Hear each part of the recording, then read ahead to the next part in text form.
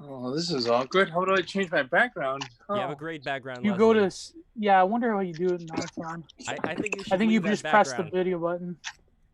Video settings. You have a Oh. great background. All right, You go to- guys. Welcome to the BTR stream. I am your host, Lev Polyakov. Please don't forget to like and subscribe to this video, and also go to our Patreon, patreon.com/LevandJules. We have a very great panel for you today talking about waifus, however you guys see the relationship between three-dimensional people living today and the waifus that they so adore, especially among more of the bodybuilding crowd, as we are going to have Serpent Mount coming in to talk a little bit about that. But anyway, we have to the left of me Versaloon. We got Geo to the right of me. Below we have Esoteric Atavism on the left. We have my friend Leslie in the middle, and we have Vedic Cyber God on the right. Welcome, guys. Hey, what's up? Howdy. Hello. All right. So let's start with you, Verse. I noticed that when I go on your Twitter, there is a picture of gangstas with a cute anime girl in the middle, making the gang sign. And I've seen these kind of memes as well as an interest that, you know, for lack of a better word, like the black community has had towards anime, like things like Yu-Gi-Oh, for instance, and it was very popular. Black So, people love anime. yeah, so I'm curious, like, where do you see the connection being there? So, Between black people and anime. yeah. It definitely started with Dragon Ball Z because anime has the best fight scenes. Is how it started, and also fighting games like Marvel vs. Capcom 2 and all the Street Fighter and stuff also very big. And then now it's just like major part in general. Excellent. And what about the waifus? Do you see The there waifus? being a similar relationship to the waifus as in the bodybuilding community? I mean, bodybuilding community is not the right word. Maybe like what would you call it? Like esoteric atavism. What would you call the right wing community of people who like to get in shape and go on the beach? Kind almost like a BAPsphere, almost. I think. Sphere. Yeah. Extension of that is what I would call it. But I don't still see the anime connection. I don't get one. I don't really understand Just why it's call so them overlapped. fit pigs. They're Wait. all fit pigs. Fit Fit pigs? That's what they are. Fit figs. I don't want to use a Fit fig. derogatory term. Fig. Fit Fit So I'm pigs. gonna say fig because Okay. I'm a nice person. No, I think the anime waifus is just the I don't know. After I go work out, one of the things I definitely want to do is watch anime afterwards. So I don't know. Yeah, you want to worship Yeah, you the gotta worship fertility goddess. Exactly. Yeah, it's the ideal archetypal form of the feminine with the ideal Exactly. archetypal form of the masculine. Yeah. There it is. It's a dialectic, Hegelian dialectic. No, but it's crazy the diversity of political and what would you call it, socio-political divergence among anime people, because there's anime communists, there's cap anime people, there's like they war with each other. You really don't see that with other forms of I don't know if you would classify anime as a paraphilia, because it seems so much more than say furries or bronies or whatever. Mhm. It seems like there's something more artistic there. Well, But there's I think that it's because of the style of storytelling though, because anyone that really genuinely likes anime, I think, likes Japanese movies. Like if they're like Confessions or something, like they're good. That was so popular in ABAC like 6 years ago. Confessions, and it wasn't anime, but it was told in the same sort of like Buddhist storytelling way that they adopted, like that whole Zen sort of Buddhist storytelling. So I think that's why Yeah. there's like so many different or people something, that love it. or something like Mishima's Confessions of a Mask. Like you can see in Japanese literature and Japanese manga and in Japanese just like music videos, even if I Google lyrics for any like J-pop music video, it's going to be pretty complicated relative to what you would see from like Britney Spears or whatever. Yeah, even just for openings and endings of fucking animes, like they get people and they make these, like, even if the show is shit, sometimes the OP is more emotional. It makes you feel more like something in your heart than the fucking show does. It's just like a piece of shit, but the actual song is good. It's surreal, but it's good. The storytelling is definitely what Yeah. gets you, and also the music selection is always top of the line. The animation, well, not always, but often they have like what they call sakuga, is just like also top of the line. They don't half-ass the medium, and it's easy to get into as a kid. And then the thing that really gets you as a kid is that it's visually is similar to our cartoons, but then the storylines are significantly more complex. So you get to learn like actual things while watching what your parents think of as just cartoons. That's true. And somebody was asking before, Bernard was asking, where did the women go? Well, I have great news for you, Bernard. We have with us Jillian Atkins coming to the screen. Hey, Jillian, how are you? Well, let's get the audio working. But anyway, that's the answer to your question, Bernard. Where did the women go? Here they are. We have Jillian Atkins joining us, host of the amazing JJ Says YouTube channel, where you speak fluent Mandarin. And that is such an amazing thing. I don't know anybody here on this panel who can speak fluent Mandarin except for Leslie. I don't know. It's okay. His Chinese is okay. Yeah, so your Jillian, Chinese... look, I'm in San Fran. Don't jump off that bridge. Yeah, so Tough. Jillian loves doing these videos where you go, I mean, now you don't because of the lockdown, but you used to do these videos where you would go through Chinatown, go get some bubble tea, and you would just start, you would like pretend to be, this... Oh, you're one of those people that do that? Wow. Dude, I was watching those on YouTube like a fucking week ago.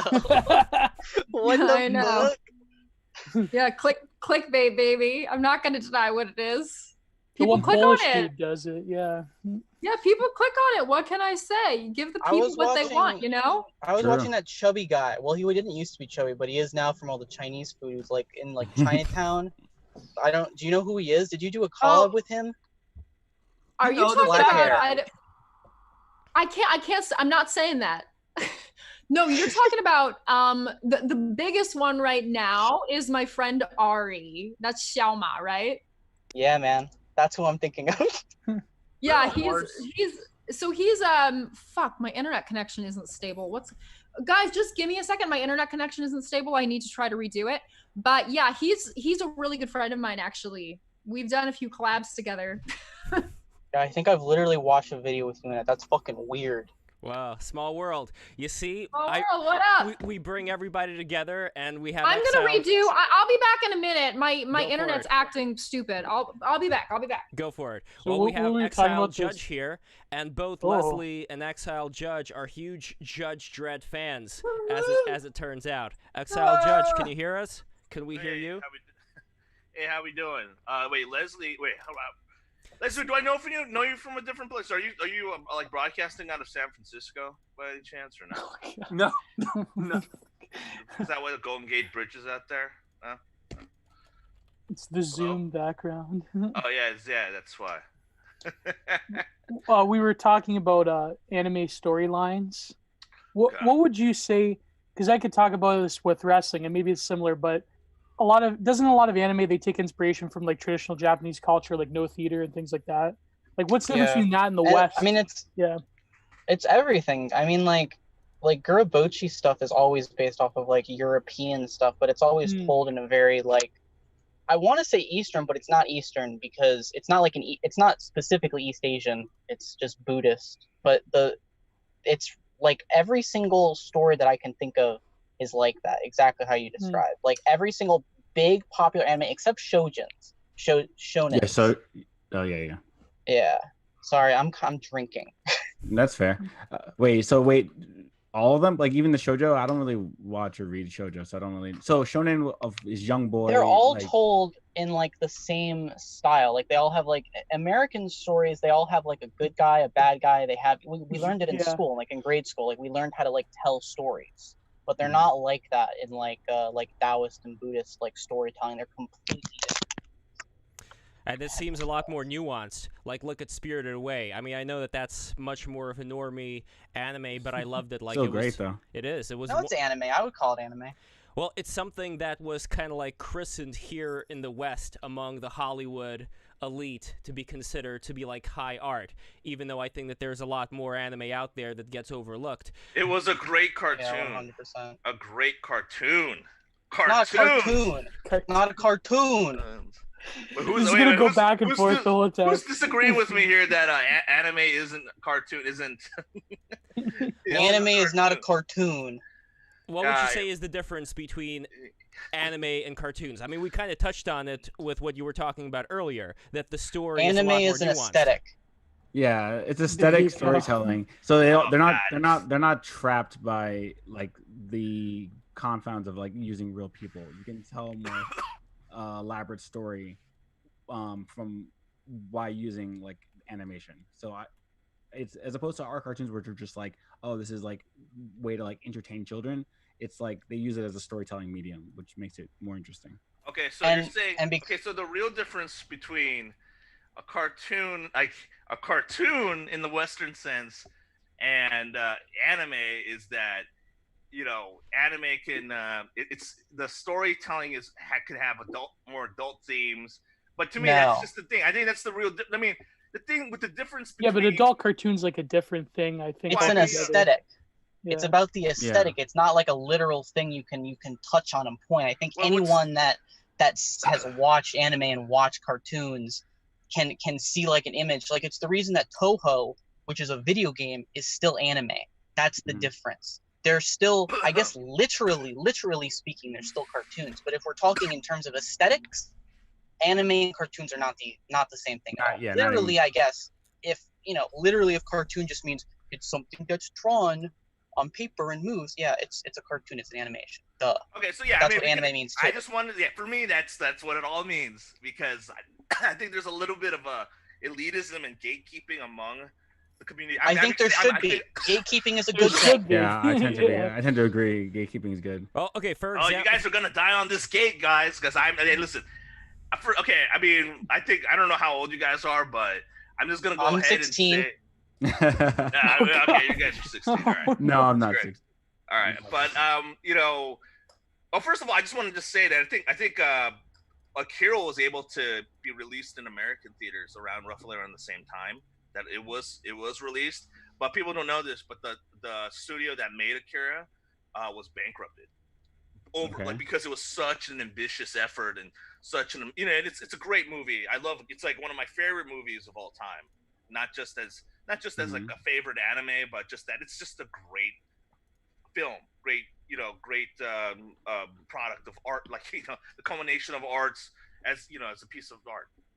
And but in terms of that, that studio itself really went bankrupt over the production of Akira. They were never like just due to like the I guess the I want to say the politics, but more of the going back to the economics of scale of film distribution and trying to getting out to theaters and recouping the ticket sales for money. It really screwed over the studio, and also it really set back a lot of things for the American studio system, because they saw Akira as, okay, this movie was, this is, first of all, it's Japanese animation, and then and this is before anime became the word anime was kind of universally used, but in turn trying to formulate this train of thought here. Right. But hell yeah. Are you just saying that okay, so for Akira, just stick with me here. Just for Akira, the studios looked at it as, okay, well, like the traditional Hollywood system, they looked at it as, well, okay, animated feature films aren't gonna the key audience for that are just gonna be children. When it comes to budgeting and focusing on huge animation projects, it has to be family friendly. It has to be more centered around catering towards the family, catering towards kids films, so to speak. That's where the big money is supposed to come from, But what does that have to do with the quality of the art? Just because American audiences weren't ready for something that's more complex. Yeah, in terms of storytelling, but yes. Hello, Jillian. What's going on? What are you doing in the background there? I didn't notice you. What you doing? No, okay. Just throwing some. And we also have Serpent Mound joining us. How are you, Serpent Mound? What's up, love? Good to see you again. Hey, what's up, Good hat. What's up, guys? Good to see Verse and Gio and Donnie in here.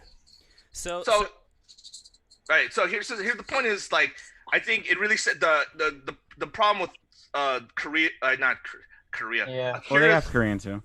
Akira's the problem with Akira wasn't successful.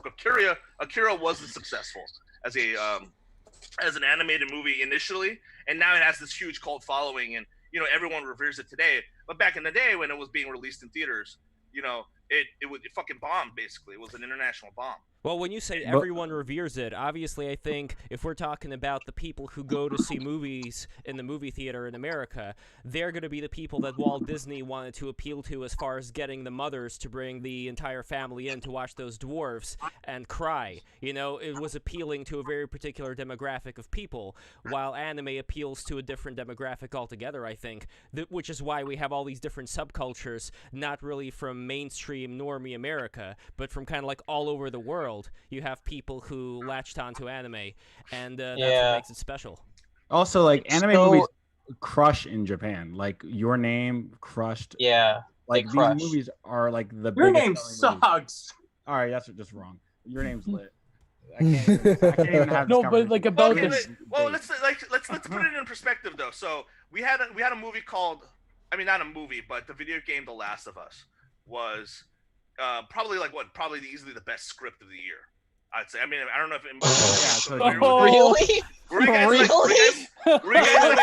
familiar? Wait, which one are we Last talking about? of Us? Are we talking about the first one or the one that just came out right now that they're censoring? Not the one that just came out, but the first PlayStation 3 Last of Us, that game when it came out. But in terms of like storytelling, Do you believe that? For the Last of Us, which name a movie that year that was better than The Last of Us with a better script and story? I don't fucking know. I don't watch movies. Yeah, Either. the movies suck I don't too. watch fucking movies. So yeah, but for those that feel that's more memorable, like it was the last. Okay, so my example is that it's possible for Western audiences to I guess experience really good storytelling with adult themes, like heavy themes, not just within live action movies. But I don't think that's what separates anime from cartoons as adult themes. I think that's like silly. No, but even like animated movies in the West, like you had Fritz the Cat before you had Akira, right? You had some indie house stuff. Yeah. Well, heavy metal. There was also heavy metal where you got heavy metal. There you go. Yeah. But I get your point. But I think like I want to really know the difference in the storytelling, because from what I know, for example, like Sonny mentioned like Buddhist related storytelling. Like I'm thinking of like the 10 Ox Herding Suite, something like that is non-linear. I think you don't really have that in a lot of Western animation. You have like good guy, bad guy. This is a fucking Well, here's bad an guy is example. an evil Nazi. How's that aesthetic though? How's that aesthetic? Here's an example, by the way. The lyrics to the Sailor Moon theme. Here's the American Fighting one. evil by moonlight. Winning love by daylight. Never running from a real fight. She is the one named Sailor Moon. Here's the Japanese. I'm sorry, I'm not candid. I can say if it's in my dreams. My thoughts are about to short circuit. I want to see you right now. I'm just about to cry. Moonlight. It's a lot different. It's not just so clear-cut, good guys, bad guys. By the way, Jillian, I love your Kirby background. So America's better. What? Well, I don't know what's better, because there is American America, anime. I'm just gonna say Great Satan first. The great, exactly. Yeah. I think the problem I think is because Western cartoon and animation has become so debased, and perhaps maybe the artistic ability of a lot of these animators aren't the same as, for example, in Japan, where a lot of these cartoonists end up having fine arts training. Maybe it's we can't have a good comparison, right? Like it just seems like the problem, I think, is the actual cultural transmutation, because as you know, anime is a kind of like a hybrid between Americanized culture and Japanese culture, right? So I don't know, but now anime is like its own thing, and Western cartoons is like, get the hell out of there, right? So not in 2020. Like, there's a hybrid now in the West, but yeah, it just the only good Western show I've seen that's like a cartoon Avatar in the past like 10 years. No, in the past decade, 10 years, Summer Camp Island, I don't fucking give a shit. Tell me I'm a fucking retard, Co. There's people in the chat that are from Co. You're gonna call me a retard and tell me to kill myself? Do it. Summer Camp Island was good. Okay, it was cute. It was good. It was wholesome. The character, the first episode was kind of cucky. I'm gonna be honest. The main character was like a little cuck, but the rest of it, perfect. Good show. Was that the animation where it's like the goth girl that the Randy Steele guy killed himself? Okay, yeah, that one. It's like with the British goth witch girl who like runs the summer camp and she like tortures and harasses and all the little chillins or whatever. Summer Camp Island. I think like goth. Anime and animation is like the #1 driver behind like the goth GF meme, right? Like 100%, yes. If it wasn't for that, there would be no demand for. It's like it's like Parisianism. It's very weird. Yeah. It's By the way, we have a comment from Mumbaji. Total Drama Island is based. That's in Gwen. That's what I was saying. Well, hold on. I actually met the producers of that show at the Ottawa Animation Festival, and they told me that they love all the hentai that people make out of that show. No, but even like in the 19th century, the Japonism among a lot of the impressionists, that's what comes to mind. But it just seems that with anime, I don't know, you have to be a certain type of person to find some type of significance in it. No, really there's so many genres. Too many. No, there's so many genres and age groups. Like you could find anything you want. No, but this is what I was gonna say. For example, the forms in anime, like the tsundere, you're talking about like the female anime characters. Is there such a thing as a concept of a tsundere?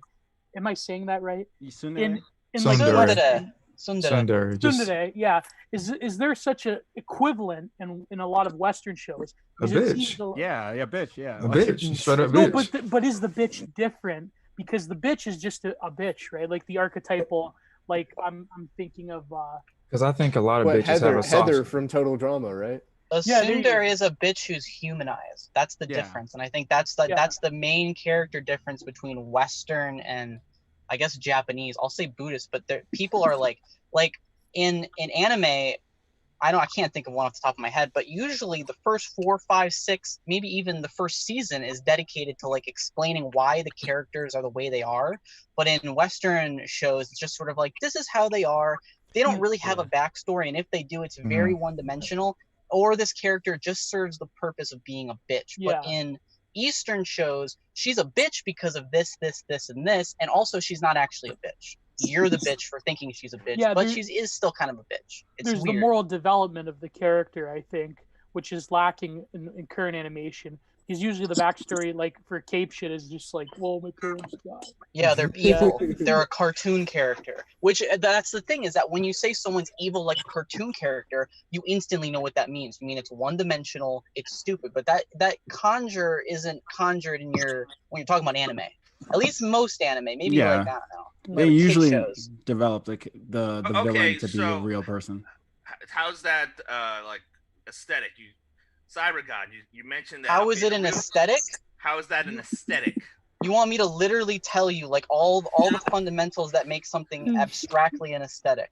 Something that we can just see. Okay, I don't know how to do that. You're gonna throw words it has a certain coherence in terms of its. Okay.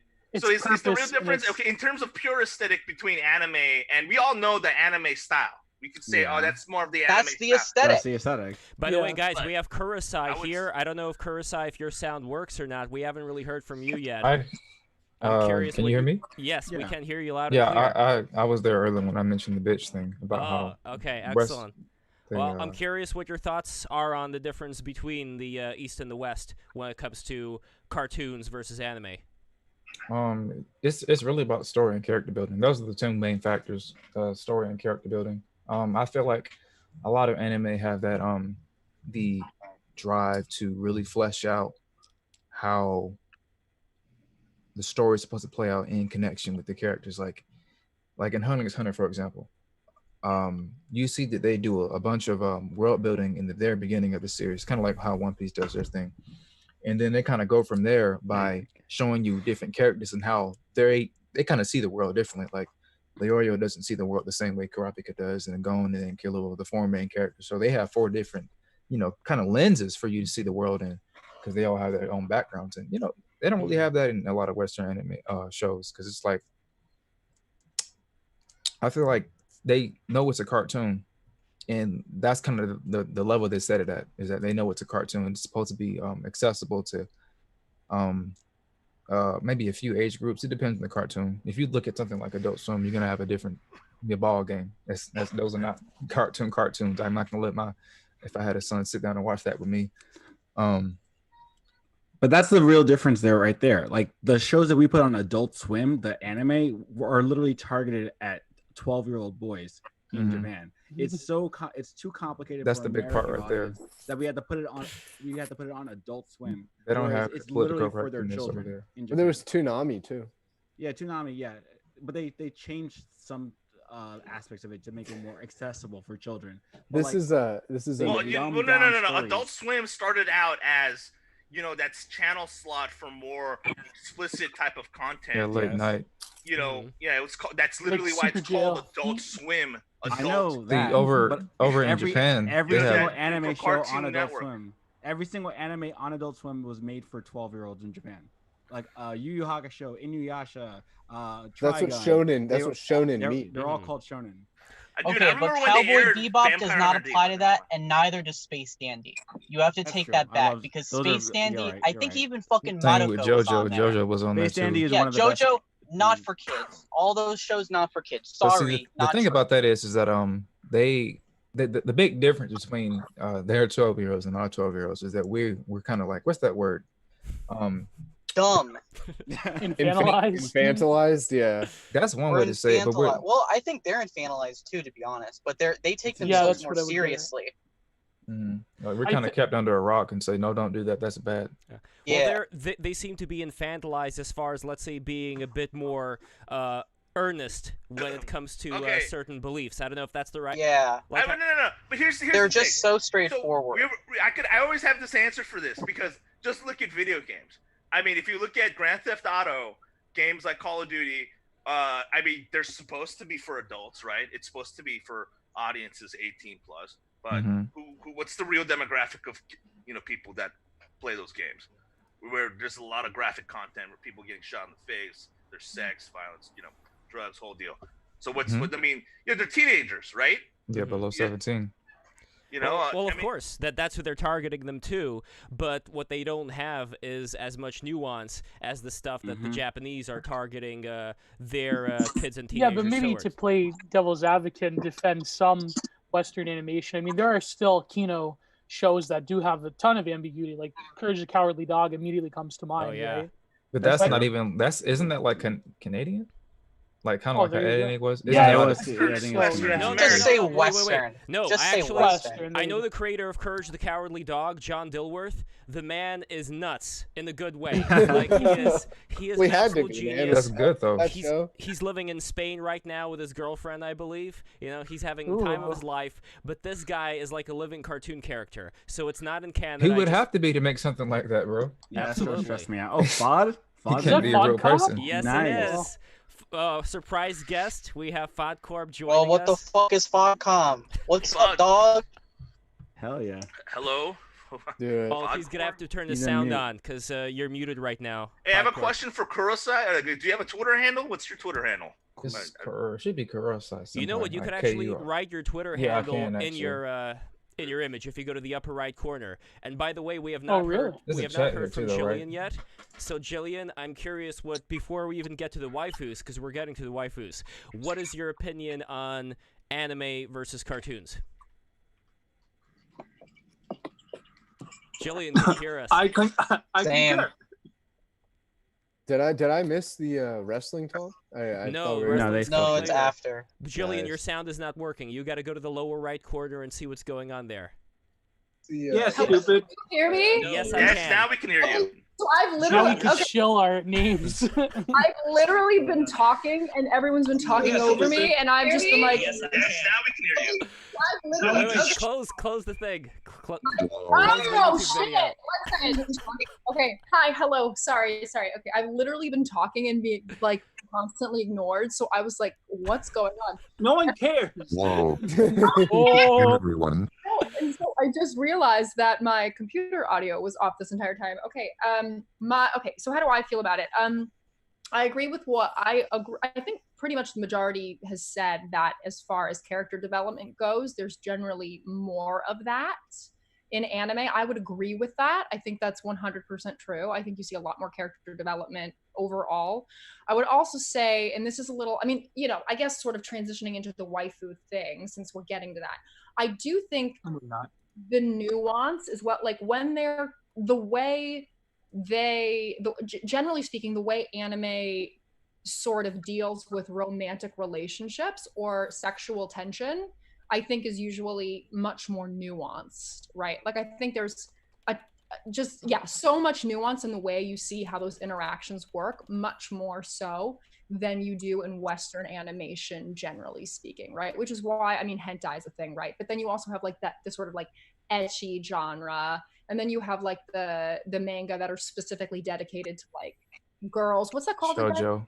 Shoujo, yeah, you have shoujo, right? And like really like the nuance in it, in how the romantic relationships play out, really is, I would say, much more detailed than Definitely. They got a whole anime about this shit. Kaguya. Yeah, I was just about to mention Kaguya-sama. They made a battle anime about flirting. That's crazy. I mean, it's so intense. And like, even like, if you go, I mean, I'm like giving a lot away when I say this, but like, if you like look up, if you go to like GIFs, if you want to find aesthetic anime GIFs to sort of show, I don't know, like what sort of feeling you're having, yeah, like any kind of emote, right? I feel like if you type in like aesthetic emotion GIF or something like that, it's always going to be anime. It very often is anime because it'll be anime or wrestling.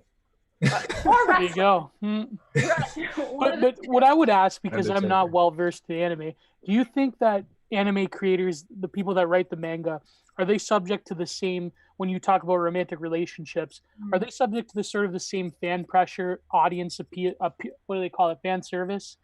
They do, like for example, I used to watch Adventure Time, but the last 4 or 5 seasons, total crap.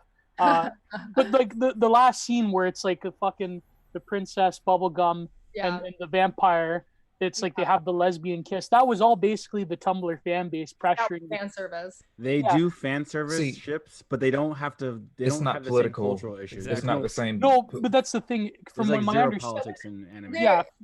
There happens to be every now and then, but that's kind of when it starts to mesh against the Western, like Banana Fish. That was kind of political. I want to say Banana Fish was political in some way, because they go to America and they tackle a lot of issues like the gang violence and you know, that kind of stuff. So they get kind of over there sometimes. In their actual storytelling, they don't really cultural. And by the way, I don't know if Fotcorp's mic works. He says that there was some problem with the mic. Fotcorp, does your mic work? I am not sure if any of this is normal or healthy. Hell yeah. No! Hell yeah. That's going to be amazing during the chat, just cutting through like that. The testosterone is in the building. Oh my god. I actually have an example of fan service in anime. Which one was it? It's like do you remember there was like this girl, her name's like Rika. I don't remember what her last name is, but there was like this big thing because she's got very thick thighs. Like she's got very thin upper body, but thick thighs. And you gotta have to be more specific. No, I know. No, okay, fair enough. But I mean specifically, Rika. But there was like a big deal. I remember there was a big controversy specifically over this girl's thighs. Like that's what I remember. Rika. Maybe in Dexter's mom. Super.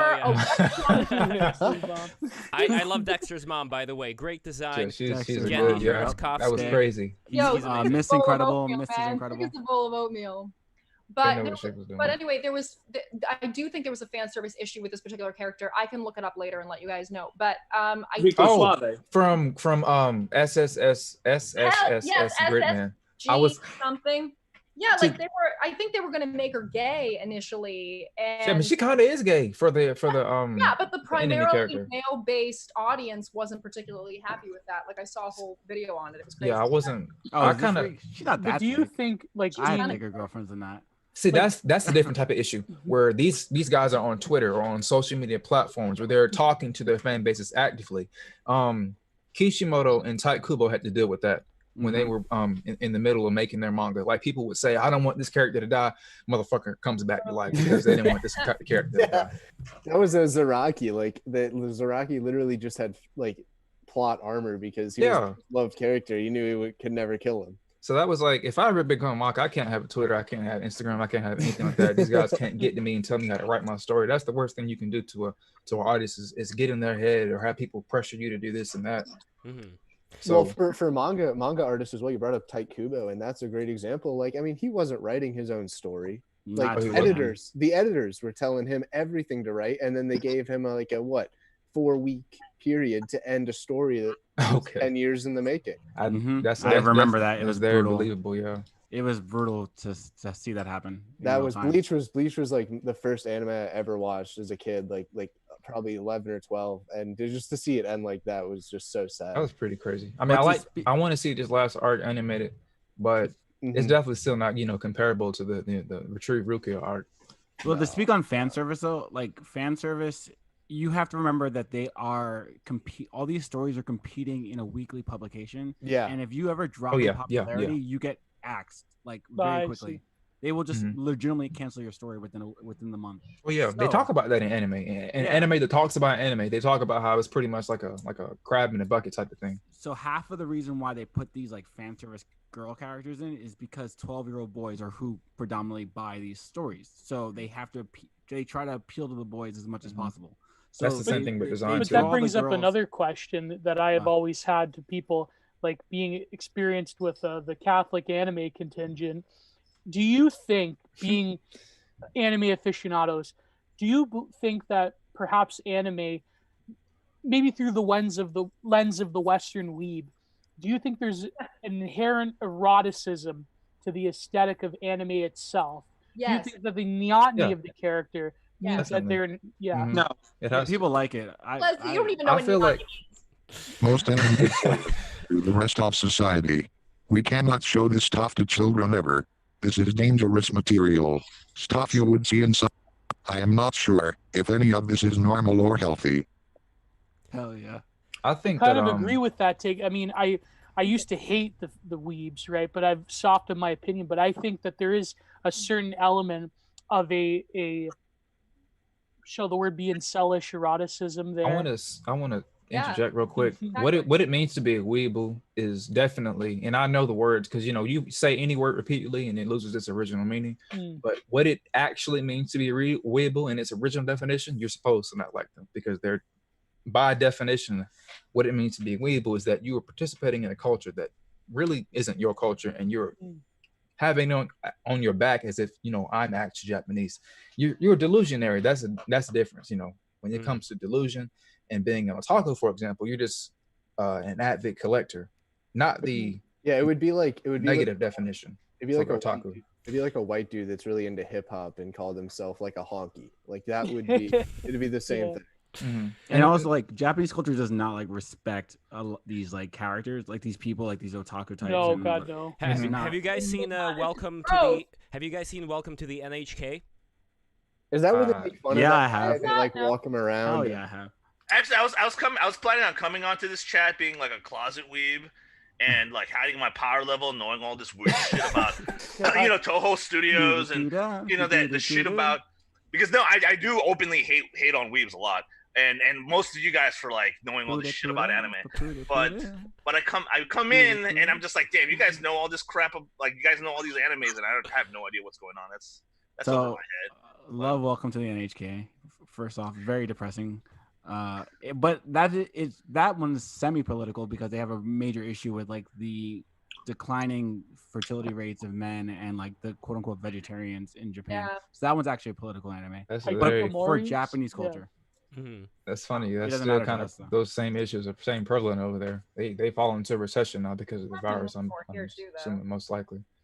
Well, it is in a way a kind of idol worship, which is also what I wanted to get into with this conversation about otaku culture and these dolls that they have of these anime girls with exposed breasts. It does seem like these little statues that they collect become these idols, much like in the old days in Babylon, people would have these various idols stocked on their shelf that they would pray to. I think there's a similar thing going on here, and I wonder if there would also be a connection, by the way, between that and like the Jews have this idea of Lilith, which is considered to be like this demonic goddess who was the original Eve before she got replaced, who is supposed to, either her or her servants are supposed to come down to a guy when he's jacking it and take his essence and then carry it off. Exactly. And man, there's this entire subplot of Judaism I didn't even want to know about. But I kind of do want to know about. We can't talk about it Tell on us the air. Not on the air. I can tell Not on you. Don't. No, I gotta learn Kayfabe. and like Ask learn off. the miniseries of Show like a little bit of this theism. one like of Judith. Like what's her name? What's the name of the Lilith. goddess? Lilith. Lilith. Holy shit! I can't. I gotta name my daughter that now. I don't know. No, don't do that. That's an anime character too. So Ask off. I got you.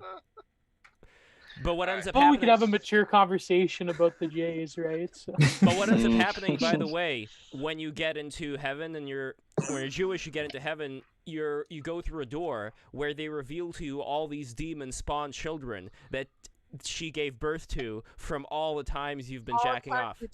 Jacked it. Yeah. Wait, Yeah. where is this from?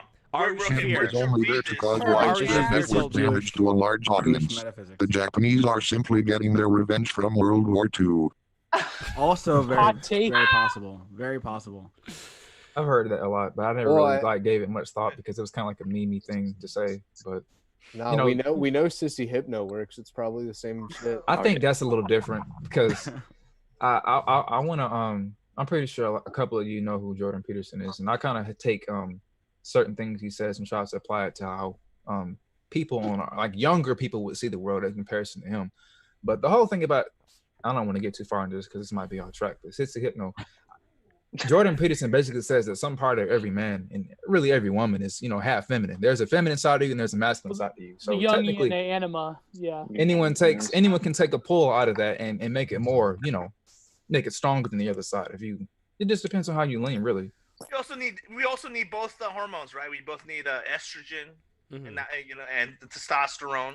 And I'm gonna get into this whole conversation about steroids now. No, I won't. Like what the? You can. Like, Yeah, let's talk Word? about That sounds fun. I mean, is this Yeah. a way to transition into a New Japan wrestling and how like MMA and pro They wrestling? don't are, take like, way better? steroids unlike the Gaijin wrestlers. No, I mean, I was here's the thing. I feel more comfortable now talking about MMA than the anime stuff because you guys all come in and blasting my ass about it. We'll get to that at 7, I we're- believe. well, Lev, yeah, we're gonna get to that when Chris Benoit's ghost is gonna come here, Oh, aka yes. Fasci Gopnik. So, he's gonna. All be these coming guys are better than me and talk about that though.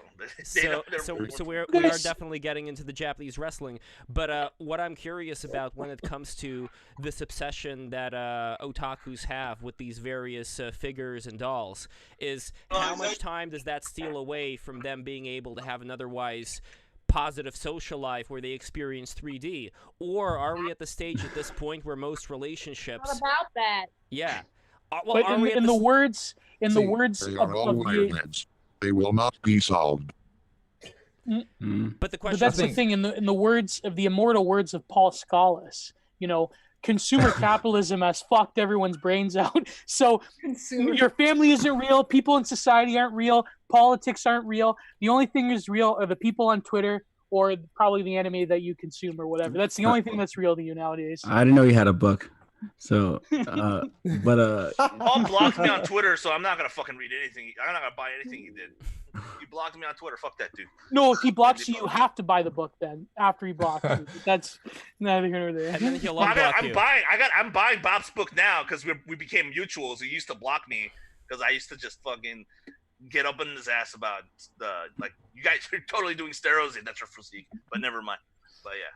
Oh. But if we're talking about relationships here, like I want to bring this to Serpent Mound, because Serpent Mound, you're a handsome dude, you like anime, you would have no problem getting any girl you want. Yes. What do you think is going Correct. on? What do you think is going on in the more, let's say, right-leaning bodybuilding community when it comes to liking these anime idols, these anime girls? No, so I can't necessarily say idols. I feel like to actually have figurines is a little bit like that's kind of off the deep end. I don't know too many people that actually do that. But I was actually talking to someone about this the other day, and I really enjoy. There's something to me like I don't want to say like satisfying, but there's something that really is satisfying about being me and driving down with your windows down, listening to like Nightcore or like Hatsune Miku, like that knowing that people see you and then they see the anime and you watch them try to put that juxtaposition together. To me, that's it's deeply satisfying. There's also first of all, the music is amazing and you get obsessed with it. But also there's also a lot of the shonen stories are really big on hard work. Like the core theme of almost every battle shonen is like working hard and like getting stronger, which makes you want to like work out. So let me say this: when I was 15, One Punch Man came out, and I with my brother. My brother and I did the One Punch Man workout. We did the 100 push-ups, 100 sit-ups, 100 squats, and we did 5 kilometers instead of 10. But I did that straight for a year before I could drive, and that was what got me started on lifting. So if I mean people are a dangerous combination. My question. Oh what? Oh you got muted. I cut it out. Boy, you mute. It should come back. I know I have faith in Fat Corp. So hope I to need to hear hear what the he 3D has to say. testosterone and energy. But yeah, I think that juxtaposition and just like because I feel like it kind of humanizes people in a way too. Yeah, definitely. Like, you see a giant guy If and you you know that it's dangerous. By the way, we have a comment from Jules Hamilton. I have Funko Pops, and I want a Soul bad guy action figure. See, no, I don't support Funko Pops. Can't do that. I don't support them either. Reddit of Yeah. Okay, but switch it up or can we something. explain why? Like, how would we explain to Jules what you guys see as being wrong with Funko Pop dolls? Let's change those eyes. Let's start with that, man. I don't them beady dot eyes. We gotta move away from that. Maybe that's the first step. Not cool.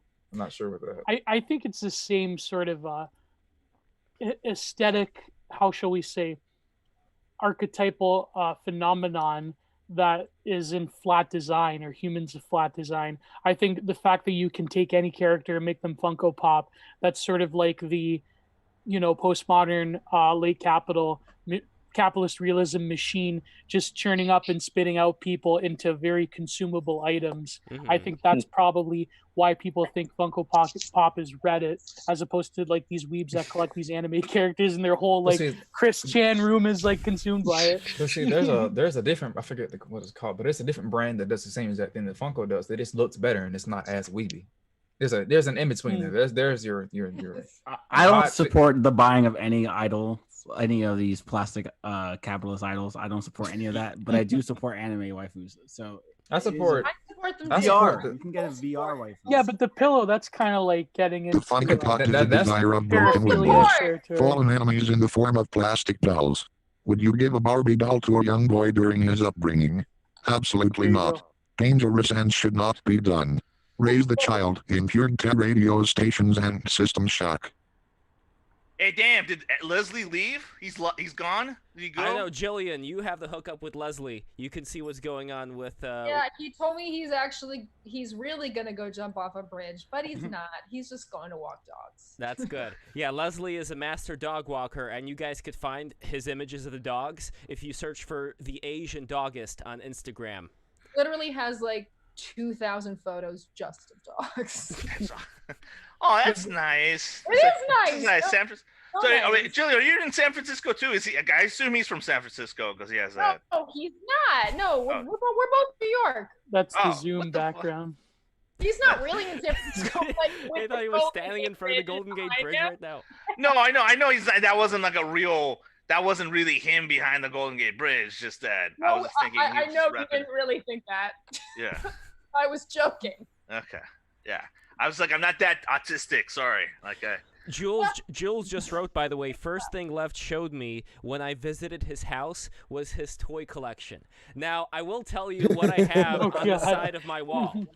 It's Sonic, right? It's got to be Sonic. Not Sonic. It's Sonic. I used to be a big Power Rangers fan. And I used to collect all those... is the Megazords? Yeah, the, well, the not old just the school Megazords. Oh, I have okay. something right up here, which I could probably grab for you guys. I have the old school giant Megazords. Pyramidas thing, which I I can show used to you. collect machine guns. Base. Base. Oh. Alright, see where this thing is? Someone's gonna Well, fall Exiled, down. I mean, we're on an anime chat and a pro wrestling chat. I mean, I'm sure everyone, like, autism is, like, airborne nowadays. Look at this thing. Oh, that's actually, Oh shit! that's actually one of the last ones. That's actually That's one of the the last last. command Oh, wow. center. Is that Zordon? No, What- no, no. This is from... No, that's from like Power Rangers in Space or something. No, no, it's not. It's earlier than that. It's from the ones where they had, like, shapes. I don't remember the name of it right now. Let's see, you had Jew Ranger, Damn, then you had... That is an Illuminati style toy. Lol. Oh, that's Oh, That's what There's the a pyramid Babylon. of that's what the pyramid of Cheops used to look like before they stripped it down. That's when it was covered in limestone. That was what was Mm. inscribed on the outside. Well, that's what I was saying earlier about all these animes like Sailor Moon and whatnot. They're all alluding to various things that could be found in the ether, and I'm not Well, sure but that they're aware even- of it. even They all do use Yeah. symbolism from mythology and alchemy, and they're all very actively using symbology from other cultures. That is deliberate. but even the neoteny, I think you people know what neoteny is, right? No. yeah, You baby you people know what neon. No, sorry. I mean, You people. basically, yeah, that the childlike, almost infantile facial expressions. Little I baby think- ones. Like that almost reminds me in anime. Of course, we can talk about the sexualizing aspect of it, but it almost reminds me of in 19th century symbolist art and in a lot of esoteric circles. They have the androgyne, which is like the male and female. You see in alchemy a lot, and you have these like almost archetypal representations of genderless beings. And to me, it's like anime. The fact that like Western media doesn't have as much archetypal content or mythos anymore. It seems that a lot of like, especially jaded young men, they have to find that mythos within another culture, which leads to exoticism and so forth. So that could be another reason why anime is such a popular thing nowadays. But you're talking about culture as if it's like, and I'm not saying that this is how you define it, but I imagine that you're talking about culture as in things that were passed down by our ancestors, but even those things were taken from other cultures as well. Like the Babylonians took something from whatever culture they encountered and so on. True. So in that sense, I think we could kind of like take all the good things that anime has to offer and incorporate it into our culture. Like, look at Xenogears, for instance. I could imagine that there could be a planet somewhere far away where they're wearing the exact same outfits that they wear in Xenogears. You know, just like this very nice, sleek-looking, futuristic stuff. Or like Tenchi Muyo, you have those stylized-looking spaceships with like a lion or like a naked lady with big boobs at the mast of it. And, you know, it's like something that I could imagine people, if they had the technology, they'd be able to create these kind of very interesting vehicles just to live in and have a palace in. So I think these are things that are going to resonate with us and lead us to some other discoveries. I mean, we know that like Kanye uses anime inspiration for his designs. I mean, it does exist. Not everyone does it, but it is definitely in our culture already. It's been here for a while. Yeah, it's something that is permeated. I mean, just the fact that, e-girls with OnlyFans, they dress up in anime characters. They have like waifus in the background. It's just, to me, yeah. Okay, would any of you guys be surprised if the movie Akira is now a household name? I think if I said that, with that statement alone, it like most of you guys will kind of shrug it off and say, "Oh yeah, of course it is. Probably is." No, like I wouldn't really believe that No. immediately. I couldn't go to. I'm Anyone pretty can sure I teach could. people how to eat properly.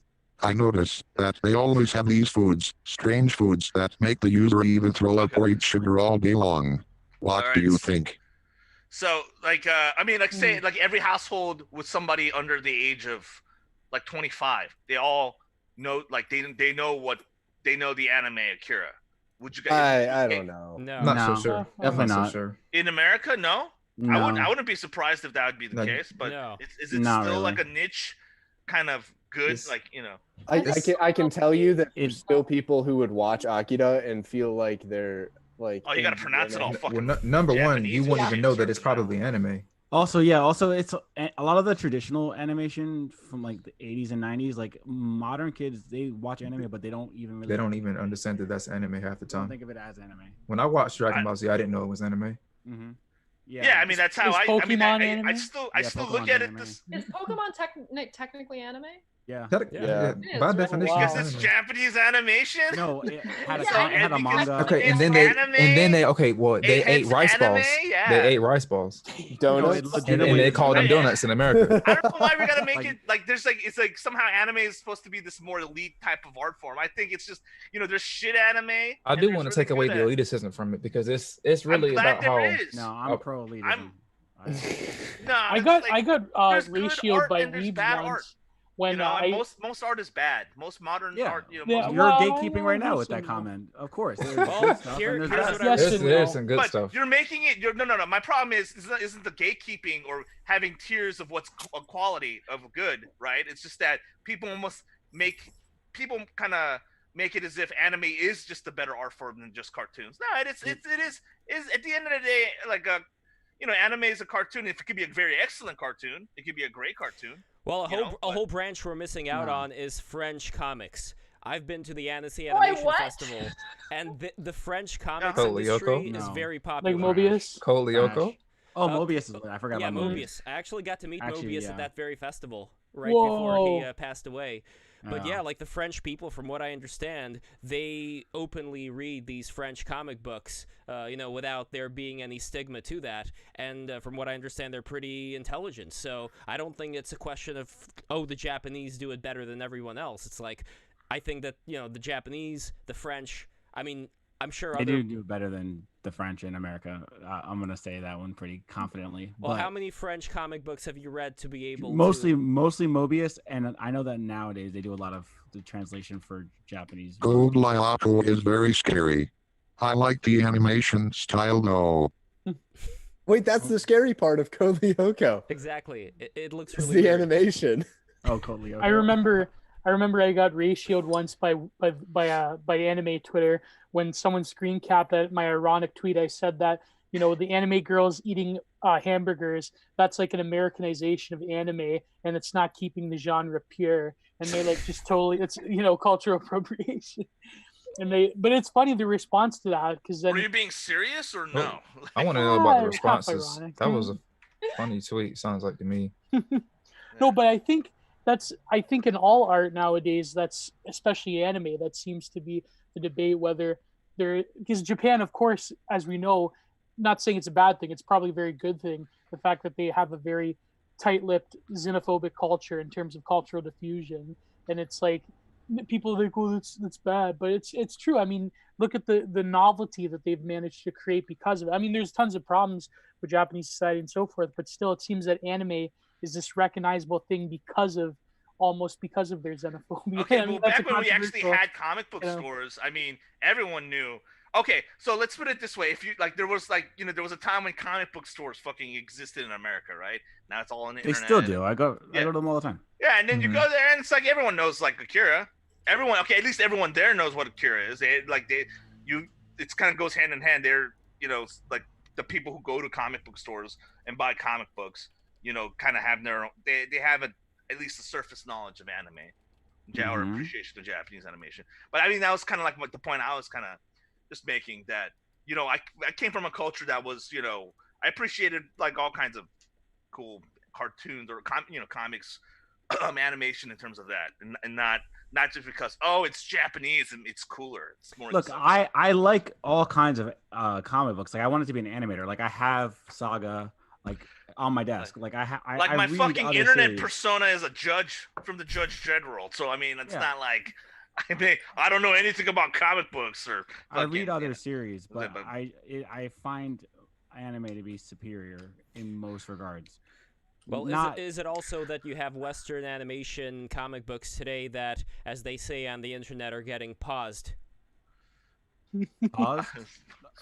politicized. Yeah, but could you even say that that political category exists in Japan, right? I mean, maybe. I mean, they do exist. It's just that we don't. It doesn't really matter to us because those politics aren't relevant, right? So like again, like Welcome to the NHK is a political series, but it doesn't matter to us because it's not our. I don't know. Hentai's pretty paused shit. I don't know. I would say so. Like I don't know. I can make a Black Bible reference. You guys know about yeah, but that? I think Alright, the difference. Yeah, Black Bible's dope. See, we have a hentai fan here over here. Hentai, you even said Wait, ecchi, you know, Jillian, you watch Bible Black? Oh God. It's good.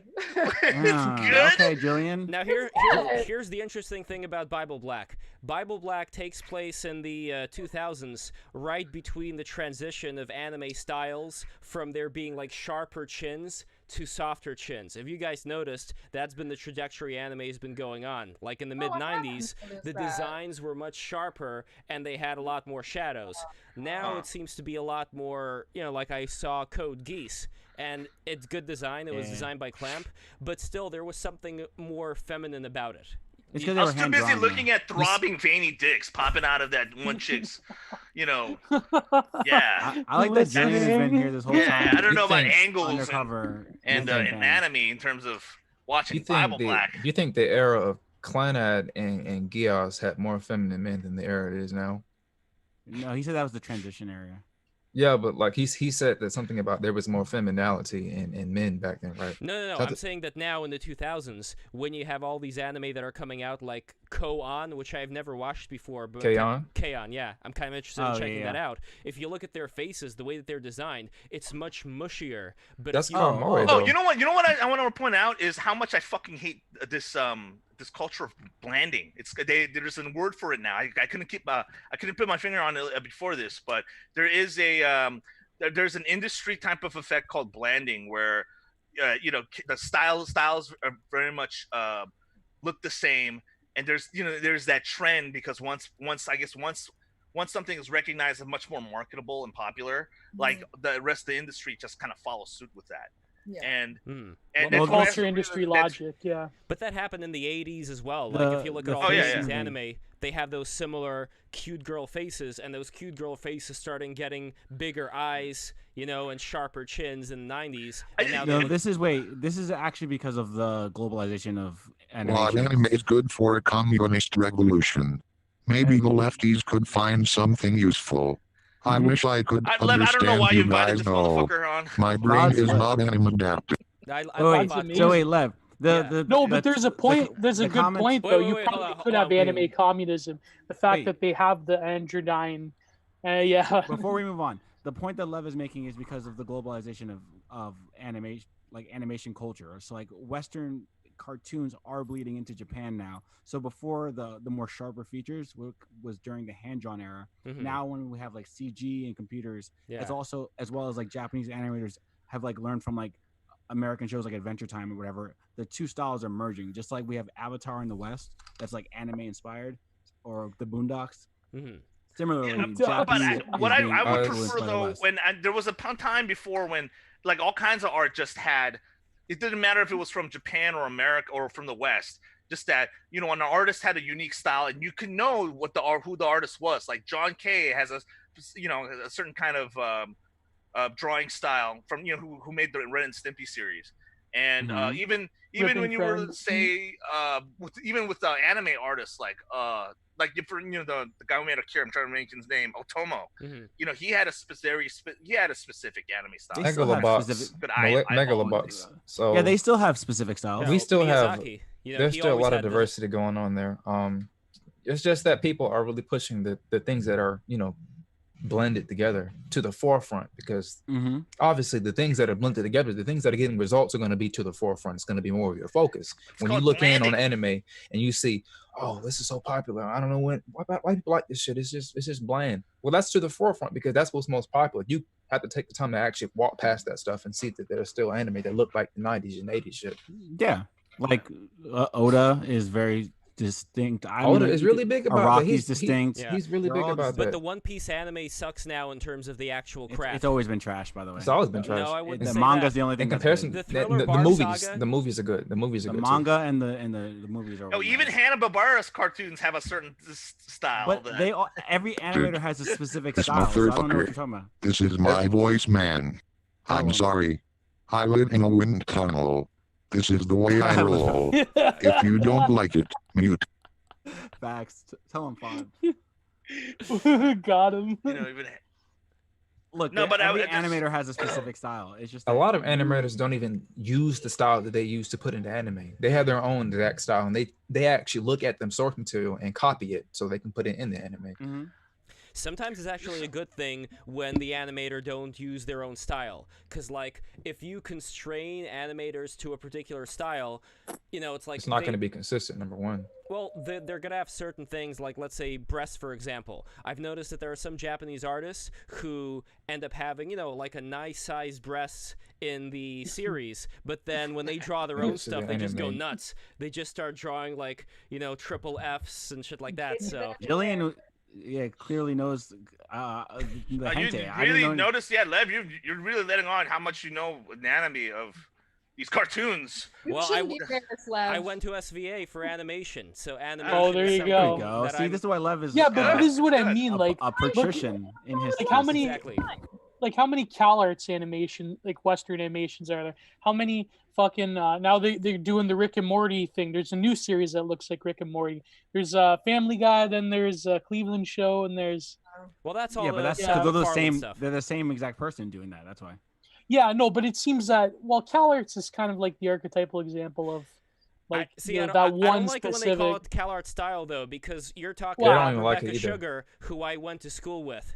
So Yeah, and also she Seth was in New MacFarlane went to York. RISD, and Seth MacFarlane went to RISD. Yeah, but the CalArt style, though, I could kind of see how certain people in California could then start emulating like the Steven Universe style and doing other things with that. But one thing that I still don't like about a lot of the Western animation that I see coming out is that it does not feel as dynamic. Like I watched Code Geass and just all the tension that was going on there, and you know, just the mix of school life together with all these socio-political conversations and you know, metaphysical conversations. We don't get that in Western animation as much at all. Instead, I think we get a lot of political bullshit that, sure, you could say that Welcome to the NHK was political, but not to the extent that, like, The Last of Us, Throwing for in example. lesbian kiss, yeah. Yeah, well, not just the lesbian kiss, but even in the first one, they had a poster that they were looking at of this actress who they said, like, oh my god, like, she looks so skinny. Are you saying that people, you know, they didn't want to eat food back then? You know, like they were putting Where's in... your organs? Yes, Where's your exactly. organs? Organs. Like they put Yeah. in... That's Yeah, but some Western shows. I mean, I know I'm gonna sound totally cringe, but I mean, if Adventure Time at least was attempting the first few seasons to have a plot revolving around themes of certain types of Gnosticism and so forth. Mhm. But it seems that the politics sort of cloud anyone's judgment of these shows because that's what's front and center. Like Steven Universe, we clearly know the politics behind it. Politics are very clear. It's a banal point, is what I'm saying. But yeah. But that's the difference between Western culture and the like Japanese culture. Is just that it's not on the forefront, which makes the stories actually interesting because you don't have to like sit there and like wade through cultural programming and all or like, you know, like political like propaganda. Like it's none of that for the most part. You saw the You get the a tweet. real story. You saw the tweet making the rounds that people were ratioing with like the characters in the animations, like the lesbian kissing. Did you see that one? Yeah, at the end of Steven Yeah. Universe and Avatar, Legend of Korra, etc. Mhm. And it doesn't feel, at least to me, it doesn't feel organic. It feels like That's certain the- things yeah. are just pushed in there for the sake of politics instead of it being related to whatever's going on in the minds of the, you know, like, I wouldn't even say the minds of the creators. I would say, like, certain things, they talk about something way more perennial than that creators can start tapping into, you know, tapping into the ether. But instead Is Cartoon Network religious? Is that what you are saying? Yes, they are religious. Yeah, They're the most effectively, yeah. religious. Yes, yeah. exactly. They're the most religious, but not spiritual. Mm-hmm. That I would say is the big difference here. Because I mean, it's an old hat kind of thing to say, but SJWism is a religion. You know, this Yeah. very intense identity politics leftism is a religion where you have your It's ultra Calvinism, okay? That's No, that's a good point. Calvin, when he went to Switzerland, he wanted at first to forbid people from drinking, but he realized he couldn't do that. So instead, he enacted a law that people have to like say Bible verses in the bars while people are drinking. So there was a bit of a give and take there. But what I'm curious about, going back to Serpent Mound for a second. So, Serpent Mound, are you for or against body pillows? Because I've seen certain people who, are very muscle-bound carrying these body pillows around. Where would you draw the line? I'd say that those are fun just for the novelty. Like a Just body for the pillow. novelty, yeah. Yeah, a body pillow, like, I mean, as long as you're not doing anything weird with it and you like use it as like an ornamental piece, I feel like that can be kind of funny. Does that? I've seen like it was a big thing on Fit for a while. Yeah, it was not ironically, but I mean, it was probably anime that they liked, but it was like giant, fit, really buff guys, and they would like have their body pillow and like not actually have sex with it. It was like just that was like the picture of Sean with the body pillow. Yeah, that's the joke. I mean, I'm not for or against it. It is funny. I did definitely laugh at those. I personally would never own one just because I just don't have the need for it in my life. But that's the main thing right there. What are you gonna do with it? Like, like besides that one picture, I don't really know. Bodybuilder who loves body pillow sounds. Crazy man. It does, yeah. Yeah. Once you hit a certain level of like muscular development, like you have to assume that you're already in some sort of psychosis. Like, I'll agree with that. Yeah, that's fair. If that's where that's fair. If that's where it leads you, that's where it leads you. So in other words, there's a body dysmorphia associated. Yeah, whether I'm not getting into that. Yeah. Whether dysmorphia or whatever, but like, I mean, you like that's the thing. If you listen to like Dorian Yates or like Ronnie Coleman talk, like those dudes, like the reason they got that big is because they were batshit insane. How big? Wait, can you give me that name one more time? I'm looking it up. Dorian what? Dorian Yates. Look up the black and white pictures of him from like the '95. Let's see. Oh, he's big as hell. Yeah, Dorian or Yates. Like that I don't agree. Why is bodybuilding a mental illness? Sad face. Yeah, it is. Because it takes a lot to fucking go through that shit. You're literally tearing your body down. Bodybuilding is not even a natural thing. That does not look good. But that's why it's dope. But like, there's definitely a threshold. Yeah, there's a threshold though. Well, let's ask Esoteric Atavism. You haven't been talking for a while, so I'm curious about your take. I'm a total outsider on this thing. When when Lev asked me to come on, I didn't have anything really to add. But I've just been browsing Fit for a while. And the banner for Fit just really reminded me of the whole topic here. It says, ever since I got fit, I've started feeling worthy to masturbate to more attractive anime characters. And that's just that's what the board is about. No, bad man. Well, there could be like a tier of unattractive to attractive anime characters, but not as much. Like going back to Bible Black, everyone in Bible Black looked the same. Like they all had like an ideal 10 out of 10 athletic body. Like you could get the Bible Black characters into a war zone, and they'll be like, they'll be like the fucking Spartan army. So, I think that's why anime like threatens a lot of the, like I know I said Cal Arts a lot, but it threatens sort of like the animation industry, like particularly women I know that are in the animation industry. A lot of them feel very threatened by like a lot of these weebs obsessing over anime. Like it's like their idea of body positivity is sort of totally destroyed with like big milky anime girls, right? Like that's yeah, well, I mean the whole body positivity thing's kind of, I mean, I think it's kind of a joke anyway, right? Like it's just like a masturbatory thing for girls. Tell them. That's really what it is. It's like, it's only for women though. That's the thing. As a fat dude, I feel offended. Because they're like, but I should still be able to date the top 20% of guys. Like, I have so much to offer. By the way, this is Bible Black. I hope my screen share works. I've never done this before. Oh my God, is that what? It's so familiar. Oh my God. So you guys are noticing. I mean, the chins are softer than I remember, but still, there's a lot of contrast. Chins not look soft, boy. What? They're softer than something like Code Geass, definitely. Yeah, Code Geass has really sharp features. I'm so glad I did a screen share finally. They have the Lara Croft boobs where they're just two triangles. This is disgusting, dude. Why the fuck would anyone watch that show? I was a no, teenager. but that's the thing. They look I was a so teenager, perfect. It's is why I watched alien. it. It's you know what I mean. Like Wait, are that's we looking? Who's But see, titty? that's the What? thing though. I It's can't see.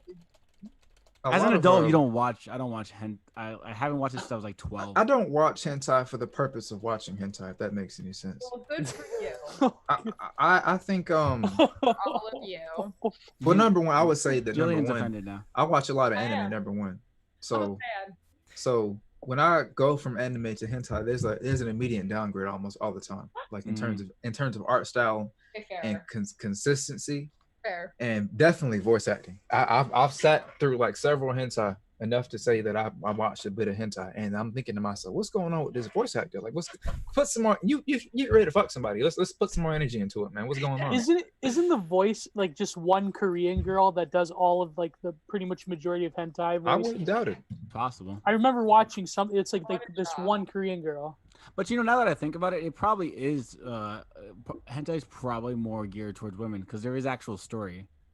Yeah, there's actual story. There's actual story in hentai, so it's almost Exactly. certainly not geared towards That's men. why? Because porn is just like, let's just, here we go. Let's just get into it. Hentai's I don't know got any dudes story. who watch hentai, but I know a lot of girls who watch hentai. Thank you. You know what's funny? I mean, to But make an intelligent point about perversity, if you listen to, maybe we should get him on the show one day, the Perfume Nationalist. I don't know if you know that podcast. Yeah. Everyone knows Jack. Yeah. He makes this point about a lot of like 70s erotica, how the porn industry used to have somewhat of a semblance of a storyline and a plot that was transgressive and interesting. But nowadays, like, I mean, pornography is just like the act itself. Like the culture industry has mashed any sort of eroticism outside of art. And maybe anime will be like this one day too. Maybe hentai will be devoid of storylines. That it's just to get off, really, right? But I highly recommend Perfume. Please, yeah. Oh wait, by the way, speaking of nationalism, Gio, I wanted to follow up on the comment you were talking about earlier with xenophobia. What exactly did you mean about the Japanese and xenophobia, and how? Can you get into that a little bit? Well, I mean, it's no secret that they're very, not to generalize, but they do have a very sense of protectionism towards their culture and their sense of national identity. And like, maybe xenophobia isn't the right word because that's like a demonization. No, they're term. definitely xenophobic. Yeah, exactly. I mean, even people who are of mixed race in Japan, they almost feel like they're second class. Like whether we know that's Western media or not, but we can pretty much guarantee that Japanese society itself is very self-conscious and very protective of who they are. And I think that's not a bad thing. When I mean xenophobia, I think that the fact that there is a sort of elitism towards their cultural production, maybe that's something that is a net positive, right? Like that's what I mean. I don't mean to generalize, but yeah, because in some ways they are still open to the outside. I mean, when we're going to talk about wrestling, we'll talk a little bit about being open to the outside, but yeah. But it is a big shame as far as excluding people just based on the color of their skin. You know, like. But they're not really racist, though. They don't really have that they concept. don't have the same. Like, I think the Japanese are just getting pissed off at people stealing their broadband. Isn't anime hated in Japan? Question mark. That could be it. I know that they have like people like to make comments like, Dragon Ball Z is racist, but I don't know, they try to make references about racism in anime, but that doesn't even really exist. And also, like, Mr. Popo is a Jin, not a black person. Like, it's when they talk about racism in anime, it's usually a Western lens on Eastern culture. It's always Western people talking about Western shit when the story had nothing to do with that or the art. It's almost never relevant. It's just not even like Your Name has the half black kid in it, or is it Your Name? It's one of them.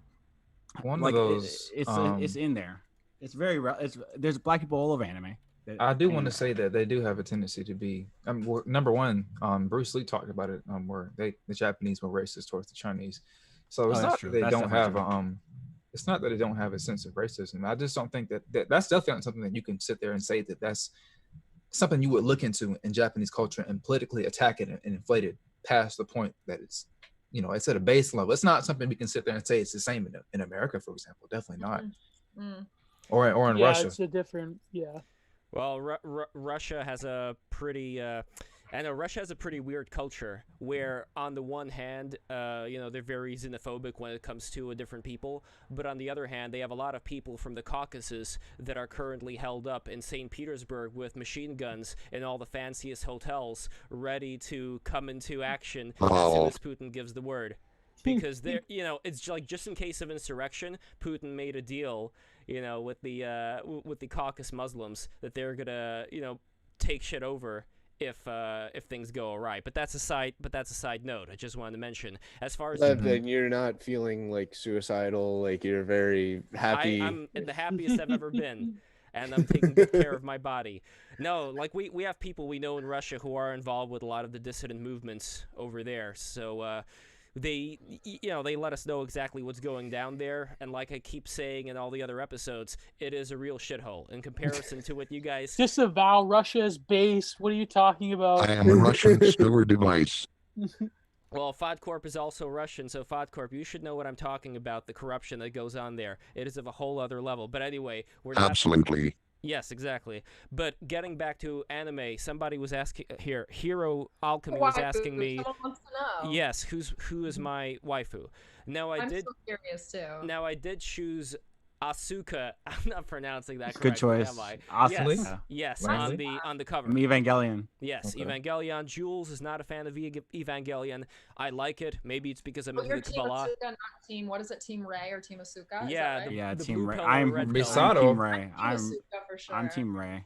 I like Asuka, but I would kind of like Asuka more if she was like Shirley in Code Geass, because I like Shirley as a character. She's this nice girl who, she just wants to be with you, and that's it. Like, there's no other. Like, I don't really like the green-haired girl that much. I mean, she's all right. I know Jules likes her more, but I like Shirley. She's all right. Yeah, Shirley's nice. It's like nice girl to settle down with, and I'll say this: I learned how to draw by drawing Ray and Lane fan art as a kid. And so Lane. I'll say Lane that. is a good anime. I will say. Lane, Deep anime, yeah. Ray. I don't really have anime waifus. And also from Chobit.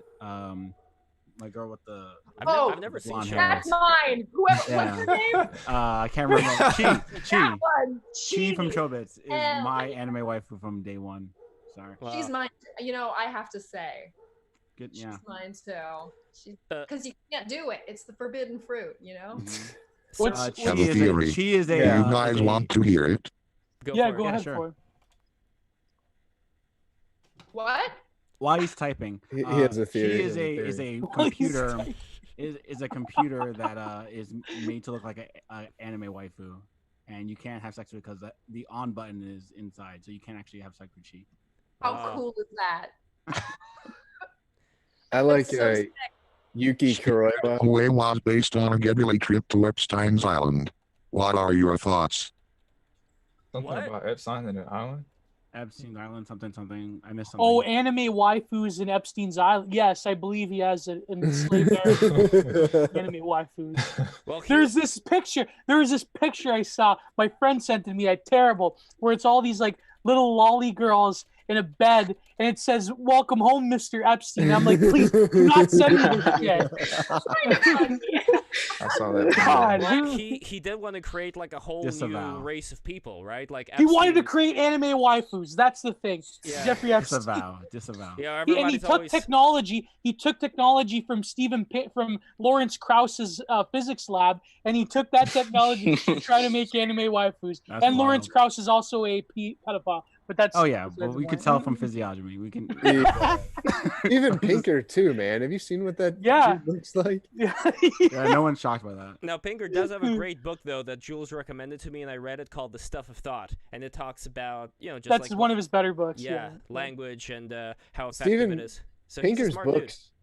Pinker's books are weird because I always feel like he's like trapped in a cage, like being like zapped to write books. Because you look at his books, they're like 1,200 pages, like it's the Yeah. thinnest paper you could. It's like Jesus, man, who sat down and fucking wrote this? Like So, maybe. I think he's quite smart. Even if you don't agree, he's quite smart. I think. There was something I wanted to bring up Certain earlier about things. relationships, where if we have these otakus who put in a lot of time into watching anime and just being in this, for lack of a better word, idle watching relationship. What is going to happen now with, let's say, if you're a 5, are you going to have a 5, or are you going to prefer to put on your VR goggles and have a virtual relationship with an anime girl? Yes, tell it. I'm curious. I need to tell the other. As someone who's had 3D waifus, you know, even I've been tempted who's been tempted to put a VR goggle on and ignore the female race. I should, you know, sometimes it's better, but I don't know. VR waifus can't complain, right? Yeah, they can't complain, but they also can't touch you, unfortunately. So there's a trade-off. That's true. There's no actual. Well, no, that's not exactly true, because there are these waifus that are being constructed right now, and I talked about this before, where you could have just like some random fat dude, fat Korean dude or whatever, with little things on his face, like little stickers, and it will correspond to the face of this anime girl when you're in VR. So it's not even like you're talking to AI. You're going to be talking to the industrial society and its consequences. You guys have seen Blade Runner 2049. Technology can be used to banish unpleasant modes of consciousness from the living world. In their place, gradients of lifelong, genetically pre-programmed well-being may animate our descendants instead. Millennia, if not centuries hence, the world's last aversive experience may even be a precisely datable event, perhaps a minor pain in an obscure marine invertebrate. By the way, it's the Industrial Revolution, and its consequences have been a disaster for the human race. Yes. But happy birthday, by the way. Wait, whose birthday is it? Yep, it's Ted's birthday. Teddy's birthday. Uncle Teddy's birthday. Happy birthday. Happy birthday, Ted. Uncle Total Teddy. synchronicity that we got to. Yeah, I remember. Actually, you guys remember the Japanese sex suit? I actually want to go for that. So, there's like a huge there's a Japanese sex suit for VR, and it's just like the suit of shame, where it's like, you know, you put it on, it just like it fits all over your body, and it has like an entire compartment for your crotch, like a VR crotch cod piece, and that's supposed to be like very uber sensation. Well, I remember this one video where it was a guy who had different digital portals in his house, and he had like one of these downloadable waifus, like a mass online thing, like a dating sim, and he like went to sleep in his bedside stand has one of these screens, and she says good night to you, and he said it's good to know that at least I have someone, like, you know, someone around the house when I'm out at work. And I remember seeing that. Yeah. I mean, you know, but again, I think the anime thing is more of a reified example of what we're all experiencing now, right? With the total detachment because of our techno capital world, right? But it's like, what are you going to do? You know, like if you're not going to find someone who you'd want to spend the rest of your life with, who's going to be, you know, like, unless you're going to search for someone who's going to be like below what you would consider to be attractive, like why would anyone do that to themselves? But at the same time, if you're a 4 or a 5, like at a certain point, shouldn't you accept that you're meant to be with a 4 or a 5? No, not on either side. Not on either side. Just get ripped. I mean, yeah, fine, get ripped, but then you're not 4 or 5 anymore, right? See, because if you were a 4 or 5, you need to accept. If you get a girl to just wear sunglasses, that does a lot. Get ripped, get rich. Like, she doesn't have to wear a bag on her head, but she could just wear sunglasses, you know, giving head or something, and that's fine. No, but I think the problem is that even like women who are 4, again, it seems like we're talking about the incel thing again, but it is. It all goes back to the incel thing. It all goes back to hypergamy, exactly. Black pilling, man, black pilling. I have a question. Tell him. Yeah. While we wait for the. Yeah, while we wait, guys, subscribe. The 21 people who are watching this right now, don't forget to subscribe and go to our Patreon, patreon.com/11joules. We are going to be doing this every Monday, Wednesday, and Friday from now on. Jules and I have fully committed to doing these live streams. What is the cultural significance of anime girls in online discourse? Yeah, that's. I don't really know. They're great memes. Can someone repeat it? I didn't. What is the cultural significance of anime girls in online discourse? What's the cultural significance of Jesus Christ?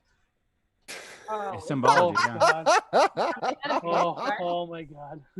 You can apply that same thing to anything, really. Like, what's the cultural significance of anything? Well, Like, I think what he's saying specifically is like how there's like people are like, oh, anime girl avatar, Yeah, opinion yeah. discarded, like how it's kind of a trope. Like, okay, well, that's just you. If you want to have a chance to put someone down, and you know most humans do, they just want to have that opportunity.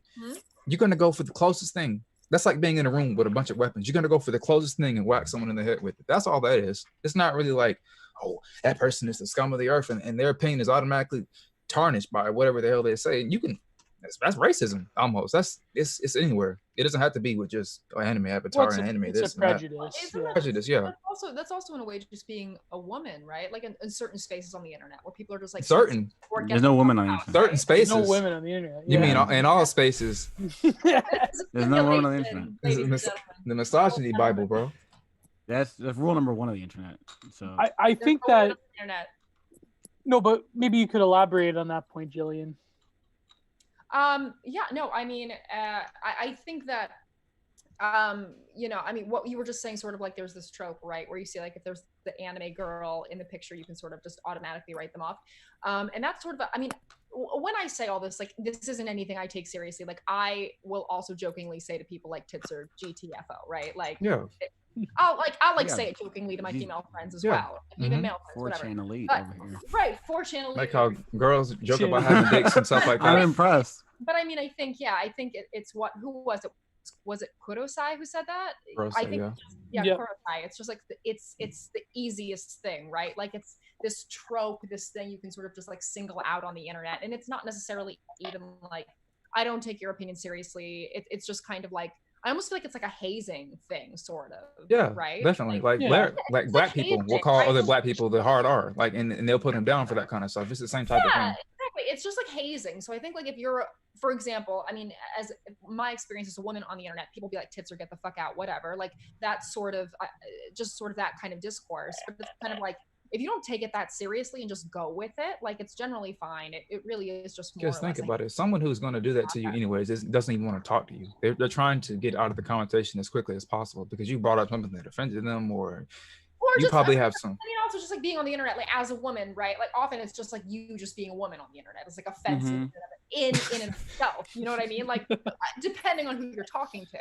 Yeah, because it's like this is my masculine, my getaway. I gotta have a bunch of guy friends around. I gotta have my games. And what is this woman doing? Have a higher KD than me? She's got a 5.0 KD. I got a 2. Like I just think KD, that, 5.0 KD. But there is something to be said about the policing though of male spaces on the internet. I think because it's so weird. Well, I can explain I did a post on this also. Absolutely. I'm ripping part of this from Zero HP Lovecraft. Who we're gonna have, by the way, he's coming. Oh, nice. Hell yeah. The no women on the internet thing was because it's the idea that there's no your ideas have to fend for themselves, right? So the whole point of like tits or get the fuck out was like if you have doxed yourself such that I can tell you're a woman already, you've already failed. So either A, go back to real argumentation, or B, show your tits. Like there's only 2 options. So that's what the non-tits or get the fuck out thing was about. It's like that's actually fair. That actually makes a lot of sense. It's kind of like you don't need to reveal that information to me in order to have a valid point. Exactly. Yeah, that's a good point. Just the fact that like if you have a Discord or whatever group of guys and a woman enters that's of a particular sort, and now that's driving a wedge in terms of vying for attention or whatnot. I mean, that's the fear of it. Not to say it's always the case. I know a lot of based and red-pilled feminoids, but no, but that's the original sort of ethos of the Chan culture, like you were mentioning with tits or get the fuck out. I mean, but then again, you could go to the extreme with that. I think that perhaps those spaces just relying on hardcore logic and argumentation that sort of robs you of other pantheons of human experience that women could potentially provide. It's just that the problem is a lot of women do enter these online spaces and end up becoming very divisive, for lack of. I don't want to sound. No way. Even against their will. I've never heard of that. Even against their will. Happens. There are a lot of times where a woman can come up in a chat and be as manly as fucking shit, and that'll become a part of the fetish as to why they want to even have her as that person in the group that's like, oh yeah, that's that. let's try to who's going to get her attention today, man. It's set up the other way around. It's now we got to get her attention because she's a man of the group, but she's also a woman. No. If they pass the hazing, as like Jillian said, then they usually get left alone. In certain cases, but in a lot of cases, my experience, if you pass the hazing, people leave you alone. Yeah. Well, in the Mithraic mystery cults, they refer to the female initiates as hyenas. Because hyenas have, for those who don't know, they have like a fake penis that comes out that they penetrate their partners with. So, we had an anime to talk about that. Yeah.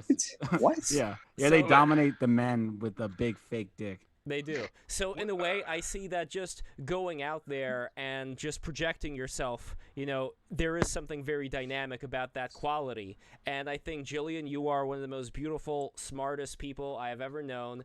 And simp! I heard it. I knew it was coming. All my energy. I remember there was this one girl going on out pretending to ask for some sort of exchange of conversation. In reality, I don't think the combination is good.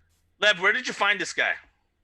Like, where did you find this guy, dude? Where he's putting in his computer. He's been around forever. He's amazing. Well, Fodcorp, he won like the most autistic contest on Twitter. I originally found him from Kantbot when I was watching an Autistic Mercury show. That's when I found out about Landshark. That's when I found out about Fodcorp. And Jules. Oh, was it the Content Olympics? Yes, Emmys? and Jules. Yes. I was on there. I was on there. My legacy is long and dated. I like El Greco's comment. El Greco wrote, Fod isn't a guy. He is a living PS1 cutscene. That's praise. It's true. What is the origin of the term? Isn't it from a show, Fodcop? What is the Fodcorp? What is the origin of that? Maybe that's not my place to ask. No, I think he's typing it in. That's why there's no response. Okay. Yeah. Oh, sorry. But before the message goes out, back to what I was saying about Jillian, super smart and everything.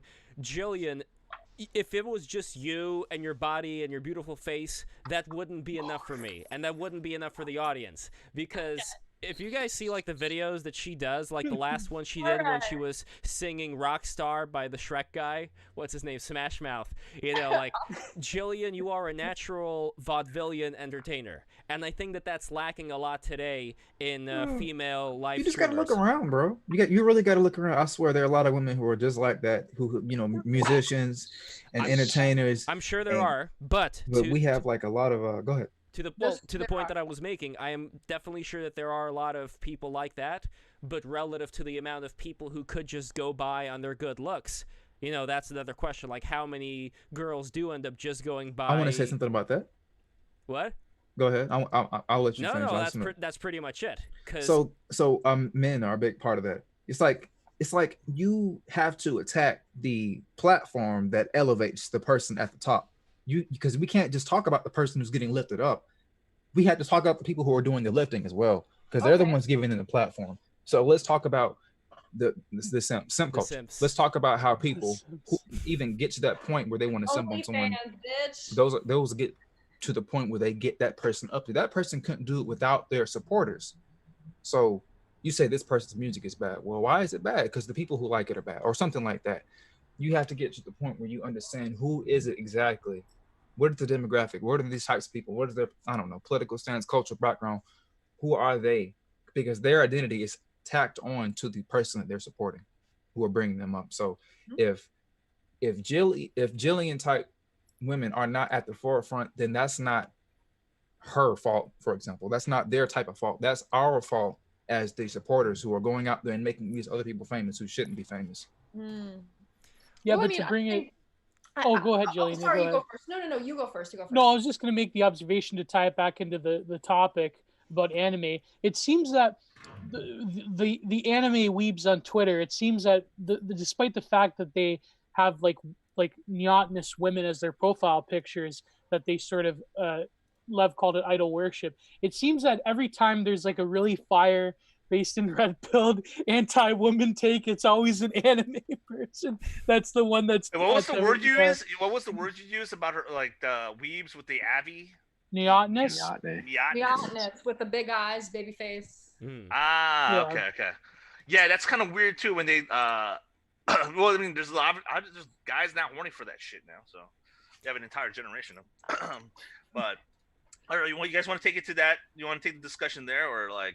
Well, it is kind of like they're craving kind of like this magical fairy realm or something, just like something that is completely outside of their periphery. If they are constantly around people who, let's say, girls who aren't being as feminine, then they're going to go to like the opposite extreme and just put on like the most feminine. But I also think like when I mean, of course, I feel like men generally are naturally sort of more inclined to, I mean, obviously be attracted to femininity, right? And I think neotenous features in general, you know, there's something that's very feminine about them. And I mean, when you're considering, you know, youthfulness is tied to fertility, all of that stuff. The face. Sorry to interrupt. Gia, to answer your question, the origin of FODCorp is through the use of developed networks. When I was playing Smash TV in 2001, it was something I loved because I was learning English. FODCorp was one of my first English words. That is only a short summary to such a question, Gito. The importance of FODCorp to me is very ancient, going back to my grandfather in the Amiga computer lab, honestly. Wow. Nice. That's pretty. No, but that's pretty meaningful. Wow. And we also have a question from El Greco. He's asking Serpent Mound, what are you eating? Looks good. My girlfriend and I made a pie earlier today, so I took some home in Tupperware. What kind of pie? is that? It was apple pie. Apple pie. Oh hell yeah! Oh, I love making apple pie. It was nice. I never made one from scratch before. Like I always use the crust that you buy, and no, we made the whole thing from scratch. It was pretty fun. Like that, yeah. And this is we have an apple tree, so we make it from our apple tree. Near the what type of apple? Because my grandma always told me that Granny Smiths. Yeah, those are the best. Granny Smiths generally, yeah. Critical. But we used Fuji, which are sweeter apple. Yeah, the sweeter apples you got to worry about a bit more because they can get a bit overpowering. That's why the Granny Smith's ones. I like a honey. God, I can't believe we're talking about pink lady apples are the best. Talking about pie. I like that. Well, wait. I was totally thrown off right now. He's betrayed us with his 3D waifu. Not but I think that what Serpent Mound has is something that a lot of dudes are looking for. Not every dude can become a Serpent Mound. So the question is, yes you can. Yes, you can. Yes, okay. just lift. The thing about that is that it's really about, it depends on who you are. Are you lonely? Like is that your identity? Are you lonely? To become Serpent Mound, you have to survive. I mean, yeah, that's all it boils down to. That's all it boils. Some people are already dead. That's the thing. How about, you know, but I mean, also, like, sometimes, like, just date your level, man. Like, that's fine, too. Like, everyone's like, oh, that is a big part of it, definitely. Let's stop looking around and just do what you can in your area. The same could be said to women, because women generally are more hypergamous in that way, right? So, like, to be fair, the same thing. Yeah. You can level it out, but it's level really it up, but also be realistic, right?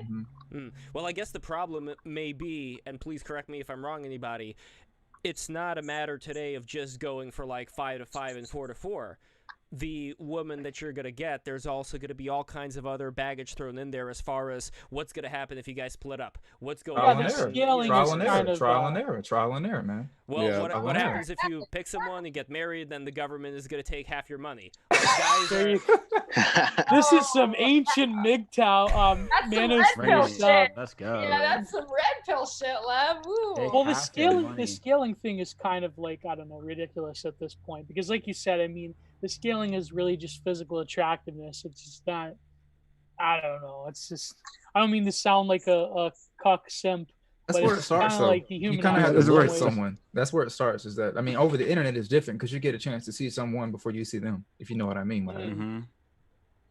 Yeah, I think it's really overlooked. Like the most, I mean, and this is going to sound stupid coming from me, but the most attractive thing a person can have is like that they feel strongly about you.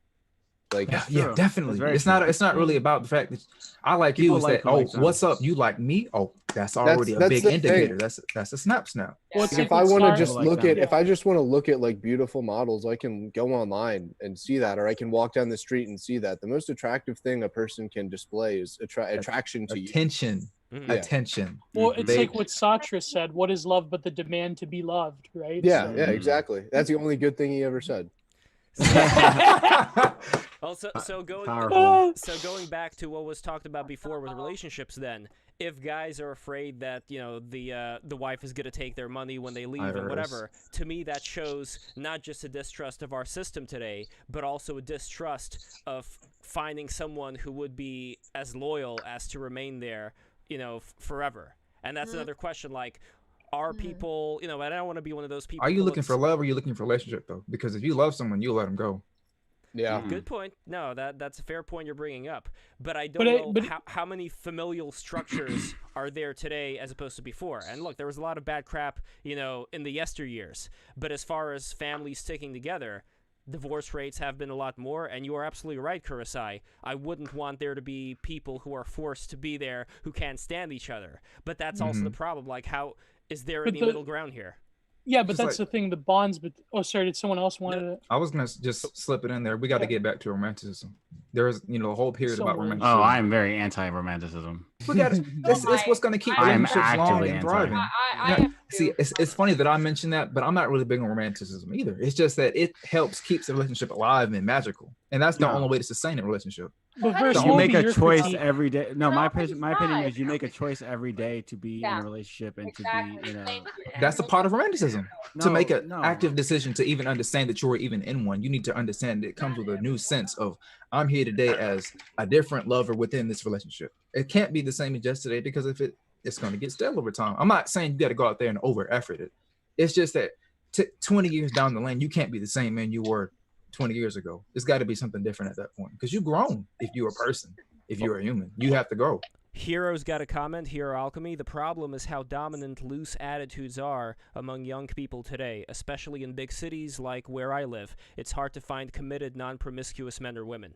That's true. Well, that's true. I mean, like Lev, you touched upon a good point, and perhaps I'm going to shill right now, but about the familial ties, the bonds that hold men and women together, just by the modern society seems to have destroyed those. And it's funny because recently, if you go to my Twitter, the pinned comment is the second part of my long review of this art gallery, this art exhibition called Abortion is Normal, where it's all of these bigwig feminist artists, where I basically critique them. But it's funny because to me, it seems that there is, and BAP talks about this as well, the return of the terrible, all-consuming mother archetype within society. Yes. And the Neolithic longhouse. Mammy. Exactly. And when you look at this artwork, if you read my essay, I go into this with artists like Cindy Sherman and Cecily Brown and so forth, but this is because abortion and birth control and so forth, modern technology and modernity itself has brought about a condition where the ties between men and women, and of course we could say rootless no-fault divorce, which people don't want to touch with a 10-foot pole, as being another condition that brought about this total fissure and lacuna between the relationship of men and women. The fact that you can just have a kid with anyone and pay child support and so forth, or not have a kid at all, extinguish life in the womb. In the case of humans, our reward pathways. Oh, You got muted again. Reward ways something. Reward, yeah. There you go. The hedonic treadmill is again another part of this. Yeah. That's right. So I mean that's a controversial take, but if you read my essay, I'm not like some dumb, Paul Joseph Watson takes where it's totally vilifying them. I'm trying to deeply grapple with the reality that we live in and how art expresses the return of the fertility terrible mother. So sorry, shameless plug. Actually, could you potentially put that link in the chat or something? I'd like to read that. Yes, no problem. I'm generally very interested in that sort of archetypal stuff, especially I've thought about the archetypal sort of toxic mother figure a lot in the lab. Oh yeah. So I read about it. This is the second part I'll link, but of course you can read the first part from there. I'd like to read it. Yeah. There's a lot of different types of toxic mothers too. There was a New York Times article I read about that had to do with how mothers can do. Yeah, Jules is back. Hello. Oh yeah, I like this. I know had this some is going. ravioli and pork tenderloin. You know, Oh, making by the way, sure I wasn't hangry coming on the stream. That's important. And by the way, we have another comment from Hero. To tie it to the topic, anime relationships seem to portray a desire for strong commitment and exclusivity, probably part of why young men gravitate to it. There you go. What? It's supposed to be the ideal perfect relationship. So you don't want to do that in real life because, you know, in your mind, you think that that's not even really possible because you're already throwing out. Number one, it's all about affirmations too. It's really about what do you think you can do and how you're going to speak that into existence. I think that's a big part of it. Because if you're setting yourself up for disaster, then that's exactly where you're going. I agree. Right, exactly. Yeah, that's good. That's the thing. A lot of people underestimate how they prime themselves for relationships. Yeah. So it's not. I understand the logic of imagining how a relationship might end before it begins, especially a romantic one. Like but if it's something other than a submission to vulnerability and it's more like a mental calculus for like, should I go forward or shouldn't I? You're going to ruin a lot of relationships and in ways that are totally mysterious to you. Like it'll seem like it didn't happen. You don't understand. To be, right? And I think that this also becomes harder for people the less experience they've had with relationships. Like some people have had multiple several year relationships, and there are some people in their 30s who've never had a relationship for a year or even 8 months and stuff like that. So you have to, relationships are a lot about compromise. It's Definitely. A lot about you really have to water it like a plant, right? Yes. That's why I have started to find it very attractive when I see girls with houseplants. Right? When before it's something I was with you till there. That's huge. That's huge. Something That's I never huge. used to notice. I never used to notice that at all. She can take care of something. That's huge. Yep. Yeah. That's huge. Because you want a girl who can take care of you. Because relationships can go through roller coasters, and that new relationship energy and wear thin, you can get it back actually. Like I've experienced this firsthand, so I feel like I know some of the processes to like how to just keep it going. I've heard like common wisdom, like common knowledge is that that's how all relationships go. They start in a high and then they kind of plateau and they kind of go through a natural lithium. And then unless you're religious or something to keep it together, people become cynical. And then, you have Lev thinking about, being used for his money or something. So I think that it's a complicated environment, but I think I have found it much easier the more like honest to a fault that I am. Like by removing my filter entirely, that's my sifting process. Yeah. Hell yeah. Right? I'm like, if you can't deal with me with no filter, like get the hell away from me. You got to. Right? And handle me in my I don't like that. I don't like they're that. gonna like you. Are they gonna like you or who you pretend to be?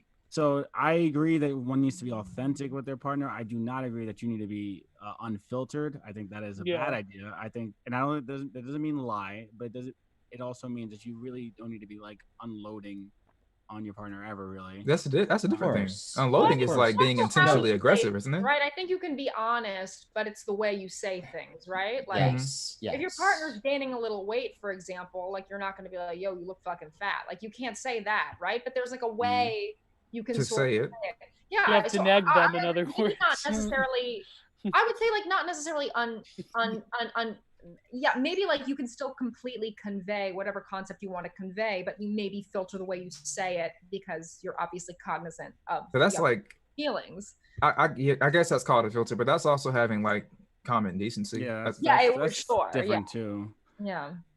If I had a lot of money, I wouldn't care if people were interested in me for my money, right? Because I know people that have a lot of money that have a lot of trouble getting girls.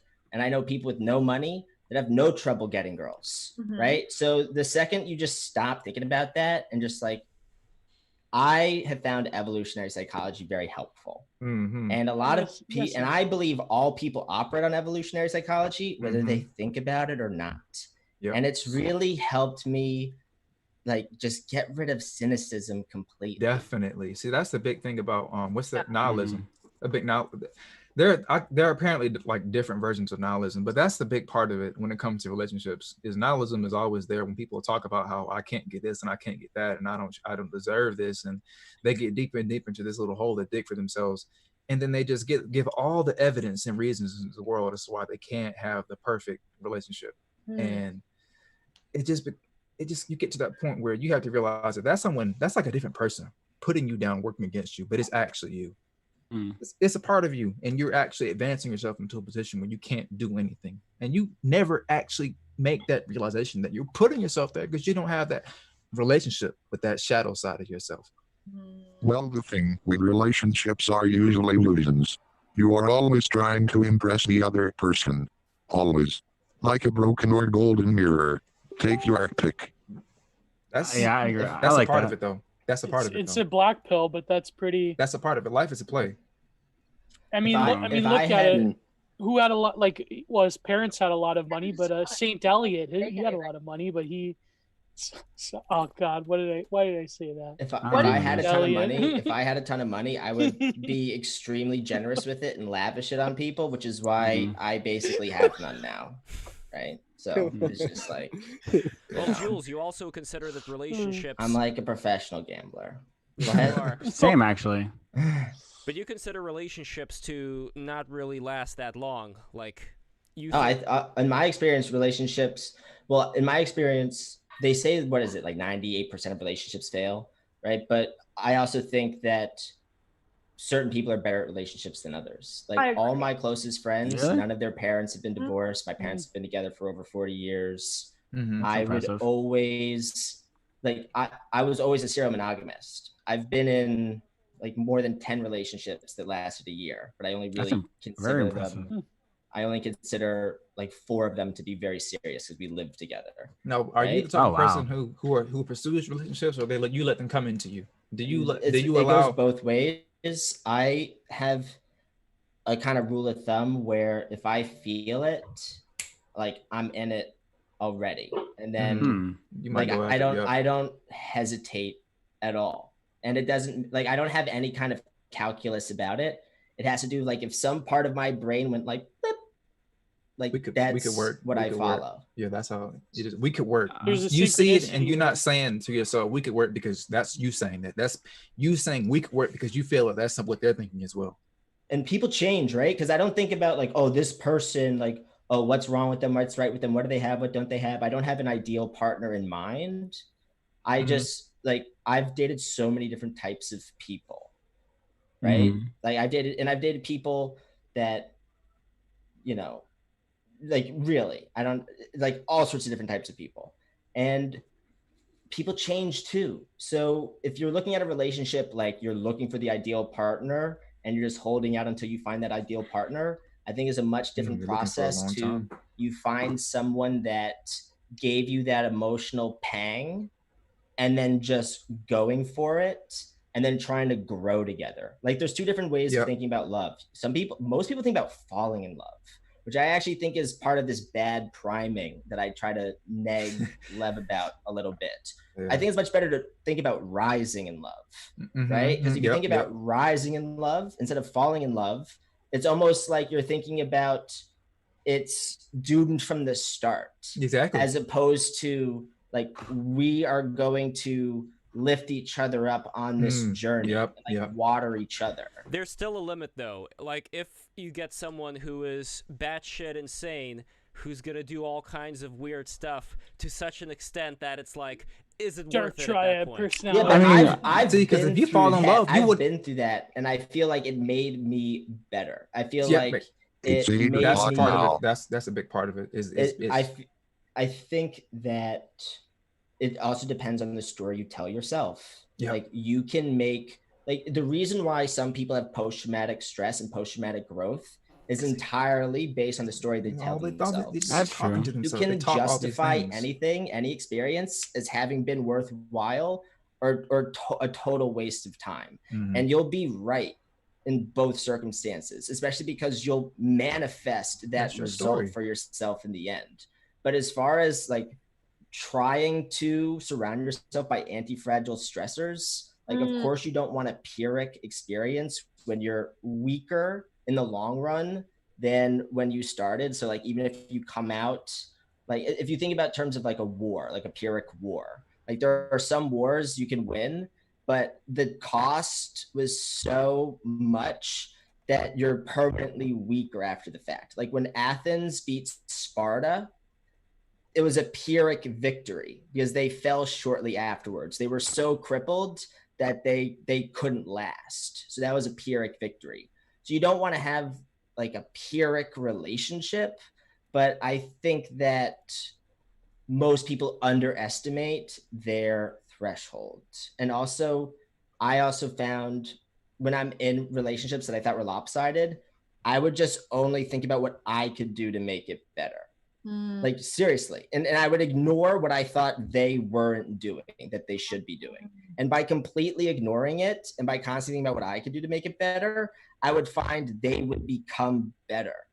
Because people want to be good. People that like you want you to like them. People like, do you know what I mean? Like if someone's abusing you, like sometimes it's also like they're just dealing with shit that has nothing to do with you. Yeah, exactly. So just by not even taking it personally, you like start to diffuse their garbage and like you become a much better partner as a result. And then if that relationship never improves and you never rise together, you meet someone that's much more low maintenance in comparison, and you will be that much more of an ideal partner for the low maintenance partner. There you go. But if you've never even gone through a high maintenance partner, you'll see a low maintenance person think they're high maintenance and be high maintenance yourself and not even know it.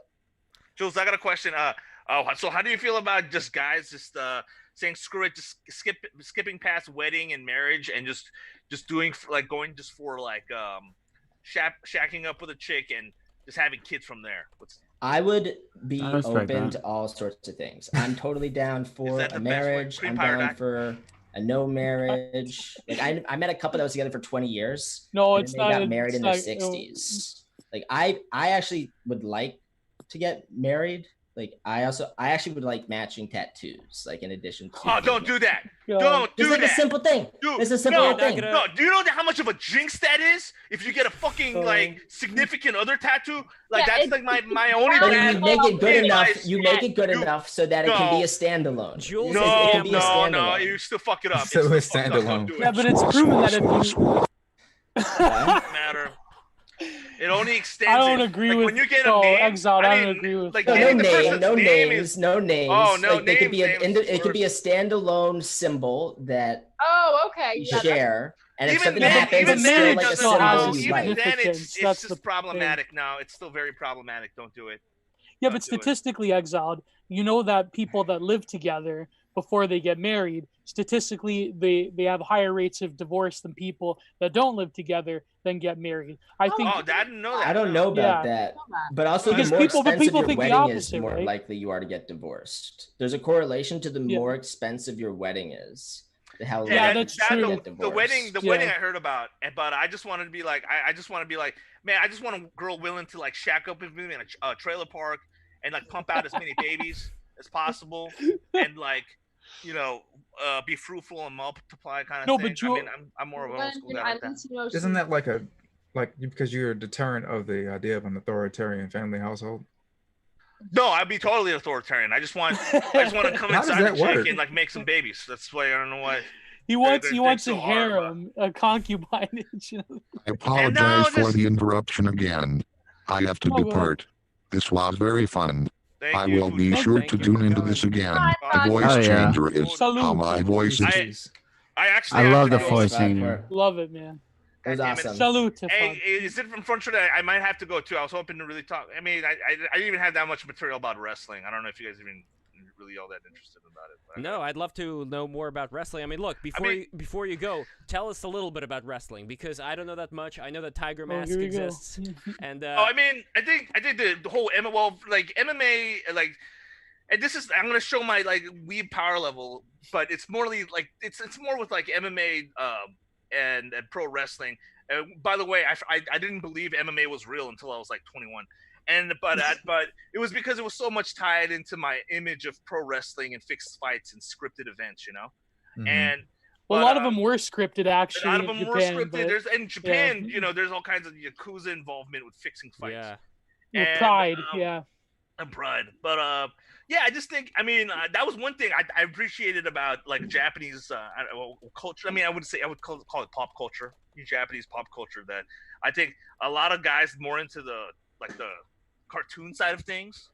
I'm gonna just use that word just to rub it in, but instead of anime. But there's people that specialize in that particular aspect of Japan. But I was, I was into like the Japanese punk scene and like getting into stuff like that. And but one of which was like Japanese pro wrestling culture, very much tied with MMA.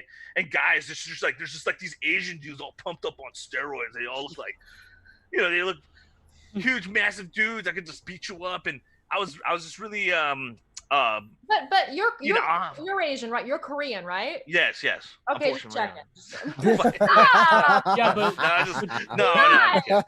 I'm not a self-hating Korean too much anyway. But I just Japanese pro wrestling basically invented mixed martial arts. A lot of people don't know.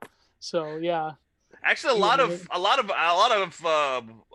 famous pro wrestlers were Zainichi. They were Korean. They were just I would say Korean immigrants to Japan since like the colonial era. The guy who basically invented who was one of the first major Japanese wrestlers was Korean, Ricky Dozan. So yeah. He has some terrible. That guy. God, I'm totally revealing my wrestling power. Yeah, so that's good. It's kind of similar to like boxers in the United States, like the people who became the boxers first. Like we had a lot of Jewish boxers as well, because they were not, like they were a small minority community back then, and they were struggling. People didn't really know about that. But like a lot of Jews just moved on to the promotion aspect because it's a lot safer than getting brain damage. Well, there is a joke I like from Airplane. I don't know how many of you guys saw the movie Airplane. Yeah. It's a great movie. And the stewardess, the old lady asked the stewardess if she has anything light to read, and she gave her just like a little piece of paper that said Jewish sports legends. It's on a pamphlet. But that's very good. She had actually one thing I wanted to point out was that UFC is probably like the only. It's one of the few things on top of my head where a bunch of Italian guys hustled Jews out of the promotion at least twice. Because UFC started out as a Jewish-owned promotion, and then the politics of it was what one of the now I freaking the brothers. What's their name? The Fertitta brothers. One of them will own the Nevada State. He was part of the Nevada State Athletic Commission Council that banned MMA from Nevada, and that actually kind of helped drive the UFC out of business. And then, soon as he claimed ownership of the UFC for like $1 million, he bought the brand and everything, and all their previous like recordings of fights. Then Nevada opened up MMA back into Nevada, and then the Fertittas like kind of built up the company, and then they sold UFC for like $4 billion to Warner Entertainment Group, which is Jewish owned, but it was like no way the fucking UFC was worth that much. There was no way at that time. Not at the time. They sold it for $4 billion, and then now UFC like all this, the cards are kind of falling down for the UFC of how much the net worth really is, and they're probably just gonna buy it back again. But like they've been able to like make billions overnight over the UFC franchise. But besides that, so like there was like events like Pride where they literally guaranteed MMA fighters on contract they won't drug test them. So it was. Yeah, I support no drug testing in sports. I think you should be able to avoid up personally. Yeah. That's. I'm not even joking. I have zero. I 100% think you should. I completely agree. Supplement. But why? Okay, so I want to know why this seems to be a popular opinion in this chat. Because one, my dad agrees too, and he's like, that's his business. Yeah, they're all using some form of. And two, if your job is to be the best at the thing and you're willing to do it, I support it fully. Like I want to see people do like superhuman feats of strength, and you can't do that. Natty. Well, they do. I mean, the greatest sports stars probly are on performance enhancers. No, They performance enhancers, except they have the money, and the ones who get caught are always doing like the low shit tier stuff. That So I say guys pop for. laissez-faire, do it all, and stop testing. Things got exposed with John Jones, popping for Turinabol and all those. Yeah, they're all gonna Brock Lesnar. All they do is pop things that Brock's aren't being tested for. All they do is just do things that aren't being tested for yet. So it'll be a lot safer if you just give them doctors, let them do everything, and then see what happens. Did you see Icarus? Did you see Icarus, the documentary on Netflix? It's about how Russians were cheating in the Olympics. My people. Because they basically had control of the testers. Like it was like the whole system was corrupt. So the people that were checking them were in on it. So they were able to even take drugs that you would normally be able to test for, but they had like secret passageways in the doctor offices. They were able to do handoffs and all sorts of things. I mean, that was what they did was so easily. It was bound to get busted up for how meticulous. Just how like upfront it was, how bad it was. But just with the upfront, like switching out piss samples. I mean, all you really have to know is like what the lab guy is going to test for on the blood or urine analysis, and not do those drugs during the cycle. It's all silly. Just let them do it. USADA WADA. There's like 200 lists of biochemicals on that performance enhanced drugs list that counts that will disqualify you. Like 200 drugs. There's all kinds of drugs on the market for that kind of stuff. Like, where would you draw the line though? Like, what about psychedelics? Because I remember listening to a story about how hunters. Oh, the picture. Well, how hunters use mushrooms to be able to see their prey better. I'm down. Stoned Ape theory that improves well, that's no one's gonna. That sounds like no one's testing for LSD. You can't really test LSD. Athletes do pop for like cocaine and marijuana, like recreational drugs and stuff like that. Well, the Maasai tribe makes a psychedelic brew inside the bladder of an animal that they killed, and they drink that brew, and then they run and they kill a lion with like their bare hands. I think with their bare hands. I love it. Do all of the this. reindeer theory. This is what I want to see. I want to see more of it. Like, just let them take all the drugs, and I mean that's what they're doing it anyway. Let them all take all the drugs. And do the most super human feats of strength. Exactly. Isn't there one boxer who went on record saying that this is a blood sport, and if he dies, he dies? If he dies, that was Ivan Drago. Yeah. By the way, he said, "I'm the only one who gets paid to kill." We are in luck that we're talking about this right now because we have Fashi Gopnik joining us here, aka Chris Benoit. No, I don't know. I don't know who Chris Benoit is. So you guys. Wait, whoa. You don't know Chris Benoit? No, I don't. I'm very new to this. The rabid Wolverine. He died in 2007. He killed his wife and child. He killed his wife and child. You know what's the most? You know what? No. Yeah, you know what's terrible about it is that he was one of the, like, without a doubt, one of the greatest pro wrestlers in human history. Also, like, but isn't it CTE? Didn't he have the CTE? Yeah, that was wife and child. This is before anyone knew CTE was a problem. Strangled his. I think he strangled both of. No. I think he bludgeoned his wife to death, and then he strangled his son. And he strangled his son. He gave his son. Okay, you know what that was? That is definitely a concussion. Oh yeah, yes. His finishing was a frog splash. It was a frog splash. No, it was the head. It was the flying. Oh yeah. That's why he has CTE. If you watch some of the footage back before they banned chair shots, there is like some of them that he took like a champ, like the one with Chris Jericho, where he's flying through the ropes doing a suicida, and Chris Jericho just like wails on him. Dude, those were some real ass bumps back in the day, man. Concussed men kill people. It's a thing. But we didn't know that back in 2000 and whenever he. Because they say that concussions can lead to depression and stuff like that too. Yeah, he was having very strange steroids plus CTE. It was a big. It's so weird though how we had a show called American Gladiators, which was further away from gladiatory combat than wrestling was. Like, what did they do in American Gladiators? Like I remember that. They had some weird obstacle courses. It was very bright colors. They got tennis balls shot at them. Yeah. Remember? Did you guys watch MXC back in the day? Oh, that was great. I love that. Yeah.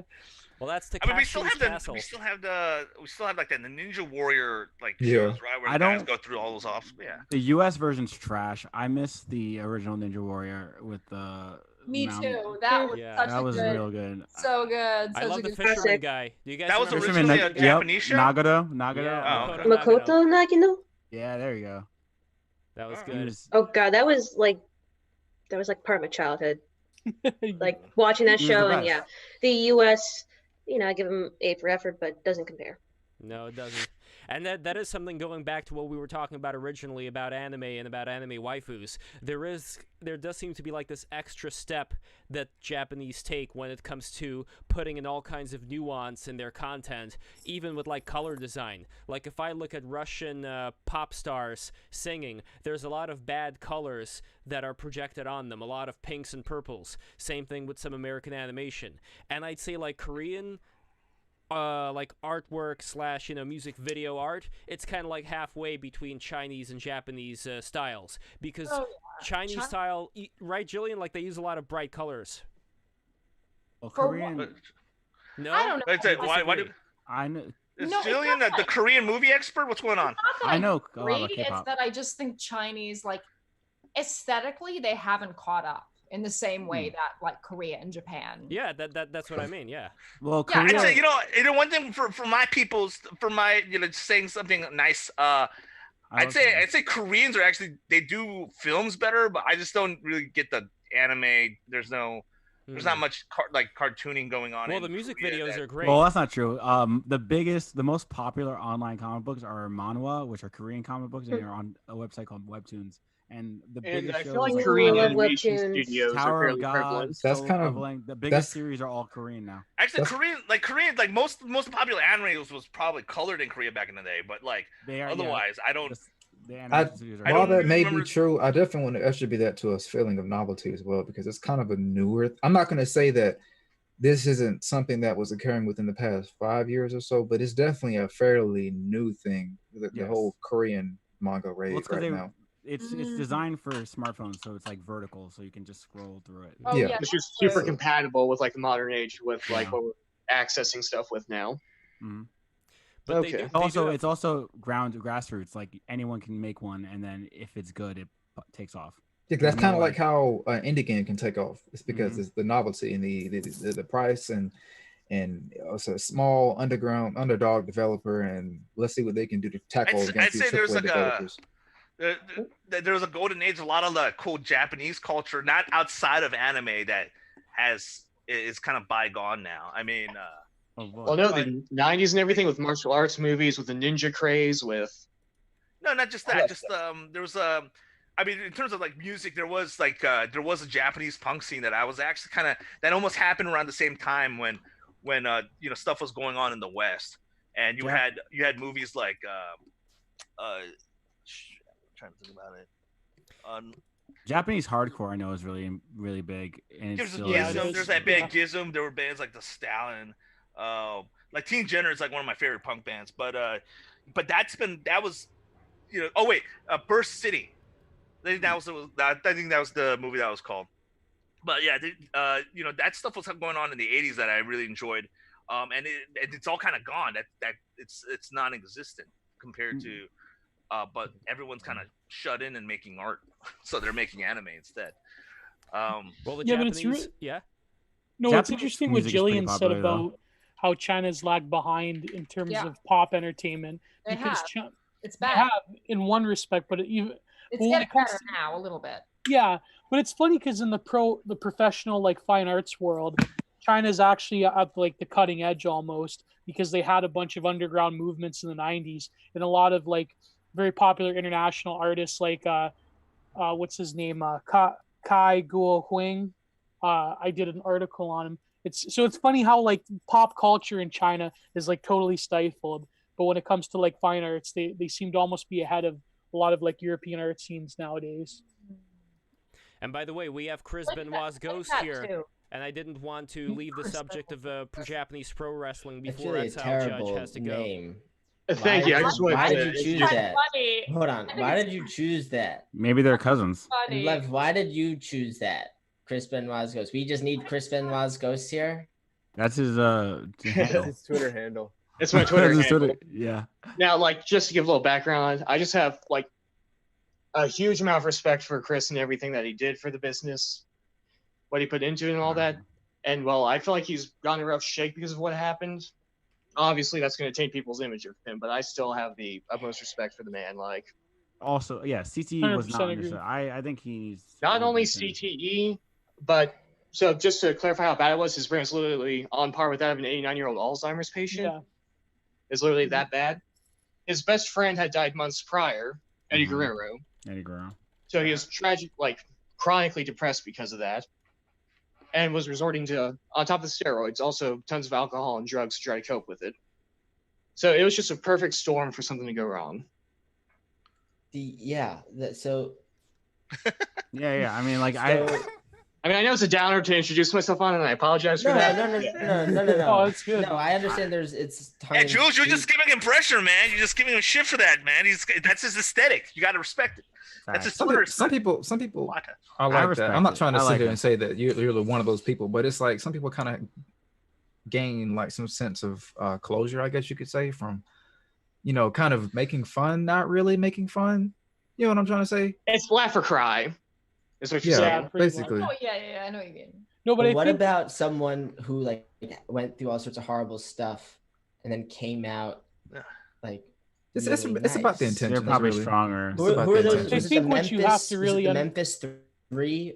Do you know that story? The Memphis 3. Yeah, I know that, right? Yeah. Memphis. They were falsely scandal. accused. They were falsely accused of murder. Was that in Alabama or Mississippi or something? Where was that? Tennessee. There's an HBO documentary. Memphis, Tennessee. They were falsely accused of murder, and because they were into things like the occult, and they had like Satanism books, but it might have been like Anton LaVey books and stuff, and the community was like hyper religious. That that this murder that had nothing to do with them was pinned on them, and then they were falsely imprisoned for like over 10 years, and one of them came out like a total saint with nothing bad to say about anyone, about the system, about the people that wrongly accused him. And he wrote this philosophy book on how to just feel amazing when like the world is just totally mistreating you. But how does that the same thing though? It's just the difference between post-traumatic growth and post-traumatic stress. I think that Chris Benoit is a great cautionary tale to one, not raise snakes to bite you or create Chris Benoit's, but then also like for the individual to look at how they want to manifest themselves, maybe. I don't know. Yeah, but I think maybe to give some context, you have to realize the significance of Chris Benoit at the time in the world of wrestling. He came from the milieu of like Japanese strong style and the Hart family Hart Dungeon training that relied on very technical grappling and very like back in the day, it was like virtually impossible for a small guy in America or in Canada even to get over in the wrestling world. Like Scott Steiner said, the big guys make the money, right? So for him to have such a technical flair, him and Guerrero and Chris Jericho, and in Japan you had like Hayabusa or people that came over into WCW like Jushin Liger. The cruiserweights. The cruiserweights, in other words, the junior heavyweights. It was like virtually unheard of. Like even they were a side piece. Like the most the WWE had at the time was like Taka Michinoku and the Great Sasuke, who would do these amazing flips. So really, Chris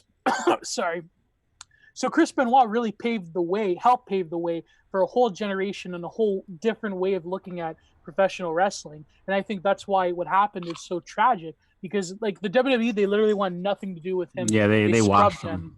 They wiped the books. They wiped all videos of him. And I remember, they don't mention Royal Rumble that he won. I don't know if you guys should watch the even though they deleted it. Yeah, they deleted everything. Even though I hate Vice with a passion, I definitely recommend watching Dark Side of the Ring. They did a fantastic job. I'm surprised how flatteringly they portrayed Chris and like how sympathetic they made it. I was surprised by how tasteful it was, and I would totally endorse watching Dark Side of the Ring in general. Well, like Chris Jericho said, like some of the greatest matches he ever had, whether he was Black Tiger and that was Eddie Guerrero, when he was in Japan during the Super J Cup, when he was in America in those ladder matches, he said some of the greatest matches he ever had was against Chris Benoit. But it's no one will see that again because the WWE owns the tape library, and it's a tragic, right? And I don't know what else to say. And another thing to throw out about Chris, literally the only job he ever had was professional wrestling. He was a pro wrestler from the age of 18. Yeah, his biggest idol. Life. And it's funny because Chris Benoit, like as a tragic story, like Jules was saying, as a cautionary tale, his biggest idol was the Dynamite Kid, who was before Chris Benoit. And the Dynamite Kid had a very tragic life, and he died, I think, a year ago. He had a very tragic life in wrestling where he just put his body on the line. He destroyed himself physically, and he literally was almost a paraplegic before he died. It was terrible. He was one of the innovators of the high-flying, high-impact style that you see with like guys jumping off ropes, like.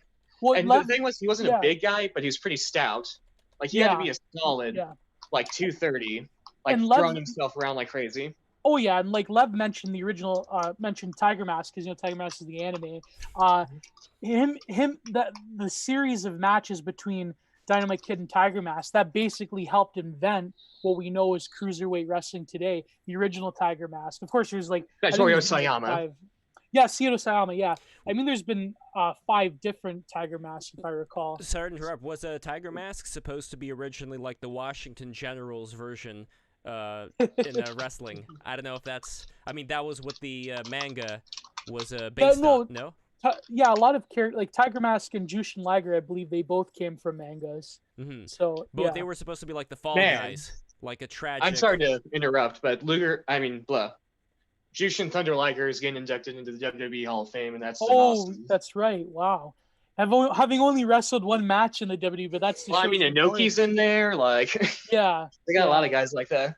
Now, but go ahead, Lev. Yes, I know we're nerding out. Just to be honest with you guys, this is very interesting for me, and I'm totally new when it comes to wrestling culture. The two things that I know is number 1, Tiger Mask, and number 2, the "It's Still Real to Me, Damn It" video. Yeah. You guys break your bodies on the line. So I'm curious about that. What was that about? What was he talking about that he doesn't want to see another one of these? Like, I don't know what the context is. Was that about the curtain call? Yes, it was the curtain call. Right? Yeah, yeah.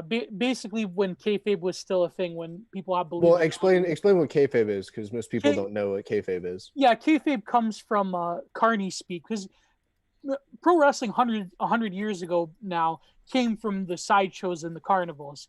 So it came. Go ahead. It was originally catch as catch can wrestling, which is a European style of submission wrestling, and we Americans. The best wrestlers still come from Kevin. Yeah, like Kazushi Sakuraba, Josh Barnett, Eric Paulson. Minoru Suzuki, Listen, just to throw in my anecdote about Josh Barnett, there's a photo of me posing in a picture with him watching Akira. Or we're waiting in line to watch Akira. But that's, I got an anecdote. I love Josh. Back to kayfabe before we move on. Yeah, kayfabe basically means, I'm butchering it, but it more or less means... It was the code that wrestlers used with each other to say that maintain kayfabe, meaning when someone who isn't woke to the work, a mark, if you will. Yeah, the mark. The mark. Yeah, and then there's smart marks now. But basically, when the mark was around, they had to maintain kayfabe. They had to maintain the aura of believability. So if I'm in a bar, like back in the day, they had ridiculous feats of maintaining kayfabe. Like you couldn't be in public with a guy that you were in a car. You couldn't be in a car. Like if you were a face and a heel, you can't be in a car traveling together. So face and heel. Baby face is the good guy. Heel is the bad guy. The heel is the bad guy. Yeah. In Mexico, it's the rudo. But like for example, the Iron Sheik was doing a bunch of drugs with Hacksaw Jim Duggan. Yeah, and they were doing a bunch of drugs together. Got pulled over, and they were worried that they're going to be seen in the prison. But like Hacksaw, his father was a sheriff in another county, so they had to get off. And they went to the ring like a few minutes before the match. Actually, just to give you an idea of how deep kayfabe was, Jerry Lawler, he's been shot at several times. He's been attempted to be stabbed multiple times. Like people believed it that much back in the day, as far as the 70s even. Oh yeah, and like it was that real. Like that if you know any, make death threats against heels and actually try to kill them. They sliced Jake the Snake. They sliced him with a box cutter. That's right. Yeah. Well, if you go to the one of the episodes of the Dark Side of the Ring mentions is on New Jack, which is the famous ECW wrestler, the original Gangsters, him and Mustafa. They would go out to Tennessee and Smoky Mountain Wrestling, Tennessee and Kentucky, and they would literally have the Klan outside of the buildings. And there was this one spot they did where New Jack goes in the ring, and the promoter Jim Cornette said, "Piss off the white people, New Jack." He goes out there. This is 1995. He said, "By the way, thank you to my boy O.J. Simpson. That's two less of them we got to worry about." And he had to be smuggled out of the building with in a police car trunk. Yeah, Jack is a whole other can of worms. Yeah. I'm just looking at him right now. He's got like something on his forehead. Yeah, that's from cutting from blading. Those are called geek marks. Yeah, yeah. But New Jack is known for the death match. No, not that hardcore style. Hardcore. Hey, I got a quick question. Does anyone have the WWE pass? Because I want to know if because I just want to know if they still have like those Andy Kaufman videos with times with with the King. Yeah, you can see it on you can see the Letterman stuff, all the and the Hulk Hogan stuff, whatever on YouTube. That's like I assume they're on YouTube. Andy Kaufman in the ring reminded me a lot of, if anyone knows Mankind with the sock. Yeah. Right? Like you see this guy next to all the other wrestlers, and he's like holding his own, but it's like, how would Mankind be able to get the sock in everybody's mouth? Like it doesn't quite make any sense. They gotta sell it. Yeah. Those guys. Well, the thing is, he was usually beating with a bad wrapped and barbed wire before that happens. Like, well, Andy Kaufman started out wrestling women, and that he was the heel. The best women's champ. Asking any women in the audience that he could like beat up, and he would do that. And then Lawler said, like, "I'm the Southern gentleman." JR, I mean, King the Gentleman. That's just such a wild like.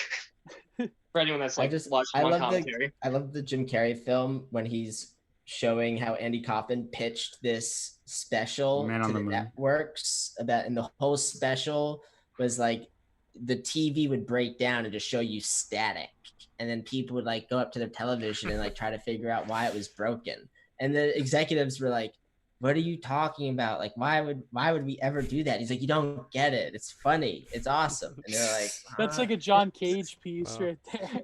Well, this is the same reason why I would love to have some kind of diplomatic relations with China, where we could actually bring in Chris Chan to become some kind of a representative. Because for those who modern day Forrest Gump.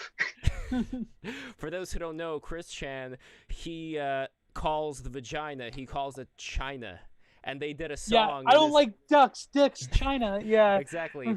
And he calls. So would he refer to China as vagina if he was talking about the country?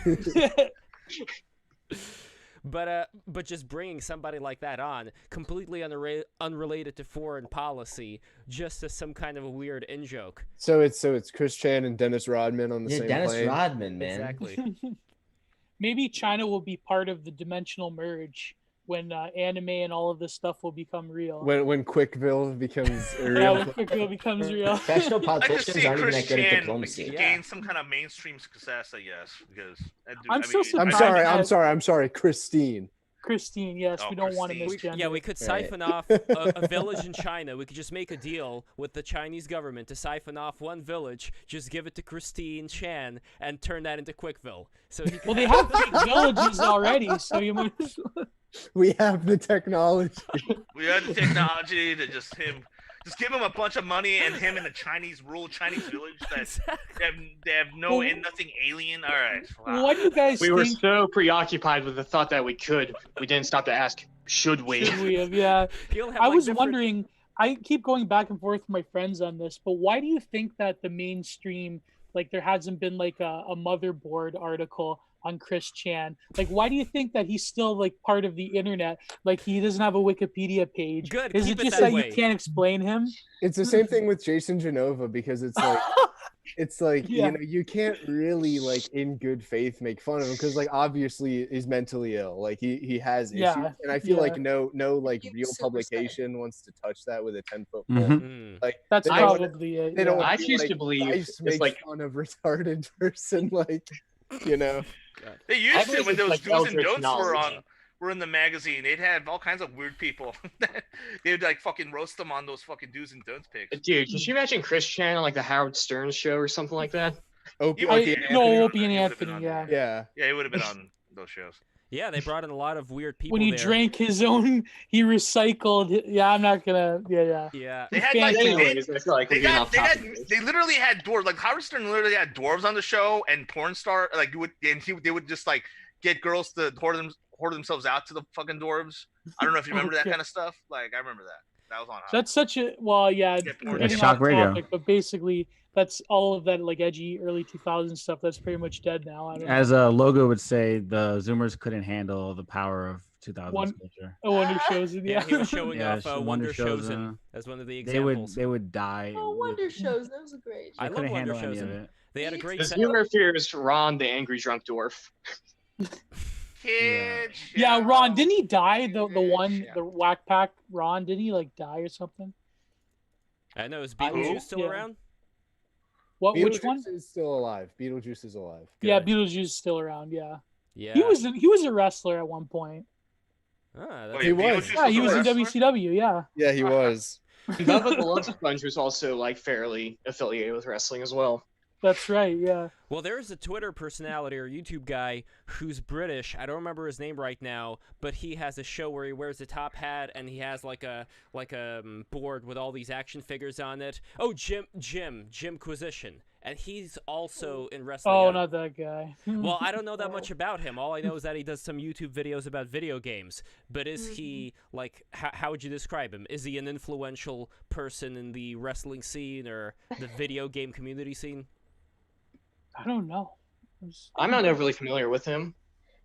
I've seen his videos. I'm not familiar with his wrestling stuff, but I do know, like, I think he has a voice where he has a notable voice where he, like, voices opinions on, like, the industry and how he feels it's going, which feels negative. So I know of him in that regard.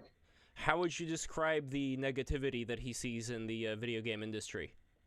I think it's because, like, mostly corporate practices. Like, he'll call out if he feels like a video game company is, like, going into too many microtransactions. He doesn't like the idea of microtransactions or loot boxes where it's basically just gambling, and he points out that it's gambling. Or, say, companies that don't treat their employees well, such as Konami, and the drama that went through with that, such as, like, whatever happened with Hideo Kojima and his Silent Hills project. Yeah. I definitely recommend viewing it. I'm not a fan of him as a person, but I do watch his content from time to time. Well, I like Hideo Kojima. I like that he's able to predict a lot of things when it comes to that last game that he made. It did kind of predict the coronavirus in a way, where you have these delivery people who are just going around and everybody's locked in their own bunker. So it is pretty interesting how they're able to predict that kind of stuff sometimes. But going back, he is a genius, but it's still kind of an overrated game though, because it got all these awards. The gameplay itself I found to be kind of lacking. Like Which game? Sorry. Oh, sorry. We're talking about Death Stranding. Oh yeah. Exactly. That's all I got. Exactly. No. Hey, by the way, okay, just real quick, I just want to say that The Last of Us is now it just got a contract by HBO to become a miniseries. I don't fuck with any kind of these miniseries adaptations. And since we're talking about the realm of video, Witcher on Netflix. The Witcher was hot garbage. Sorry. I liked it. Oh, I didn't like it. Also, I don't know. I enjoyed it. I just wanted to point out how is anyone gonna do anyone here buy consoles anymore? Are anyone here console gamers? No. I've got a Switch and PS4. All right. I haven't played a video game in 5 years. I just download rhythm games for my phone and do autism at a high level. That's all I do.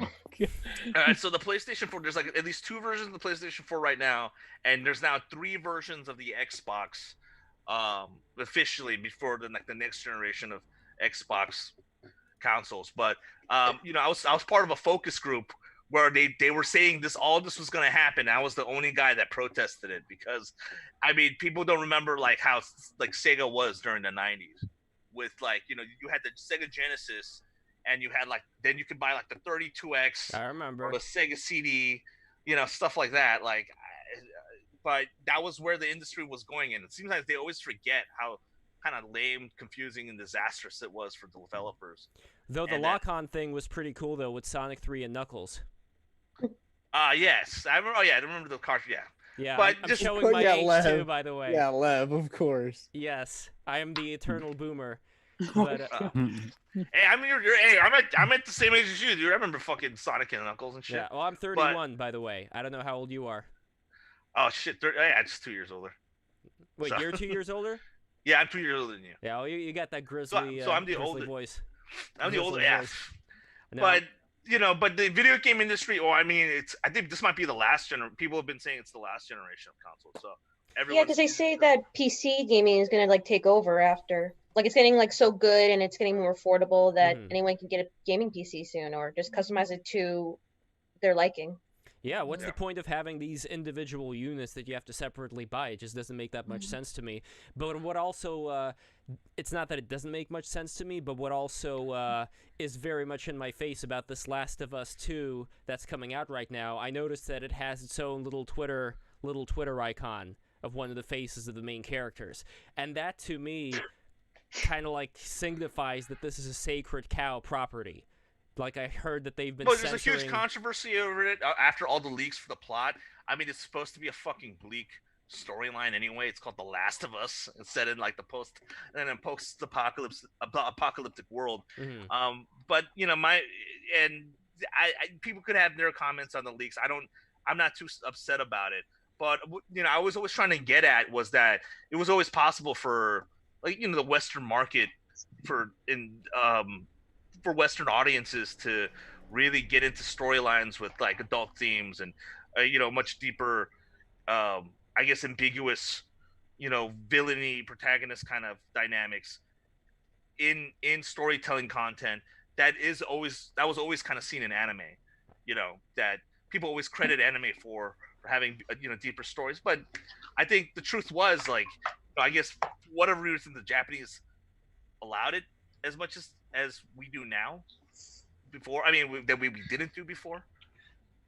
But it was always going on in video games. That's the thing.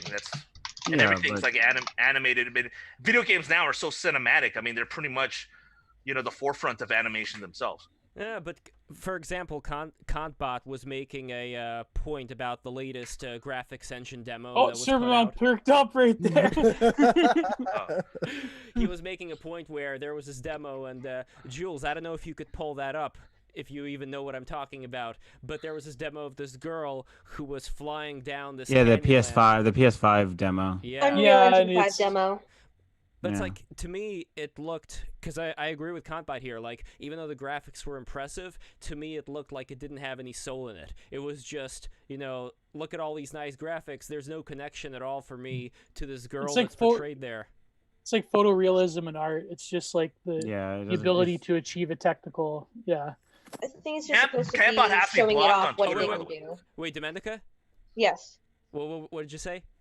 I think that with that demo the point was just to show like, hey, we can do graphics as well as this on the PS5. Like, it's really like, I don't think they're gonna do like a game with it unless maybe it's just like a concept for it. So I think it's just more to show like, hey, this is what is, oh my god, possible on the PS5 with Unreal Engine 5. Yeah, but like as Mia said, like there's, I don't know, we're in like a graphics like arms race, but the quality of games has not improved. Like there have been very few games in the last like 10 years that you would want to pick up 10, 20 years from now. Meanwhile, I could pick up Chrono Trigger tomorrow and have a great time. Or like, whatever, like I could pick up an old school Civ game and still have a good time. Well, I think there's gameplay is not being the graphics are overshadowing actual creative gameplay. Exile? There's some exceptions. Oh, sorry. Yeah. I mean, there's always Doom came out. I think Doom was the last game. It came out in 2016. That was really like the last Doom, though. Yeah, for Doom came out in 2016. I remember that was kind of like a breakthrough graphically because it lived up to the pre-release trailers and Yeah, but again, they had to remake a game that was good. No. I'm I thought it was like a new entry, but it just was called Doom. It was a reboot. But my point was just that how, like, I remember that was like kind of this new benchmark feeling of games. I mean, do you remember when like Half-Life 2 came out? Yeah. And you just thought, okay, wow, that's how great games look. There was like this distinct moment of like, okay, we're in this new generation of gaming now. Anything kind of less than what Half-Life 2 was, But that was 16 years ago, and now that's just been that long. Yeah, 16 years ago is when that. So came in out. between that time, there's Half-Life 2. I don't know what other game in between Half-Life 2 and Doom that really set Half-Life up. Alyx. It's been like nothing. That's the point. Crisis. They made like a new one that incorporates like VR. Crisis. Yeah, the VR game looks pretty dope actually. The new. Yeah, I heard like it's like a game changer for like Portal. like a killer Portal app might be for the VR. only other game that's like revolutionary gameplay. No, but in terms of graphics, Brent, because now you mean games from like ever since Doom 2016, I'm just not. You could add in new shading, lighting to new games and stuff like you know. But this is the point I'm making though. The graphics is a divergent, is like deterring or not deterring. It's a distraction from the fact that the gameplay is not really improving. The good games are like indie games on Steam, like actual fun games. I agree with that. I thought Transistor was great. I thought Transistor was. I mean, it wasn't like the most like mind blowing graphical, you know, game out there, but it was like probably the most fun game out of. 1 second. By the way, we have Martina Marcota joining us now, connecting via audio. And Martina, she was great in the last episode that we had about surveillance, and it's great to see you here again. Thanks for having me. What's going on? So we were just talking. Hey. So we were just talking about video games earlier now about their graphics. Hey, Jules, welcome back to the screen. And before that, we were talking about wrestling, but before that, we were talking about anime and anime waifus, which was the original subject at hand. Now, you had a chance to learn a little bit about the world of these anime waifus, and as Domenica reminded me, how did you say it? Husbandos? I say husbandos. Husbandos. Yeah, waifus and husbandos, equal opportunity. That's true. So I'm curious about your take on this particular phenomenon in this day and age. I don't know, man. Okay, so my whole thing is I don't really play video games. I haven't played video games since like 1996 or something. So I don't know shit. I don't know shit about anime or any of that stuff. But yeah, given that I'm in like right-wing Twitter, I know what a waifu is. I know what a waifu pillow is. Oh, yeah. Has anyone ever made a waifu pillow of you? I noticed the Red Scare girls were posting on their Twitters. They had like their own waifu pillows. I feel like people on the internet. No way. A Lady Alchemy waifu pillow. That would be cool. But actually, you know what's funny about that? There was this like app that converted your like profile picture or something into like an anime waifu or whatever, and I did it. I have a bunch of pictures of it. Oh damn! Build a waifu. Did you post it Oh on my your god, Instagram? that would make a lot of money. All right, Swear to God. I don't know, man. I have people fucking hate me. Yeah, there are these dolls now that you can get for like if your father or brother or whatever is in the military, you can have a doll that's made out of them, like for your kids, so they can like hold the doll of their. I don't know. That's army dad. weird. I don't want That's my voodoo terrible. version of me. That's weird, man. Questionable. I actually think that's good. That's like the that's Uncanny Lindy. Valley. That's very Lindy actually. Oh, do you mean the one guy with the sex doll where they had like a doll child? It was like a pregnant sex doll. Did you see that recently? I wish I wasn't reminded of that. No, but I'll show you. Okay, I'm gonna send Jules the image of what I'm talking about here. So it's daddy dolls for little Daddy dolls. That sounds worse. No. Well, it does have a bad title, but you know, at least it comes from a good place, I guess. It reminds me of that Rick and Morty episode when Rick buys Morty that weird sex doll, and then suddenly they have a monster on their hands. Morty Jr. And then it just turned All into right, guys. thanks, Thank you, Led, for having me. I'm gonna literally have to take a hike now. But No because problem. the sex doll speak, I want to stick around. All right. All right, take care. So, Jules, I sent you the website, Yeah, and I'm you can pulling it load it up exactly what it looks like. So, if there are dolls for sex, there are also dolls for emotional support, and this would be the example of it. That looks really sweet, actually. That's not as creepy as I thought it was. When you be- said doll, I thought you meant like a miniature replica of somebody. Or like Yeah, that Okay, was.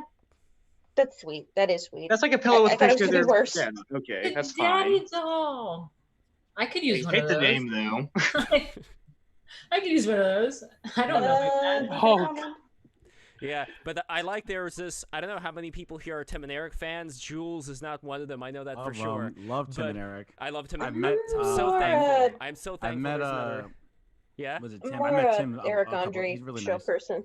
Eric Yeah, Andre's same- good same too. He's energy. kind of like a branch of Tim and Eric style it's comedy. too bad Tim's a Judas though. That's the thing. Oh, with the whole Sam Hyde With thing. Sam Hyde, Well, yeah. We're not gonna get into that, but yeah, I know what you mean. But Can we get into that later? we 'Cause will I would get like into to that. know. Absolutely, Sure. absolutely. But right now, I just want to mention one quick thing about Tim and Eric first. They had a segment that I'm also gonna send to Jules right now, called Cinco Boy, where that during one, a funeral, this creepy guy came out and told the mom whose son has died that she can have this Cinco Boy be delivered to her. Like as she grows older, she's gonna get new Cinco Boys, and it is more of the creepy idea that I think you guys were going with, where there was kind of like this replacement for your child or for your father, and they had one for their grandfathers too. Like Tim and Eric had a segment called My New Pep Pep, where they had this old man that has like hard candy dispensers. Yeah, so this is the funeral over here, and yeah, you could forward it a little bit. You know, this is the mom; she's very depressed. That's the step pepper. And that's the guy who takes photographs of dead people and does like a whole segment about it. But yeah, that's the kid who died. So, and here's the creepy guy. He's coming up. His name is Gorb, I think. Is that Peter Stormare? Maybe, yeah. I never know that guy's name, but yeah. That guy is in everything. I love him. Yeah, as you can see, He was the best role he ever had was one of them was Gorb. Dino Velvet and 8mm. What about Con Air? Or was it Con Air? That was a good one. Yeah. Classic. Yeah. So he's Well, what was his character wait, on wait, this? Who's he in you missed Con the best Air? part. Who's he in Con Air? He's one of the inmates on the plane. Jules, you missed the best part. You got to go back to Yeah, that he video. probably was okay. What was his name on Jurassic Park? What was his name? Oh yeah, he is. He is. Yeah, He's the he's in one. everything, yeah. He dies early in Con Air. He dies early. He was also in Till Dawn as well. He played a role in that video game. Yep. Oh yeah, he was like the psychiatrist. Yeah. By the way, Jules, you cut out exactly when they were going to show the doll. So you got to bring that doll back for the people to see. And then I'm going to get to the Sam Hyde thing. But let's see, something may have happened to the screen. Well, this will Guys, be this is totally off topic right now. Go for it. But I'm browsing Twitter, and I can't believe this, but Zizek just endorsed Joe Biden. Oh yeah, he did that yesterday. Wow. Why is beyond me? I don't. Because Okay, the here we left go. is This is the creepy shit. intellectually what's the word? I don't know. Challenge. They want to win elections. They lack. That's how they get the they lack old communism. congruency. They lack Critical congruency. thinking. So what was the Sam I think Hyde some of those people just see it as a tug of war. And if you really because there's a couple of different ways you can, first of all, you can just not vote, right? There's a lot of people that just don't vote because they just think the whole thing is a joke, right? And then there's people that think in terms of picking the lesser of two evils, like it's a tug of war. You might not be pulling in the directions you would ideally want to, but that's why you have Noam Chomsky and Zizek saying, you just should vote left down the ticket no matter what. And why you have people that also think you should just vote right down the ticket no matter what. They're thinking much more in terms of a sport, even if ideologically they're not thinking in terms of a sport and they'd like to change the paradigm. Keep in mind, Trump and Bernie Sanders both have reshaped their parties in their own images, right? So you can try to make an argument for, we should just be uplifting third parties and stuff like that. But you'd be much better off just sticking with the parties and just reshaping them inside and out. Yeah, I agree with that. I'd be curious about Zizek's logic, though, to endorse Biden, though. That's what I would... That's how they get the global communism. How else are we going to live in China? Bert, what would you... For Biden. No, I mean, I agree with it's probably global communism. I personally think the nation state's going to collapse anyway, so it's not really... Well, yeah. I mean... And Biden just lost the black vote, so Probably not, to be honest with you. Yeah, but I thought he rubbed his black legs, though. I thought little black kids would come up to him, he said, and they would rub his legs or something. no, So- there's absolutely nothing that's gonna shake the Biden voters, regardless of like what supposed racism he says. He No, says but this is the all thing. kinds of Will crazy he shit. even get in though? That's like it seems that this election nobody really cares anymore. I don't know. Maybe people do. Maybe people resist Twitter, but it seems that the steam of 2016, like that energy is just totally gone now, right? So I don't know. I mean, we're getting I totally. mean, it off doesn't topic. really matter. Trump's gonna win again. He's always going to have been. I can't speak today. Just wins. He's gonna win. That's what I'm trying to say. Yeah. Always bet on the WWE Hall of Famer. Yeah, you exactly, go. exactly. Yeah. I There was think never a doubt that he was going to win. Trump's going for Mount Rushmore. That's really what Trump's going for. Trump wants his face on Mount Rushmore. He wants his face on Mount Rushmore. It's gonna be Yeah, huge. he does. He does want his face on Mount Rushmore. Who doesn't want their face on Mount Rushmore? Though? Like, I think. Is there any space left though? I think Yeah, that's what I Trump's was gonna going ask. for it. It's actually there- really small. You can there add. any a lot you space just of replace stuff to it. Lincoln. It's fine. Yeah, there's more space. Or would, No, okay. you just put it on the side. You just They put can it make right on space, the I side. guess. It's not that large. It's funny how there's more space. It's almost like deep within the American psyche, there's that hope that there will be another great president, that there will be another visionary that came along. So that just they reserved just enough space for another one. I find Trump is that the fifth crazy. Hokage. he needs. Believe it. What? Yeah, Trump is Tsunade, and his face is gonna be put on Rushmore next. Wait, what's this anime reference you're talking about? I haven't. That was Naruto. Naruto. Yeah, I was never a Naruto They have a guy. they have a Rushmore of all their leaders, and we have anyway. It doesn't matter. I'm not Yeah. explaining it. No, I'm much more One Piece than Naruto. I was always into One Piece, Same. and you recommended that I keep reading the manga. I'm in You must. Whole Cake Island now. The anime, I agree, sucks graphically, but it did not suck graphically in the beginning. Like You until must continue reading. First off, the Yeah. the artwork in Whole Cake Island A+, and then True. the story has gotten crazy since then. Well, I'm It a, is I- I'm up must to the read. part where they're escaping from the wedding, and so far it's been all right. I mean, it You're about wasn't- to see the best fight in the whole series. Really? Okay. Okay. Yeah, like, yeah. yeah, the Katakuri Luffy fight is the best fight to date. So Oh, we're joined by Jay Wills, by the way, in the chat. Hey, Jay, great to see you. I think Martina, you know Jay, right? Yeah, Jay's my buddy. Mm. So He's more of an expert on this topic than I am. yeah, we He's- should bring him in. Jay, do you We've want been to know the going. chat? This topic has been freewheeling, though. Yeah. It's not like a narrow. Yeah. Martina, what is you could bring 3D waifu perspective. Yeah. That's- Ooh. Ooh. Wait, what? What's happening? 3D? I guess we're going back to Yeah. waifus. Yeah. Anime is 2D just like we waifu. intended. It's the natural way. Yeah. To get a in some waifu. ways, I don't know why I've performance waited art so long kind to of get a is like- waifu. After this conversation, I'm thinking maybe I should get just a Have you giant lived until waifu you've gotten a pillow. waifu? Why not? Right? Just get Yeah, the big sorry. pillow. It's probably really comfortable. I It's used to probably sleep with 4 pillows. Like I put a pillow between my legs, Mm. put a pillow under my arm, I put a pillow under my head and at my back. So I'm in like the perfect fetal position, can't move. It's really good I for your am back. in the no pillow It game. sounds so fluffy. No pillow. Wait, you don't use pillows at all? Nah, That's smart. Actually, I want to get on that bandwagon. Well, dude, my back gets so messed up from like all the Brazilian jiu-jitsu I do that it's just the best thing to do to help. Like, Mm. Yeah, because like in China, when I went to China, they sleep on like a flat board. Mhm. Basically, it's just like a wooden flat thing. It was really, really flat. Proven to actually help your back. Yeah. Yeah, and if that's I'm what really they said. sore, I just stay straight and sleep on the floor. Like, Yeah, Yeah. but I The, need a the pillow. box spring and its consequences have been a disaster for prostitutes. It's true. It's true. consequence for spine kind. Yeah, I'm gonna get rid of my mattress soon, and I'm gonna replace it with just like this really thin, soft thing. But it's just gonna be super thin, just so the bones don't feel the. Or do you think I should go like full bone contact? I don't know. I don't know what should be best here. The small, like the little yoga mats is best. Yeah. If There you, you if go. you once you get Well- used to it, apparently it's really good. Well, I like the pillow between the leg thing for me because it's like women have like hips, and it just it hurts too much. You need to like Thick thighs. yeah, you got Save lives. childbearing hips, That's true. We were not. Although sometimes I wonder with things like, for example, the hand.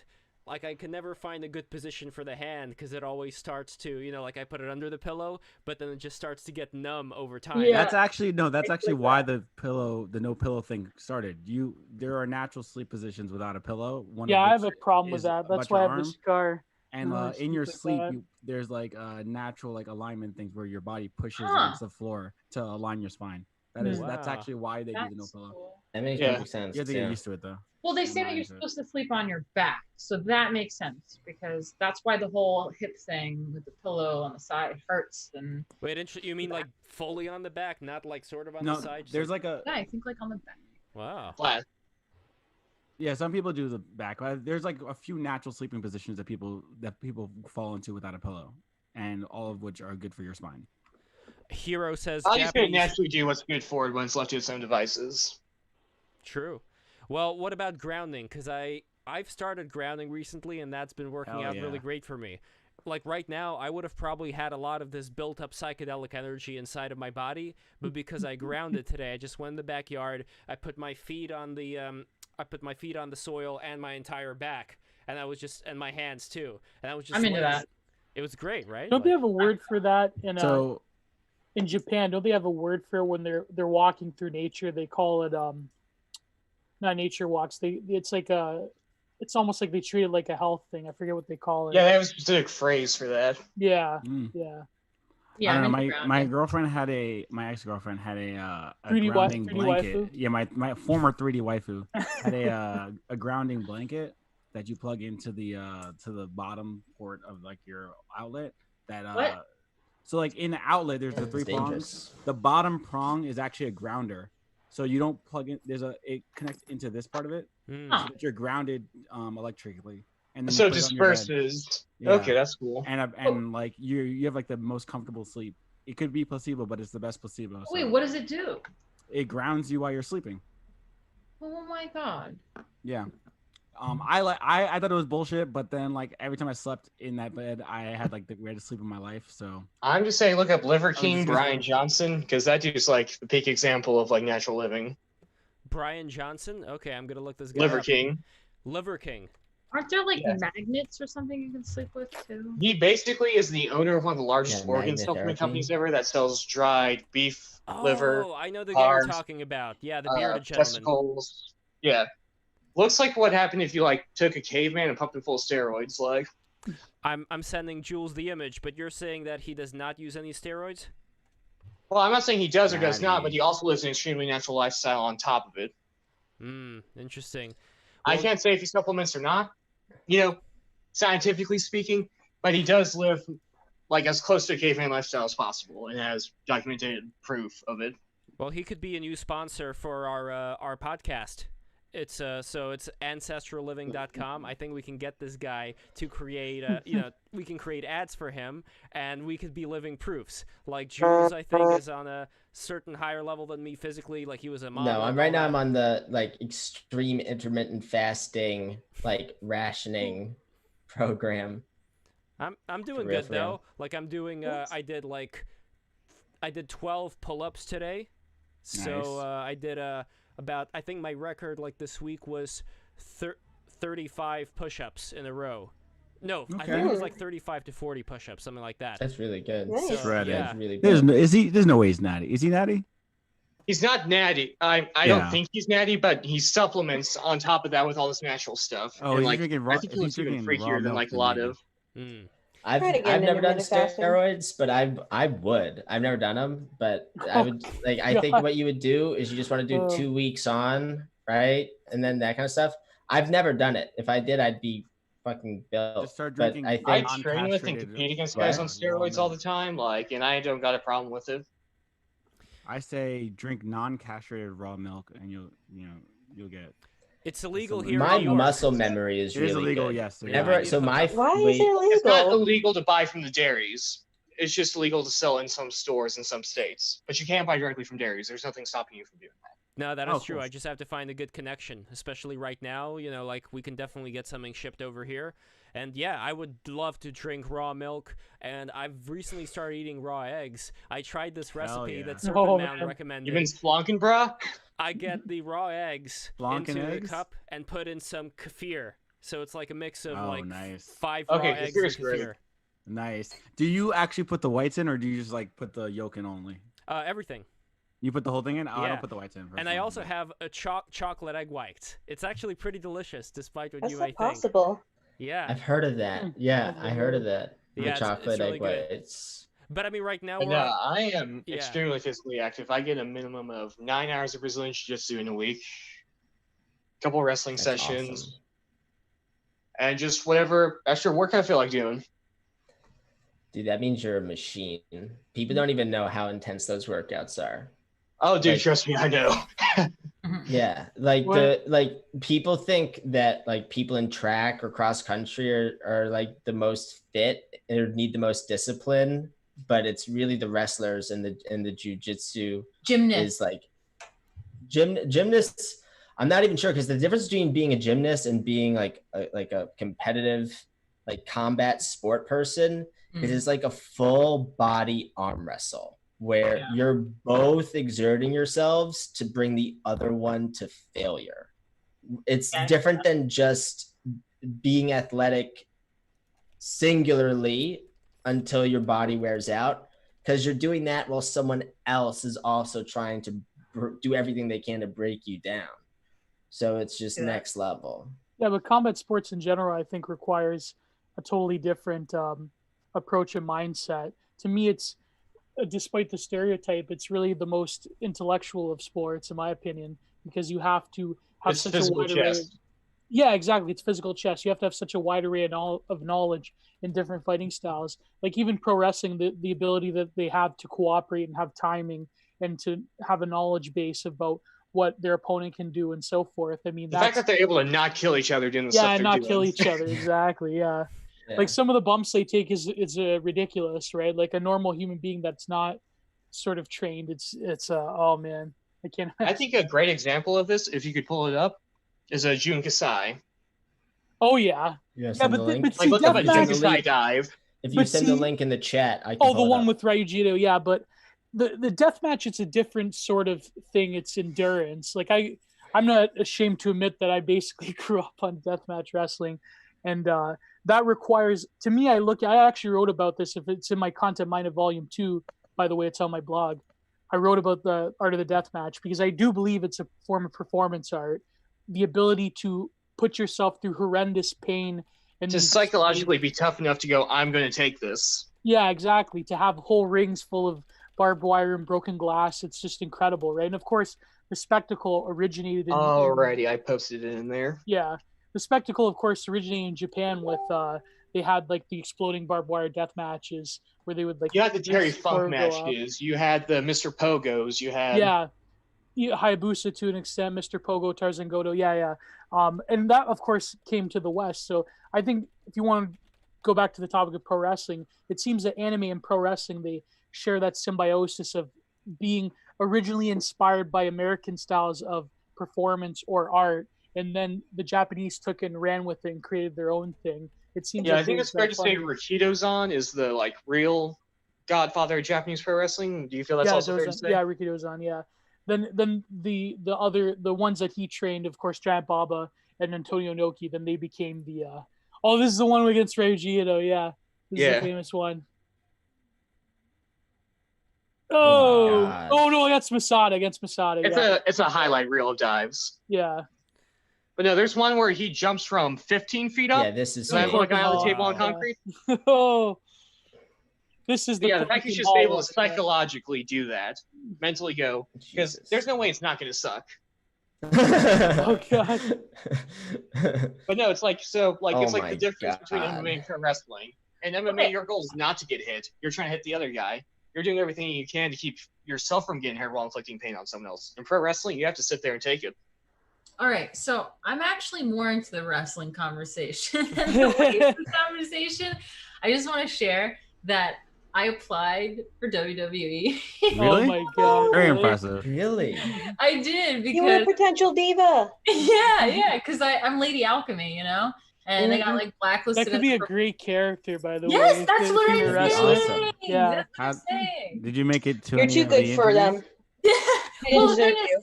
I found out they make on average like $500,000 a year and shit. And I was Yeah, but like, that's like if you're established. yeah. They buy up a lot of talent. It's yeah. like I think like the established ones make like millions. I don't know, but like that's what I looked up. Whatever. I don't know. I applied. You definitely have to go through a ton of training and go through their boot camps and like do all And then there's stuff. the routine of actually being a pro wrestler and having to travel. Yeah. Well, and so, but I was like, fuck it, why not? Like, I'm a performer. Like, I have a whole nowadays stage they've name. eased up on needing to take steroids a little bit. Like guys like Daniel Bryan. The girls don't need to take steroids. There was the whole they scandal that take Vince other things, McMahon yeah. was like making everyone take steroids. Wasn't Trish? That was the scandal, yeah. Trish The doctor, Stratus. yeah. She always looked like she was on steroids. I don't know. Do you guys remember She- Trish Stratus? Do I remember Trish Stratus? Do I remember Yeah, but nowadays there's Stratus? people that are Yeah. definitely. Well, like, and the thing is, my I was puberty- concerned because like I want to have kids soon, and then I was like, I'm in my 30s, and I was like, can I do this? But I was looking it up. I follow a ton of wrestlers now, and a lot of the other girls are like older women. Isn't Asuka like 37? Asuka's like 37. Yeah. Yeah, but see, the difference I think is that in Japan, with Joshi wrestling, like there's a lot less taboos with like, or a lot less sort of antipathy towards things like intergender wrestling. Like Asuka, she had this like really good match with Minoru Suzuki where she basically got her ass handed to her. Oh yeah, and well that's just Minoru Suzuki's gimmick is being the shit out of people. Yeah, no, but like that, but it looked pretty horrific. Like he was just slapping the hell out of her. No, I imagine he caught her with a couple stiff ones, but she was a trooper. Like, but the point being is like I think Joshi wrestling's for those who don't know, Joshi wrestling is the women's wrestling, the women waifu wrestling in Japan, where so they have a long history and tradition of wrestling in Japan. For example, Lita was inspired by one of the originators of Joshi wrestling. I forget her name, but Lita was like with like Trish Stratus back in the day. That was like, that feel when early 2000s kid. Right? Well, I want to do like some Undertaker shit where it's like Lady Alchemy, and I have like wizardry happening. Like Heat shit. Yeah, just there like you go. crazy alchemy shit. I don't know. Math. You get the math. You could have like the fractals. You could be doing sorcery. So my relationship with pro wrestling is weird because I didn't get into it till I was 19. Yeah, you have to be. And I got pretty into young it to as an get there. MMA fan, like kind of like the reverse for most people. It's like my perspective on it is that it's like a combat sports fan, not necessarily a pro wrestling fan, but a guy that likes combat sports that also likes pro wrestling. No, but that's the thing about the division between pro wrestling fans and MMA because It gets blurred over in Japan. Well, that's the thing. I mean, New Japan Pro Wrestling basically invented MMA, mixed martial arts. Well, not New Japan. Specifically, Satoru Sayama, because he founded Shuto back in 1980 or whatever, and had Well, the yeah, first and then- modernized MMA. Yeah, exactly. Then you had Minoru Suzuki, and there was a bunch of other people that went to Russia, like to learn Sambo. And so, like, Minoru Suzuki and a bunch of others, Bas Rutten, one of them that went to Japan a lot, they created Pancrase, which is the organization that basically spawned mixed martial arts and shoot wrestling, and Antonio Inoki was the first one to bring different styles of combat sport together. He fought Muhammad Ali, and it's crazy because one of the boxer of human history fighting the pro wrestler in Japan so he would bring like sumo wrestlers to fight boxers, to fight karate people. Wait, wasn't that the match that one of the Gracies ended up winning, which resulted in Brazilian Jiu-Jitsu kind of being cemented as the thing that you need was to have? Again against another pro wrestler, Ken Shamrock. That was the first UFC pay-per-view where they had a bunch of like Ken Shamrock claims that there was a bunch of like little like almost pro wrestling style promotion going on behind the scenes where they would like let him use the gi and stuff, and it was something else to also point out about the first UFC was a marketing tool for Brazilian Jiu-Jitsu. Yeah, pretty much. That's what it was. Yeah. And it was not fixed in any way, but they definitely cherry-picked opponents that they were pretty sure Hoist could beat. Well, even they wouldn't let Ken Shamrock wear his wrestling shoes, but Hoist Gracie could wear his gi, and he started choking Ken Shamrock with the gi and stuff like that. So there's a lot of people that have gone into WWF, WWE now from like, because you said it's unusual for people to go from MMA to as a fan, but in wrestling, because I always remember Kurt Angle, who was an Olympic wrestler who then became like one of the. To me, it's always WWF. Like I know it's been WWE forever. Wait, is that because of the Panda WWF company? Raw? Because the World Wildlife Federation, yeah. Yeah. World Wildlife Fund, yeah. They should have combined the two together. Just did some cross promotion shit. It would have been cool. You know they could have what's had, like, crazy? a panda mascot, like a wrestling panda. This is how much of a nerd I am. When I was a kid, my aunt would always make me a birthday cake, and I'm born pretty close to Christmas. And that year, when they changed the name, she made a wrestling ring birthday cake with a wrestling figure on one side and a panda on the other. That's awesome. Wow. Well, speaking of pandas, that takes me to the subject of China, as in the wrestler China. I just remembered her right now. We did a whole segment with Jillian, who was here earlier on in the stream, about this porn video, One Night in China. Night, yeah, with X-Pac, yeah. X-Pac, exactly, where he went around China, like, saying stuff to the people there and saying something about Chairman Mao. He did, like, a noise. He said, like, Chairman Mao, gah-gah. And then he started laughing at his own joke. Man, fuck X-Pac. And in the beginning, he said, "I'm the craziest motherfucker you're ever gonna meet." So I don't know if he was, like, I don't know, at the level of crazy in MMA. Well, I mean, he blew his asshole out wrestling, so. Yeah, he did that. Yeah, going through the rope the wrong way. Yeah. No, X-Pac was again one of when he was 1-2-3 Kid. Again, another innovator of that cruiserweight style, but unfortunately, he's had a lot of issues with drugs and things like that. There was this one match. He said one of the first TNA pay-per-views where AJ Styles was pretty green at the time, and he wrestled AJ Styles high on methamphetamine, and he actually did the Topican Halo over the top rope and everything onto him. Yeah, he didn't know the finish, and so they were like the referee had to like tell him the finish. Wow. Martina, you mentioned how you were thinking about joining wrestling, but you also want to have kids and stuff like that. Isn't your husband like having trouble coming back to America? So what would you have to go to? He's in England right now. He's in Britain. Yeah. You would go over there, or do you think he's almost out of that? I've been in the UK for 2 years. I just got back. I want to have American babies, and I want to be in America. So I'm just like, go on, let's get this visa going. Let's make this happen. By the way, Jack Buckby asks, what is waifu? So there are people here in the stream who don't know what a waifu is. A waifu is the way to... It's basically just a girl, but a waifu is just kind of like an Americanized Japanese pronunciation of wife, effectively. Sure, but it's not... I thought it was a pillow.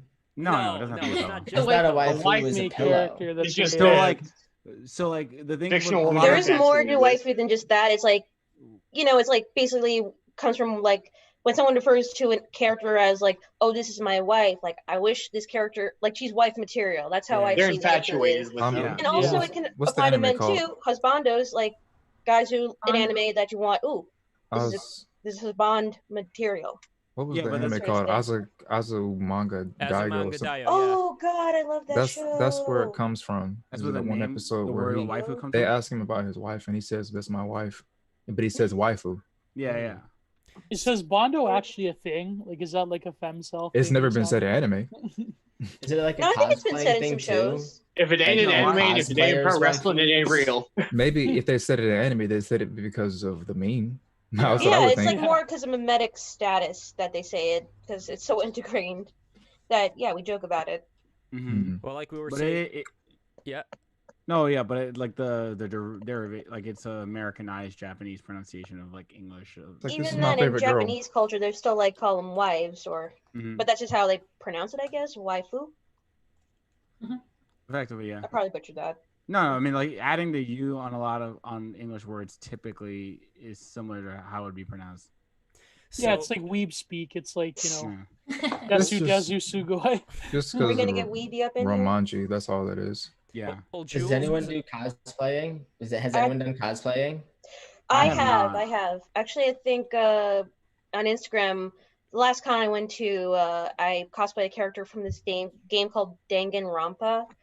And it was a character from one of the sub games, and my friend was like the main antagonist, Monokuma. We did like a photo together. He tagged me in it on Instagram. So you know, I cosplay when I can, and also I did May from Overwatch, so I partake when I can, and cool. as long as creativity and time allows it, and money. And we haven't heard from Leonella yet. Leonella, I hope you're doing well. What do you think about this whole waifu thing? I mean, you are big into Pokemon. I know that. Woo! Pokemon fan, love it. Yeah, you guys could exchange your competitive. What do you do? Your Nintendo. Yo, if she has like a Switch friend code, like just type it to me. I have my Switch right next to me. Oh my god, you nerd! You on yes, Smogon? I'm a nerd. I'm proud. I have nerd pride. Are you on Smogon? What you do? What do you do? God, the Nintendo Switch, just like the cock face, where he's like, ah. Oh my god, I didn't even realize Jay had to tell me in my Discord that Giant Geo, dude. Yeah. I know you. Hey, what's up? Oh my god. Yeah. So nice to see you. Cool. The BTR stream bringing people together. Yeah. Oh yeah, I see a lot of familiar faces here. Oh yeah, cool. I don't know what's going on with Leonella. She's like drifting into outer space. Can she hear us? Oh god. Oh my god, yeah, she's like. What game is that? It's like glitching. Just her Switch. Yeah. She's in space. Oh my god. Yeah. Hold on, let me close this virtual background. Yeah, it's. Let's see. Anyways, I gotta go, hold on, guys. I'm pulling It's up been this fun. Domenica's game again. So Just hopefully, I don't have a Switch yet. Well, yeah, Danganronpa. That's. Which one were you? No, it was from like a side game called Danganronpa Despair Girls, and I was this character called Monica, Monaka. All right, we'll find it. And her nickname is Pickle Satan. Pickle Satan. Yes. Actually, I have the wig. One Pickle second. I have Rick. the wig that I cosplayed her with. But looking at this art style, it's Oh again, jeez, Morty! I turned myself into a pickle. I've been seeing a lot of great Rick and Morty pickle memes this past day. I'm sure gonna you can send do some something to with you. that. Leonella, you were okay. Now, Leonella, what were you showing us? Your Switch? Turn off the virtual background, but you can. Nice. I got the Switch Lite, the you. Pokemon Sword and Shield Special Edition. I almost got Because that the little nubs, I love the coloring on the nubs. one. Powerful. I've been playing. Is that where you play Animal Crossing? Is that what Oh my everyone's god, playing? I've had like 100 and probably 40 hours on that now. Like, But is it like The Sims kind of, or how it's is sort it? of like, I think it's like a sim-like game. You basically create your own avatar and you move, like it's a game series where you move into this community where your neighbors are cute little animals and everything else around you is an animal unless it's like one of your friends that comes on through like online play. And the newest game is like very customizable. That's a terrible word to use, but like you go on an island, you can make the island however you want. You can place the houses wherever you want. You can put furniture wherever you want in your house or in the environment. You can create stuff. You can, oh my god, I think the possibilities are endless. Like I'm following a couple different things on Instagram now just to give me ideas of like what I should do with my island. It's a good time, which is especially considering the circumstances. And you have a raccoon that demands a lot of money from you. Yes, Tom Nook, that greedy. Is greedy. But he's not as bad as Red the Fox, who just will sometimes sell you That makes art sense that to is me. fake, and then you can't sell it or even donate it. So you gotta. Oh my god, I could go in And Animal then there's that yellow dog that people seem to be really fascinated with. I don't know who that is. Yellow dog? I don't understand No, I think it's a that white craze. dog. I think that's KK Slider. No, Really? yellow dog. No, that's They're talking about Isabel. Isabella. Isabel, yeah. So who's Isabel? I don't know anything about Isabel. She's puppy waifu. Like she's just like this very adorable and precious, like Shih Tzu dog that's in there. Like in the first game she was in, she Shih became Tzu? very Okay. popular.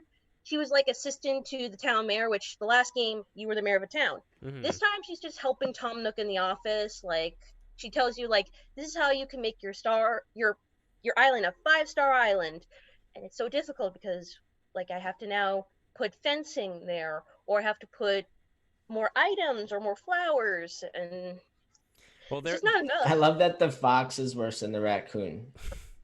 Yes, because it's just like you. That's how real life is too.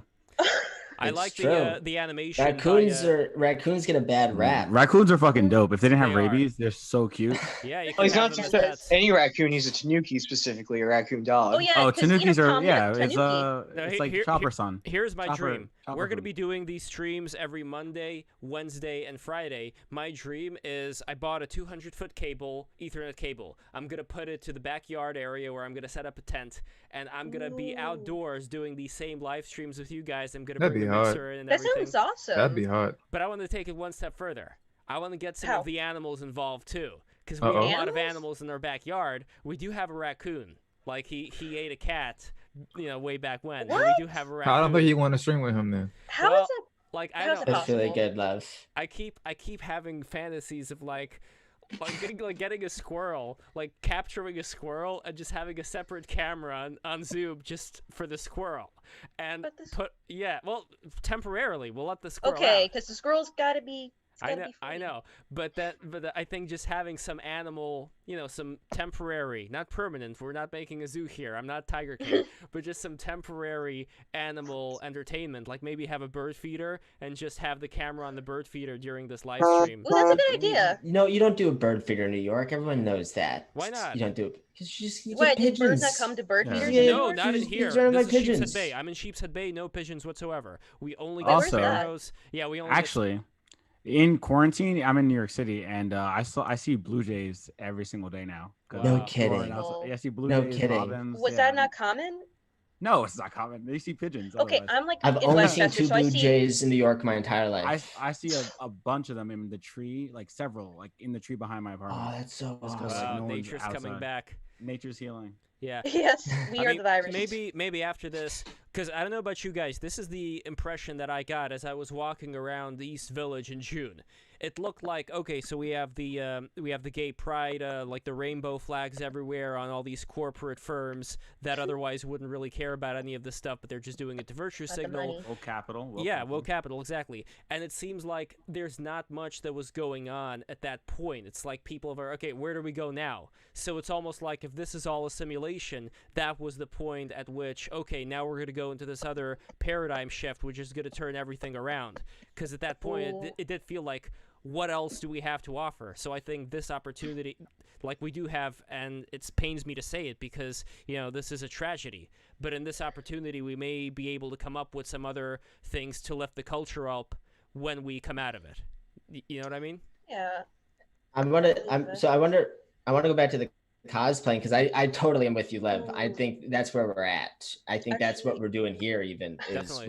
we're trying to change the game and change the paradigm, and like this is the new media, right? There's just so much changing, and there's so much opportunity.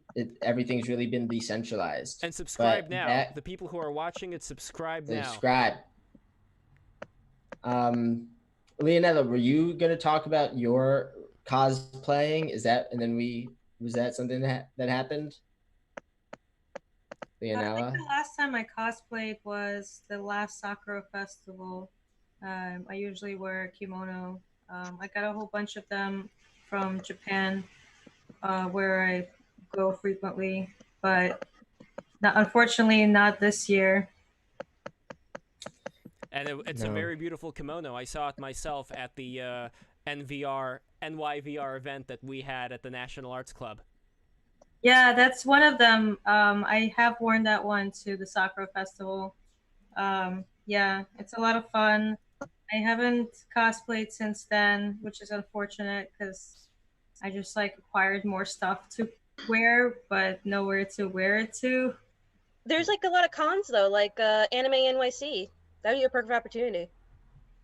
Yeah, but now everything's closed, and we don't know Well, when they it's gonna be. haven't. Where do They haven't furries said that fall they on the closed down yet. They're going to be in cosplay November. spectrum? Furries are not. They don't count. They're That's not the part of second this. layer. They're not part of this. I want to bring They're a not in furry this. on. I want to have a So live it's like stream a with a different- furry. If you can No. get Sonic Fox on the live stream, I would jump at the chance to talk to That'll him. be an interesting conversation. Is The that most the famous girl? furry. Sonic That's Fox that- is the most famous furry. Wow. He's the gamer. See, Can't name for himself. Oh. see, I know some I know Sonic furries. Fox. I know one guy who wrote a book about Let furries, me see.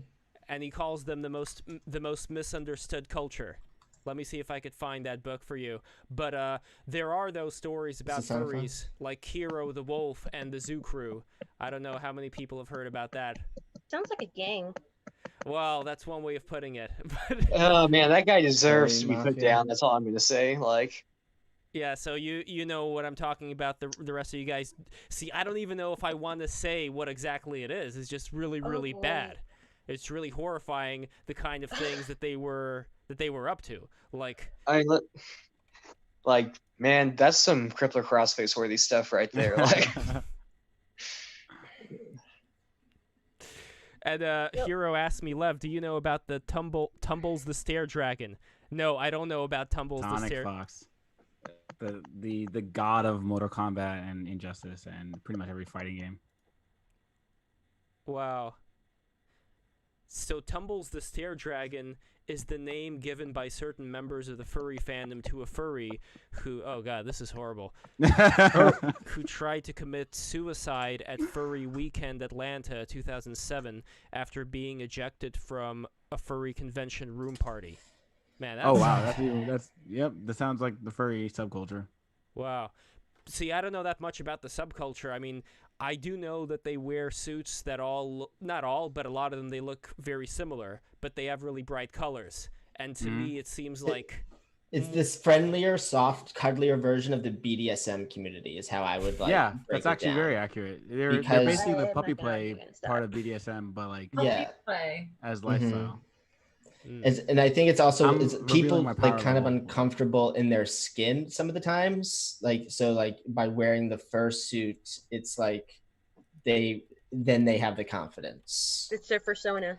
By I actually understand that. By the way, Jay says, "Do you know the tragedy of Chris Chan?" We talked about Chris Chan for like half an hour or something today. We talked about how I want to give him like a whole piece of land in China for him to just own and rule over, and I also want him to hand out medallions to his like generals, like of the different characters of his Sonic Chew. You know, like he has the like all those multicolored Sonics. I don't remember. The chaotic combo, that's what it's called. When the chaotic combo is at his side, the day is already won. That sounds like a very elaborate operation. It sounds like it would be, but look, for those people who are interested in what would it be like to live in the real life Quickville, you know, they could try it out. Like I bet Chris Chan, you know, hopefully he keeps going, you know, and there may be in the future conventions that would be just centered around him and the people who remember him, and it could be a real cool thing, you know, like people can. Chris Chan, I think maybe needs like the wall that just, you know, he doesn't need to be like a circus freak or something. That would be my concern, where you would, you know, I know this is all a joke here. Okay. I know it's all a joke, but I think. Wait, by the way, Jay wrote the Quickville ethno state.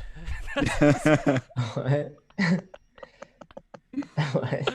The CWC ethno state. Dude, I'm just ready to live in China. That's all I know. I'm just like ready to live in China. Like I'll play ball, just like delete my social media, you know, like put me in the Iron Horse or whatever. I think it's the thing, the punishment chair that they do in China. They lock you in that chair. You're like, why'd you post like this? Aizen?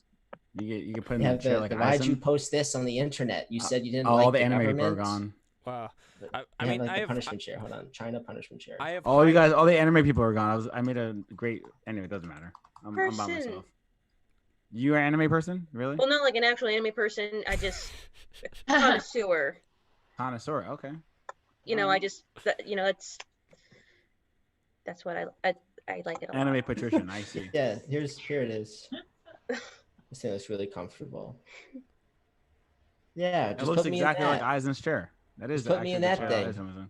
Let's do that. You know, in China they have the execution vans. They literally have Judge Dredd vans that are judge, jury, and executioner. Oh God, it's sounding. Okay, it's like Philippines and their motorcycle gang executions. They put your name on a list. Oh my God. Put your name on a list. No bureaucratic process whatsoever. The facial recognition finds you. And like they have these like ambulances and taxi cabs and fire trucks, you know, they got the execution vans like doing the rounds, and they'll just come pick you up after work, put you in the van. That's it. Powerful. You're done. You need to bring more of that. And they've executed a couple of billionaires that way. There were a couple of billionaires that got lippy, and then suddenly they're in the execution van. Know your place. More money, more Holy- problems. Wow. What the But fuck? what ends up happening from What this, the though, fuck? based on what happened in Russia, here's what ends up happening. You would start out with people in the beginning who would like support certain policies like socialism, who would be, you know, intellectuals, and their heart would be in it. They get replaced by the thugs that put them against the wall. But what happens afterwards is that in order for those thugs to maintain power, they're going to get rid of not of like the simpletons. They're going to get rid of the people who would actually, you know, have something creative that they're able to do. So as a result, you end up having a society that's going to collapse on itself because you end up murdering all the creative people. And That sounds right. like, that's why I really don't think that China is going to succeed in the long term. You know, like, already, like, a lot of the stuff that's coming out, like, a lot of it is copies of what was done in other places. And I wish the best for the Chinese people themselves, and I think that they have the potential to have greatness. I don't think it would be from the model that they currently have. So... Gotta have their revolution.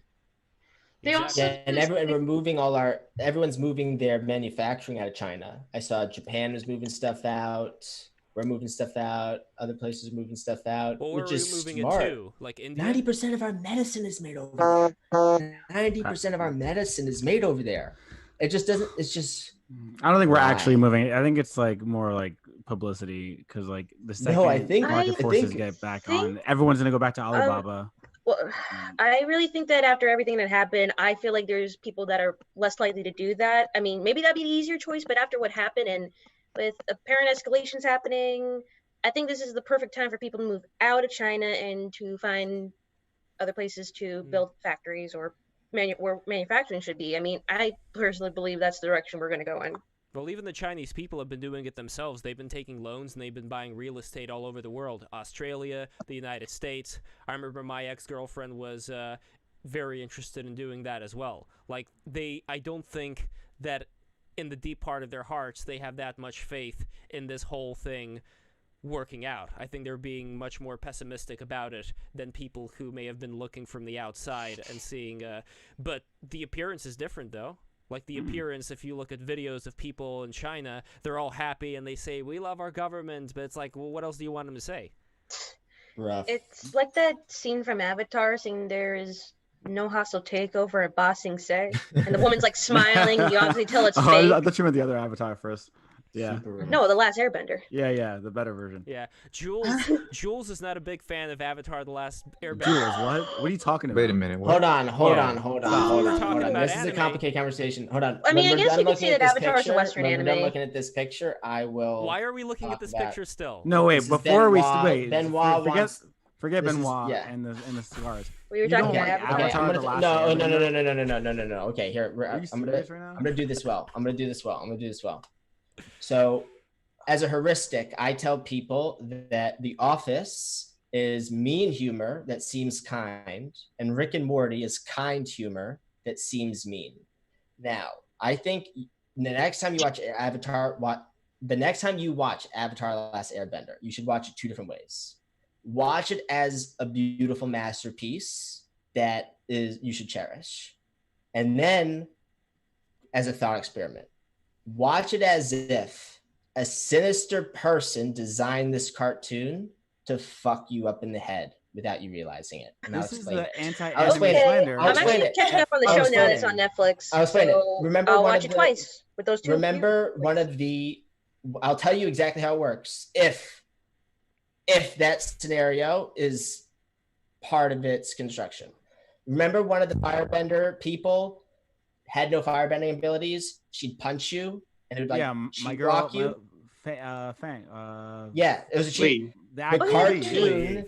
And it's supposed That's my to hit, actual waifu. she hits you in pressure points without you even Mhm. knowing she's hit you in the pressure points, and then suddenly those parts of your body stop working. Yes. Avatar: Last Airbender. Watch it as if someone was using that technique on you. No, this is anti-anime slander. First off, Avatar. This is I can't even this even is entertain real. This is a blasphemy. real.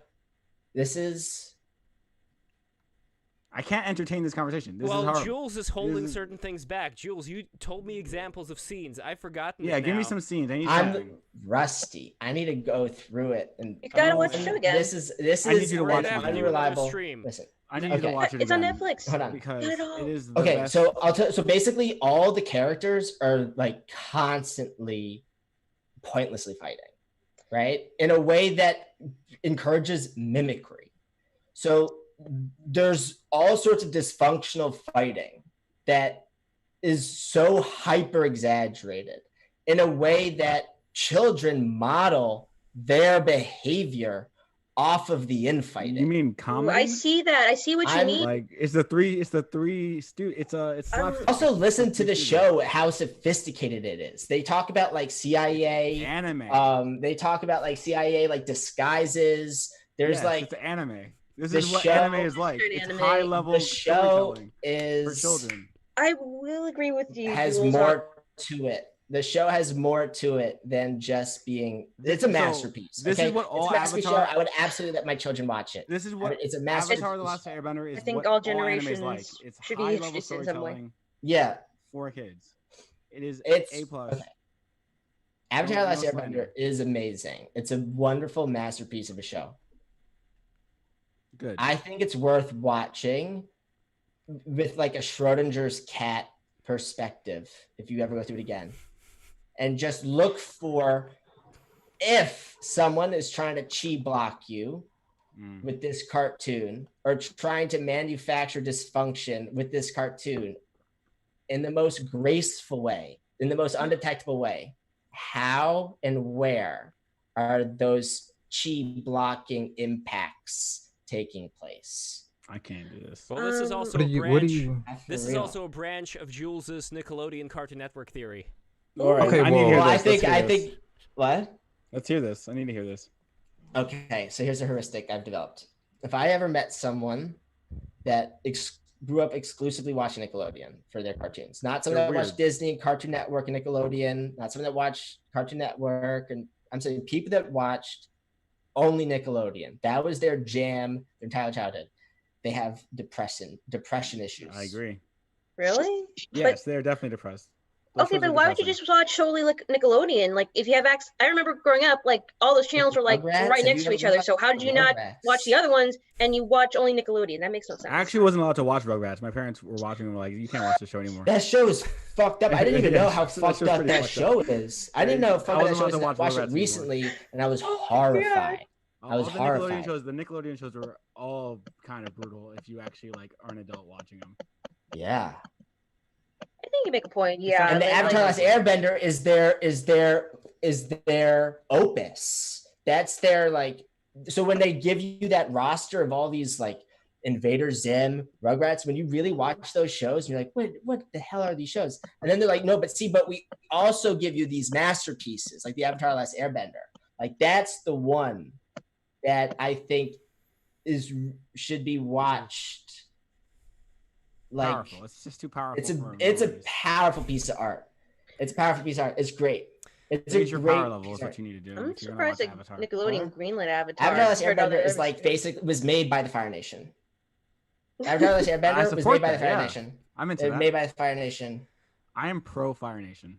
But see, the thing about that is, I think I see where you're going with this. Just a little bit. That's kind of like a thing where in like Christian, most Christian religions and the different versions of them, where they say, be careful with what you put into your heart and guard it. If you can, be in the center of a storm while it's brewing, and you can come out unscathed, I think, being able to put yourself up against something that is potentially corrupting you and not become corrupted by it, then is the process actually beneficial or not? I think it's, if you sit there and say, I don't want my kid to watch that because of what it could potentially do to them, warp them, or make them think a certain way at a young age where, that brain is still developing, and they might, they're going to have these character traits that are going to last with them for the remainder of their life because they're kids, and whatever you develop in those early years is going to stick with you. Maybe you say, I don't want my kid to be involved with that. But as an adult, do you really think that's the type of issue? Or do you think you could even be, scathed by that kind of stuff because you're out of that phase already? Do you think you can sit there and say, I can watch Avatar and I feel these cheap blocks coming in, I feel these subliminal messages and stuff like that, to the point where they affect me?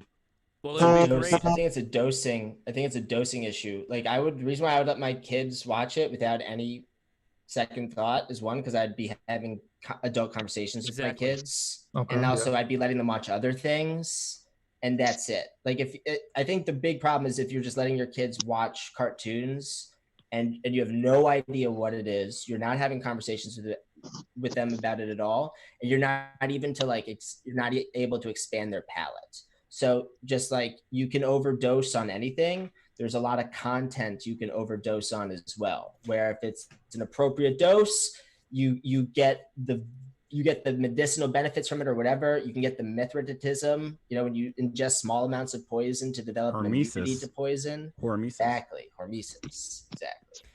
Well, and so Nickelodeon can be great for hormesis unless you're overdosing on Nickelodeon. So why? So you pointed out Avatar as an example because it's big, or because it's the best at what it did, or something like that? I only watched it recently as an adult, and I watched it while I was starting to work on this heuristic, where I was like, what is really going on with Nickelodeon? And I started rewatching some of the cartoons, and then I rewatched Avatar: Last Airbender, and I was just thinking about mimicry, like how people mimic each other all the time. We copy each other all the time, we mimic each other all the time, and that's how a lot of these feedback loops kind of reverberate through culture.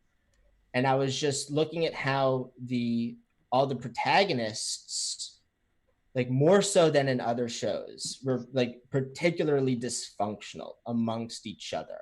There was a particular amount of shallow infighting, like very, very shallow infighting. But also the show was so sophisticated, right? It was like so next level sophisticated. Like it's a show that also makes you smarter for sure. But I was just trying to figure out how it just seems so elegantly balanced. And then there's one of these characters that's like the chi blocker. And she's really introduced later in the show. And I'm like, that's what this show's doing. That's what this show is doing. We have a comment from Hero. Because it's basically saying, like, you want to be like Aang, the Avatar: Last Airbender, right? But then it's sort of like putting deep into your mind that no one is like the Avatar: Last Airbender except like one person, which is garbage, right? It's like putting the idea in your head. It's putting the idea in your head that's like, you want to be like the Avatar: Last Airbender, and then the older you get, you're like, oh, I'm not special. I'm nothing like Aang. Nobody's like Aang. It's a hope killer the older you get. Well, what about that scene from? And then it becomes a nostalgia factor show. What about like striving to be like Aang? Like maybe he's supposed to be something like his great qualities or something like we should aspire kids to strive towards. Maybe it's like that. Like maybe there's like even if there's someone not like that. So Naruto went through that where he pretty much got older and he figured out really quickly that he wasn't going to be the Hokage he aspired to be. He wasn't there for his kids the same way his dad wasn't there for him, even though he died. And then there was someone said it was a different series that did that, but there's a lot of instances where these characters start off really glee-eyed and they don't really get to become who they want to be. But that comes back to the idea of being able to enter adulthood with the same childish glee you had when you were a kid. Aang was the embodiment of that because he's 110. Inuyasha was able to do that. 100, yeah. 100, and Inuyasha was able to do that too, but to a different degree where it was, it was more soldier based. I don't think it had those same types of undertones that you're talking about. But I think the general idea is that people aren't really special. But everyone is unique, and those are two different concepts. Everyone is unique because everyone is different, but no one is special to the point where they're above you, unless you believe in different types of religion. But well, there was a similar theme going around in Code Geass where Lelouch was identified. I remember the scene with the his what was it called, like the Black Army. I don't remember exactly what it was called, but they were basically Black Knights. Yeah, Black Knights. They were arguing about how Lelouch, or well, the that character Zero. How Zero matters more than any of these other people. Like if we lost Zero, then we lose everything. Same people that made Avatar: Last Airbender. I'm categorizing so grossly. No, this is the theme in yes. No, this is a theme in anime, like in general, because it's not Western. Western is about individualism and the power of individualism. In anime, the protagonist uses the power of friendship typically, and like the group and hard work and your friends and the people you bring around you are what makes you powerful. Is the theme of like almost every anime. It's about hard work and about people around you. You're not special. But some have more yin yang. But some have more yin yang balances between East and West. Like My Hero Academia, My Hero's JoJo's Bizarre Adventure, the All for One versus all One for All. Yeah, it's literally that. Oh yeah, All Might. Yeah. Every single anime is hard work and friendship. One for all versus one individuality. It's one for all versus all for one, right? Yeah, like it's that's just what Japanese culture is about. It's like instilling in general. Right. That's why I always said Ayn Rand as a canon is like Deku before he learned how to use his quirk. I hate Ayn Rand, and also but that's trash. Deku. Remember, so when he first got his quirk, he had no control. He had no dial on it. So he would use it and it would like break his whole body. Right. Mm-hmm. But then he learned how to finesse it and how to have more control over the quirk. That's Ayn Rand. Ayn Rand is Deku's quirk before he learned how to use it. And then once you learn how to use it, it's less and less and less like Ayn Rand, and it's more and more like the yin yang, east west. I'm not giving Ayn Rand. Here's the deal. Ayn Rand, you'd get, I'm not giving Ayn Rand anything. You're not giving her anything. It's like Willy Wonka. It's like Willy Wonka. You get nothing. Good. That's some good medicine. That's some good dosing in there. Just like you don't want too much of dosing on one end. She's a heavy dose on another spectrum, but I think it's that's why I will maintain my Deku analogy. I think it actually works. Ooh, Deku is best boy. I like Hero's comment. He said the issue is how much parents rely on the TV to babysit their children. They allow CalArts graduates to teach children ethics. Again with the CalArts. CalArts style. Do like what my parents did. I was always grounded for being a dickhead. But when I was grounded, I was allowed to read, which is why I got into manga. So then, it's like a win-win. You get to read. Yeah, but how many kids are there like you though, Verse? Like I think that you are super smart and super special, as everybody here in this panel is. I love you guys. You guys are amazing. But I think that it's way easier for kids to like be given an iPad and then they're just mindlessly scrolling through all this junk. We're in a transition period.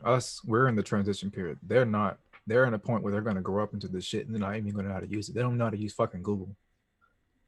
Well, don't some of those infants even exhibit like better use of the iPad like early on, like real quick? It's almost like the surface level tech, but we think about, oh, this should be able to do this right when we even look at it without even having to touch it. I can grab an iPad. I haven't had one since they first came out, but I can grab an iPad and say, this should be able to do this and do certain gestures on it that the kid won't even know about. Because I think about the utility of it that a developer will want to put into it, and I say, this should be in here. And you just go up to it and know how to use it. Or you figure out how to use it. You use your senses, but a child is more, they don't know about that. They don't have that point in their life yet where they can sit there and say, what can I compare this to as far as what technology do I already know about? So I guess they don't know what a computer is. They think a laptop is a computer. They think all-in-one is a computer. They don't know the difference between a monitor and a computer.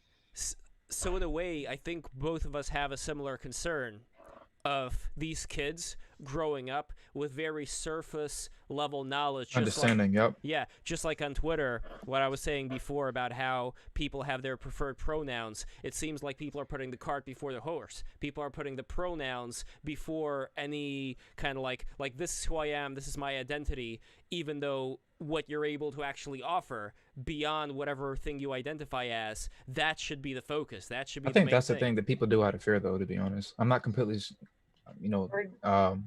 what's that called? I'm not really up to date on the whole pronouns. I'm not in the scene. I just look at it from the outside in. So I can't sit here. Conversation.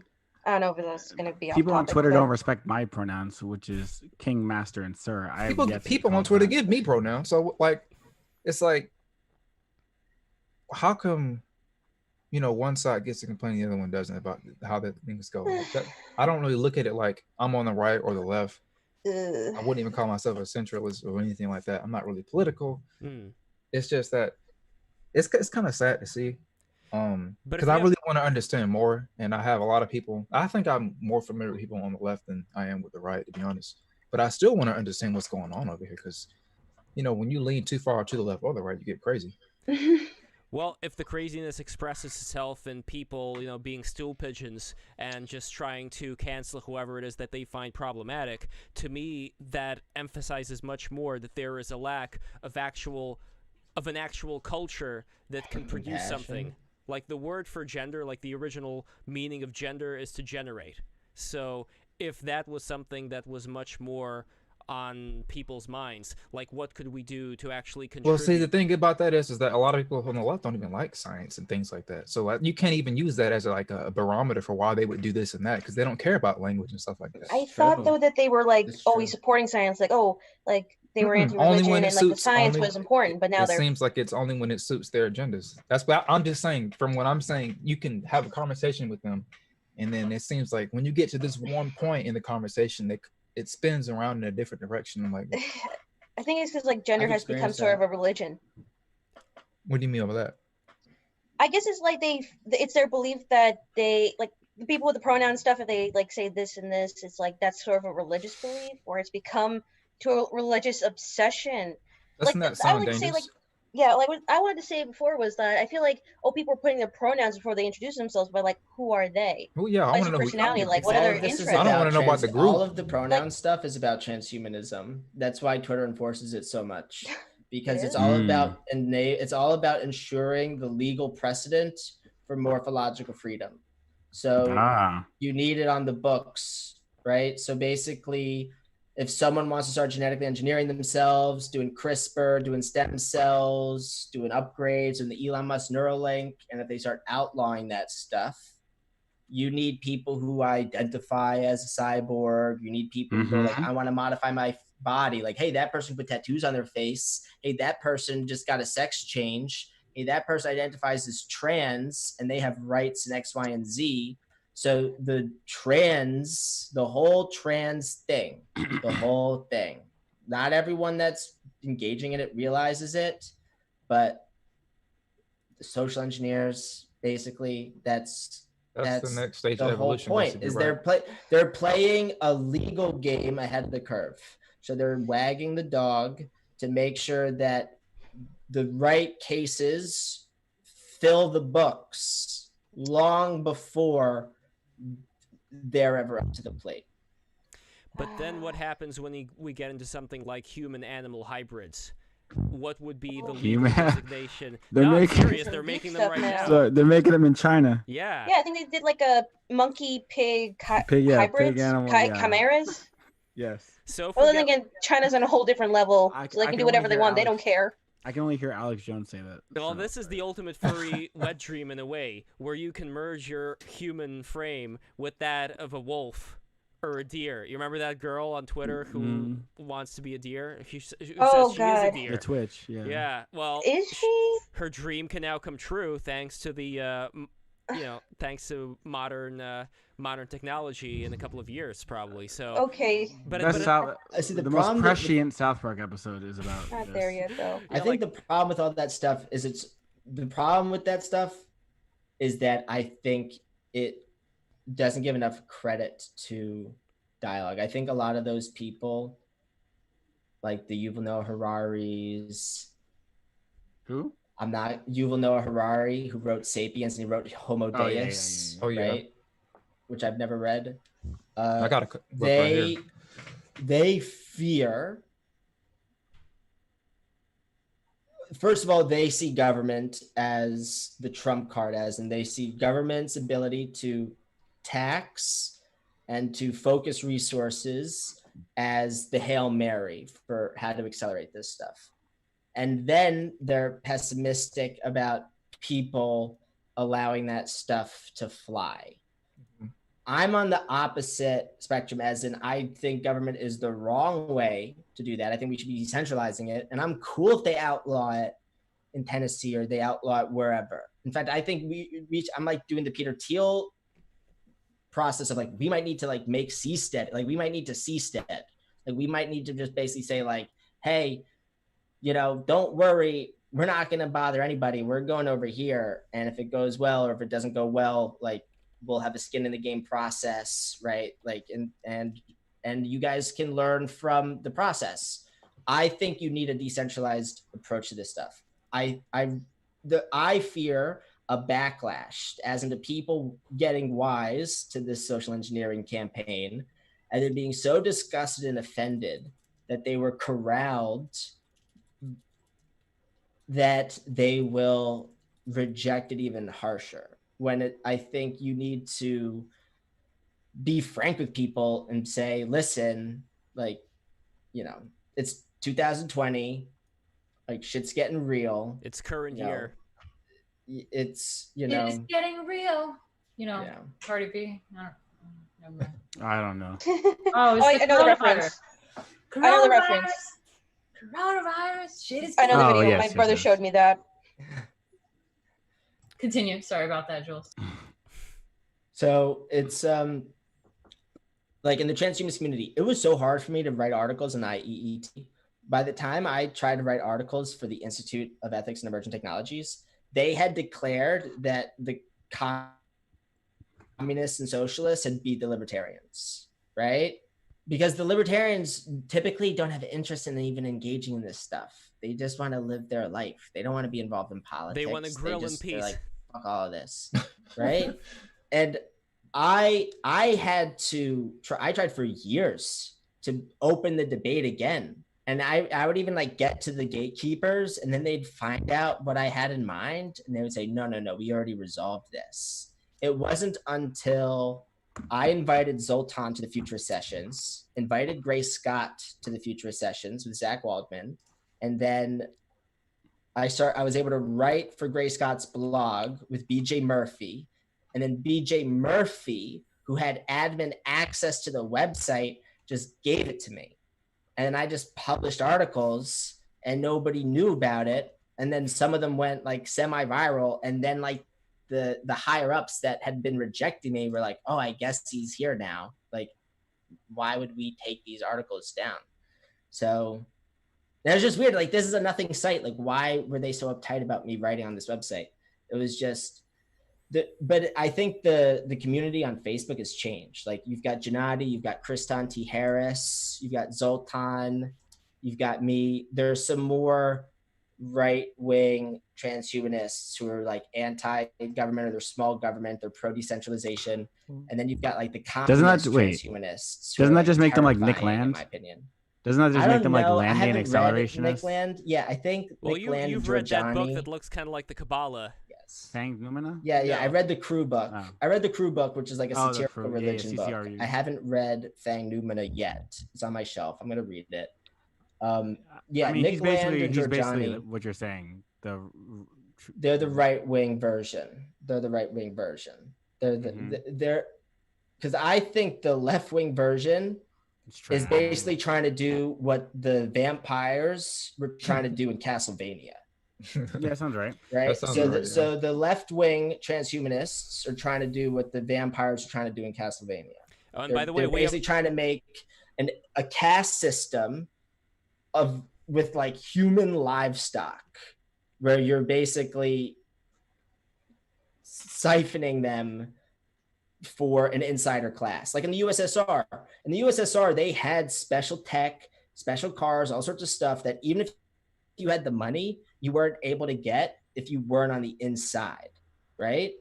Like, I know people that travel to Venezuela for special medical procedures. Well, there's like, it's a disaster over there, right? So there are some people with connections who think, well, you know, actually, they're willing to even like straddle the fence. Like part of my frustration is that there are people who are just sort of so passive, where they're like, well, whichever way the populace seems to sway, that's the way I guess I'll go. because I'm going to be in a good boat no matter what.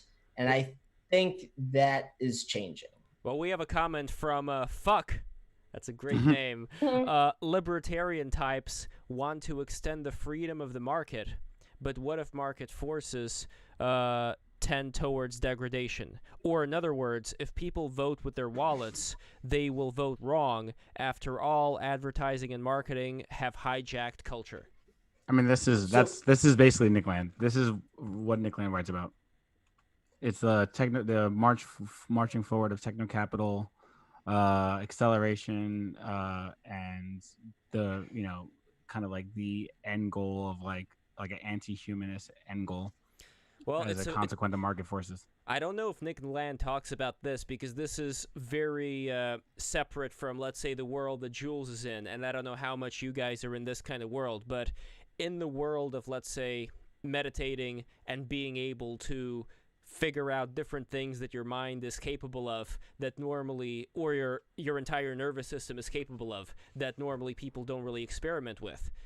I am very much on the side of, even though I'm not going to go full Ted Kaczynski by any means, I am still on the Happy side birthday, of, Uncle Ted. Happy birthday, Uncle Ted, yeah. There are these abilities that I think would lead us to having a better connection with each other than it's possible with cyber augmentation, which I personally think, and I know Jules disagrees with me on this, I think it will keep us more in a closed loop, or it'll make the algorithm do a lot of the heavy lifting for us instead of us being able to use our own godhood, for lack of a better term, to ascend up and to be able to just like have an internet in our heads. Like imagine if you could and this is already me going deep down the rabbit hole here, so bear with me, but imagine if you could just close your eyes and just you have a dream and you see certain things in your dream, be able to have the same thing just in every day whenever you want to. So you could see anything you want to. You can work on that though with or without the technology. Just like you have people that work on developing their mind's eye today, you're gonna have people that work on developing their mind's eye, augmented or not. That's just how it's gonna be. True. And the people that choose to be Terran Amish will be Terran Amish. That's it. It's not that complicated. But we're already using these devices for communication that I think does take time away from, and I'm trying as much as I can in my life to balance these two things out. I think that'll be the key, right? Trying to balance out working on the self. But I think for a lot of people that, let's say, aren't going to go down the route of meditation, my concern is that they're going to go Wall-E people mode. Like they're going to get the chair, get the rascal, and they're just going to have Soylent, through their veins. It's like the real point of meditation. The real point of meditation should be spiritual being, right? Like there's a lot of people, how they say religion is the smile on a dog's face, right? It's like you don't need to be meditating to work on your mind's eye to experience well-being. If you experience well-being even in your worst circumstances, like even when everything's going wrong, there are some people who, just like the guy who was in the Memphis 3, who was sent to prison for 10 years and totally abused and came out a saint. He was not doing mind's eye meditation, but he was meditating, right? Sure, so you can meditate on Twitter. You can just put yourself into a fugue state. And if you're on Twitter for 9 hours and you've created a process for yourself, that can be some superhuman meditation that enhances your emotional intelligence in ways. I'm talking about things. Yeah, but then you get new eyes, or you put stem cells in them. It depends on what you're planning for. Right? Some people are not. I try to be ahead of the curve, right? So the gambles I take are based on what I think the board looks like, right? When I'm rolling dice, I'm looking at the board. I'm not rolling dice with my eyes closed with no conception of what the board looks like.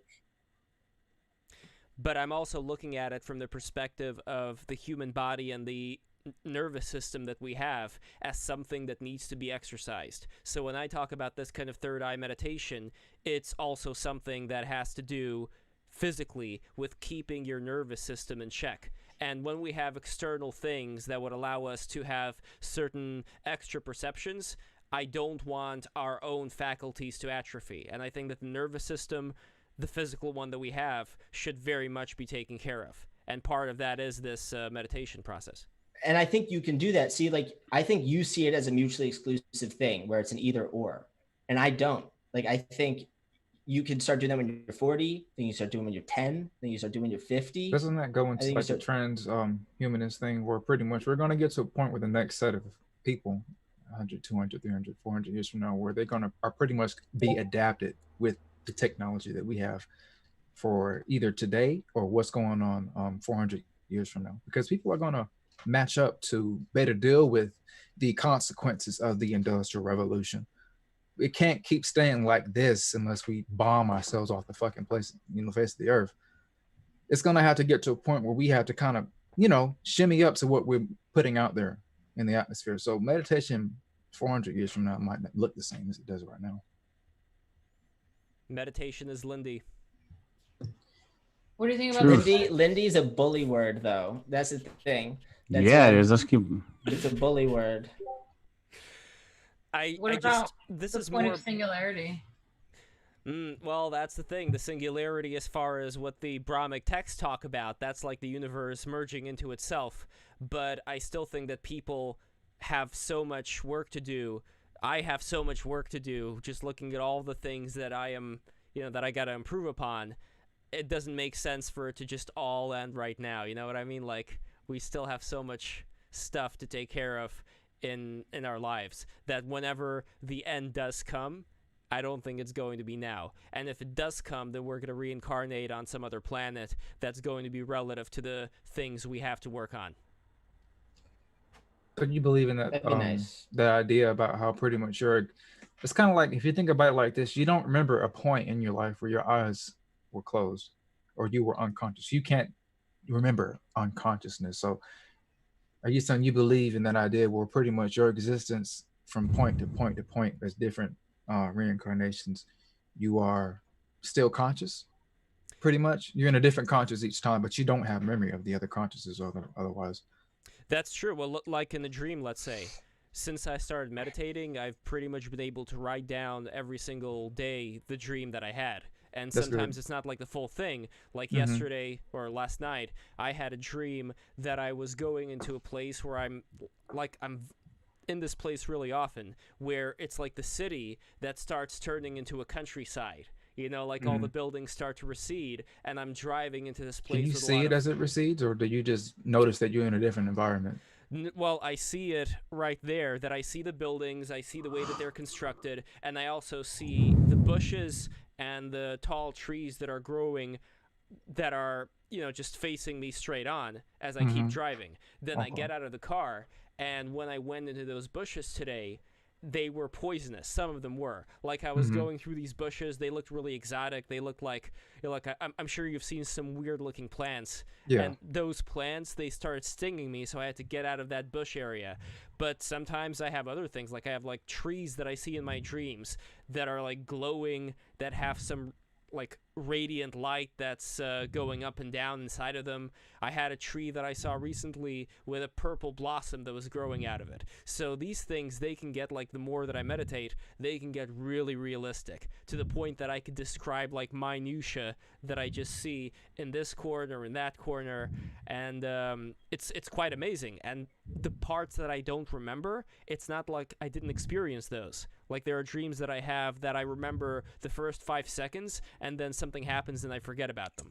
So, like, that would be like the unconscious state. It did happen, just like maybe there was a past life, but I just don't remember it. I don't know if that how past lives work. They've done studies on how there's like extra folds in your DNA, how it's not just yeah, that makes a lot of sense, actually. What they did was they raised chickens in confinement for like 4 generations, and then they had a video of a hawk flying by, and the chickens lost their minds. And they had never seen a hawk before or anything, but it was the genetic memory that was embedded in them. Cells, right? So technically it was past lives, but that doesn't mean it's a continuation of their consciousness. Well, those are two different things. It was, yeah. So I think that's what past. If I think that's a good way to look at it. I don't believe in a reincarnation in any kind of sense. I have a very Final Fantasy VII kind of view and how all that recycling goes. And I think your actions have ripples and eternity. That's the best part of the way. That's the most realistic way to look at it, is that you're eternal because you do things. Yeah. And I think when you die, you basically meet Anubis. I think that's the best analogy, where unless you want your heart to be lighter than a feather. And I think that has a lot to do with fear and pain that you hold on to. And that's going to determine the quality of your final trip before you're fully recycled. But then I think that's it. That's game over. It's an interesting take, definitely, and I could definitely consider that. But then we have people who are born with all kinds of deformities, and that's the life that they are given. So it just seems like for me, if I were to construct the universe, then I would do it in such a way that people would be able to have all kinds of different experiences that they could learn from, where there would still be, even though it is kind of like a clear, like when you're born, you don't remember whatever happened before, there would still be chances for you to get it right again, kind of like a Groundhog Day situation, although with, in this case, different characters. I think I think some of these stories can also help you meet Anubis with a heart that's lighter than a feather. And I think there's real cognitive benefits to considering the different possibilities and embracing uncertainty. So even though for my standards, they don't pass Occam's razor, like I don't completely shut out the possibility of, there being some kind of Tesla coil, like our brains are radio receivers to some universal consciousness, and the recycling is a lot less disconnected than a continuity stream. But I think that I think this is the miracle we got. I just love being alive. It's so great to be here. How awesome is this? Consider the it's fact so awesome. I Yeah. fucking love it.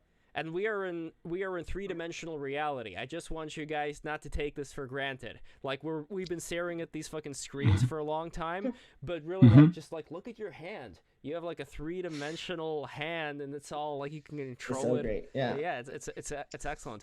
But we have a comment, by the way, from Crank God, who wants Verse to talk about the Drake album. Drake theory. God damn it! I don't remember the fucking theory. I'm trying so hard. And he wants Leonella to also have an input on the Drake album theory, apparently. If literally anyone can find me that tweet where I mention it, I can tell you the context, and I promise to give it to you. But... Yeah, Crank God, find that tweet, then we're going to be able to answer it. But I think that, I don't know, like Leonella, we have not heard from you as far as waifus go that much. So I am interested in your take. I heard that the wife in Japan actually gives the husband a salary of his salary. So actually, I think you're the one who told me this. Maybe. Yeah, I think we were having dinner at that sushi place. Good sushi.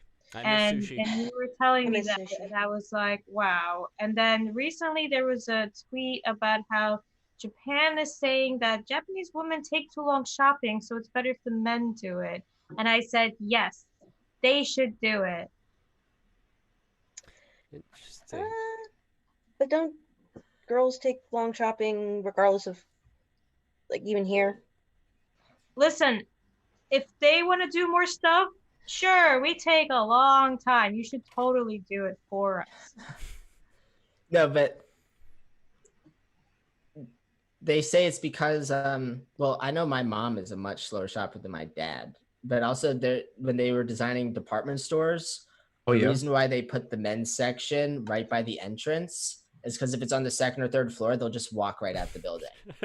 They'll like walk into the store and they'll be like, third floor, men's section. They'll be like, forget this. And they'll just walk out. I used to hate shopping And so like women much. will go like up 6 flights of stairs and like go downstairs and like go through a tunnel and then they'll like, you know.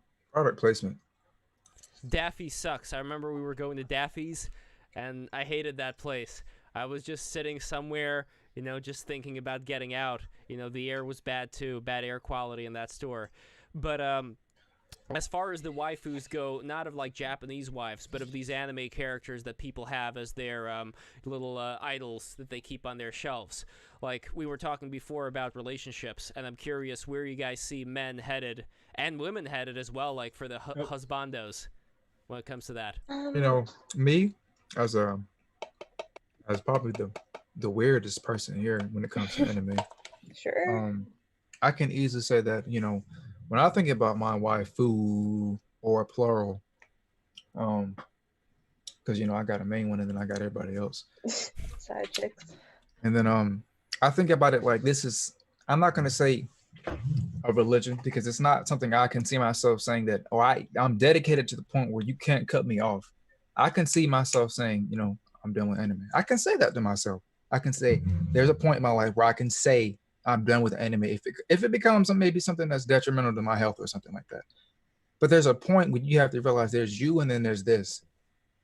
So, and then there's your significant other. It doesn't have to be, you know, I can't have this without this. You can, you know, pick and choose and you can have all of it. You can have a slice and then the whole pie if you want to. So when it comes to having like an idea of how much you really want to invest in anime or anything anime related, for example, and then have a relationship, and not just a relationship with a person, but more people, family, friends, you know, little peer groups you have in your job and little things you have if you're an entrepreneur or a philanthropist. You get up there and you have different types of relationships, all that. It's fine to have all that. It's just that you have to know that there are different parts of you that do different things. It's that simple. Some people who really get so sucked up into this one thing, they say that this is their one thing and that's their identity.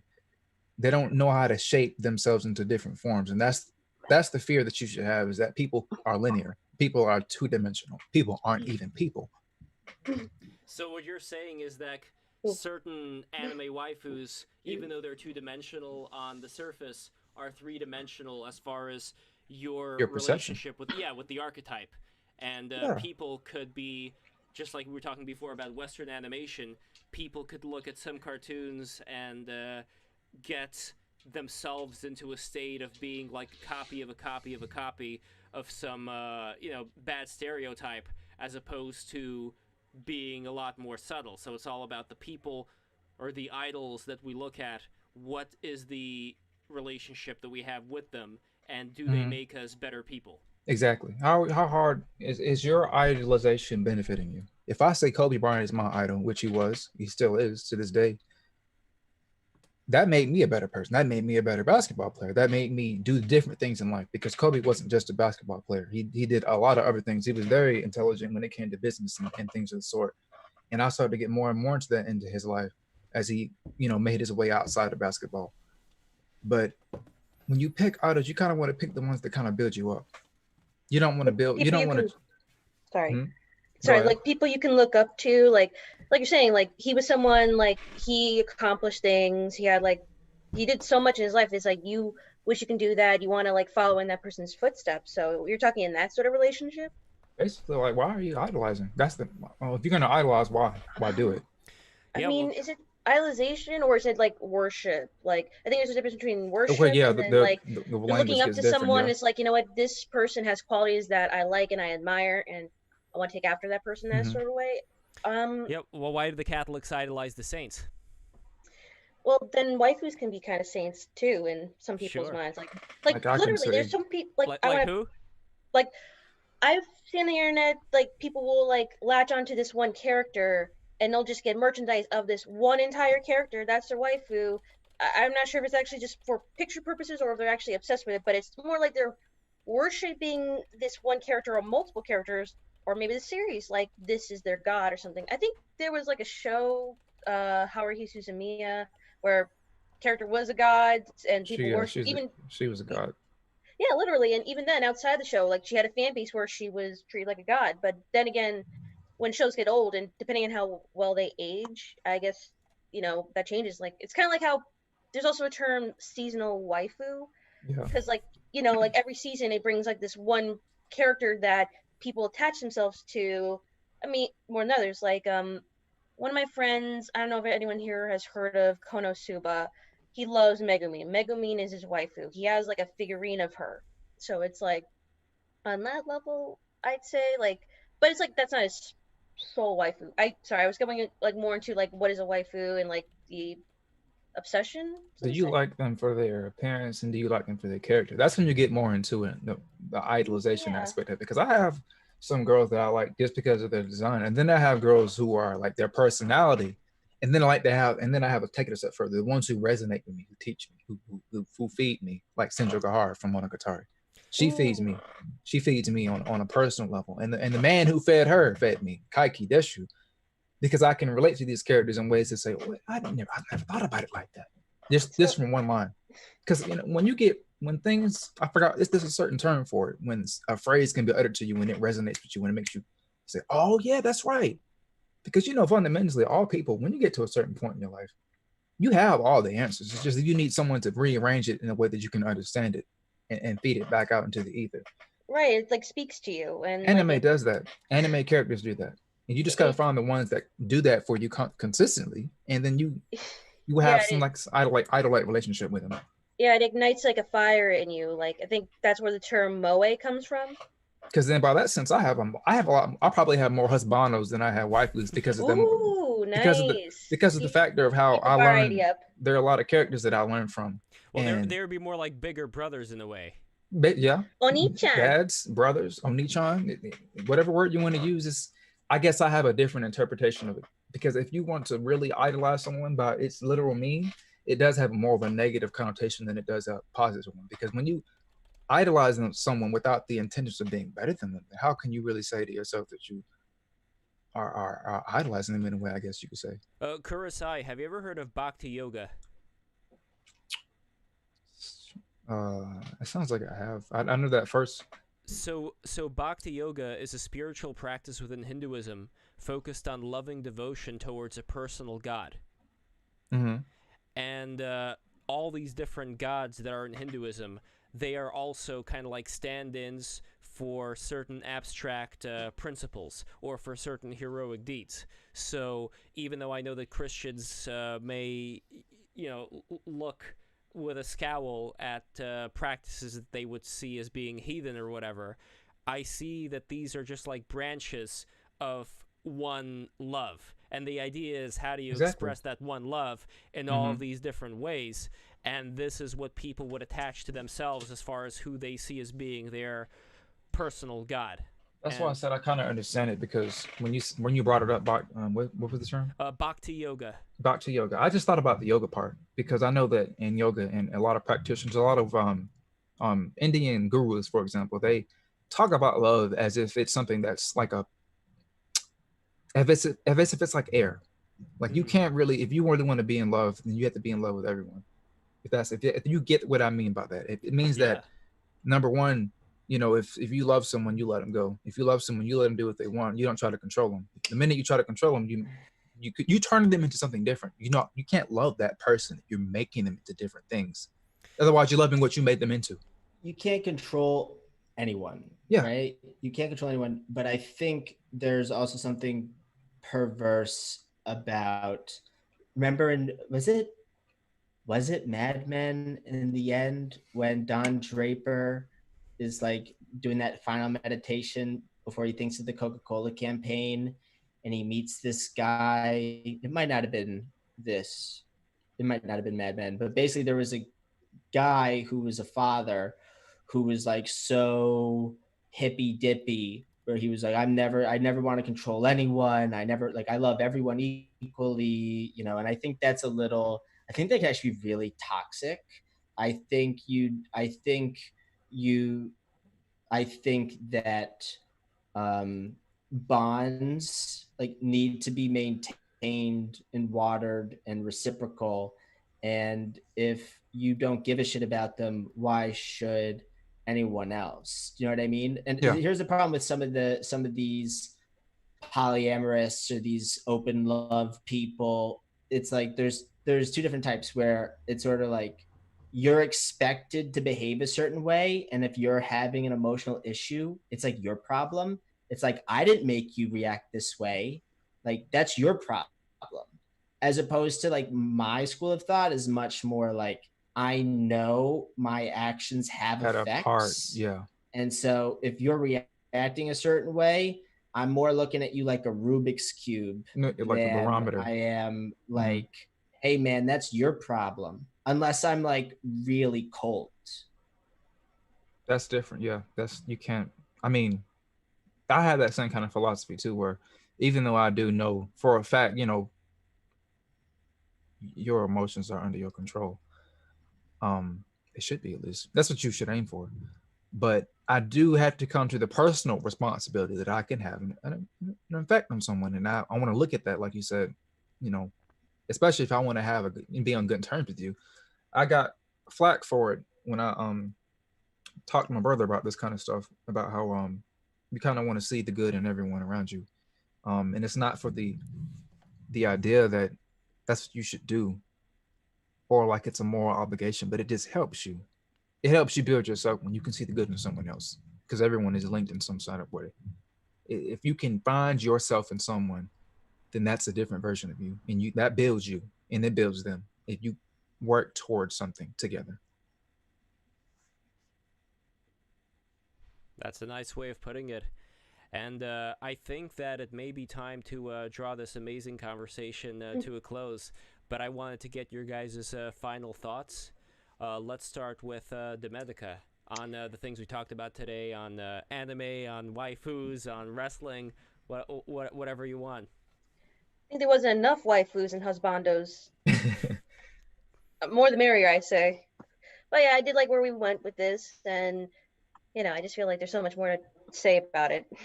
Well, which conversations, and this is for my sake. And also, just if we're gonna say goodbye, say bye to Bella. Yeah, we have to see all I saw you brought your cat out, and I saw Leonella has her cat. I want to bring out my cat. I think my connection's kind of getting sucky right now. Kurosai, you should get a cat named Kuro. If I don't know, that would be a good combination.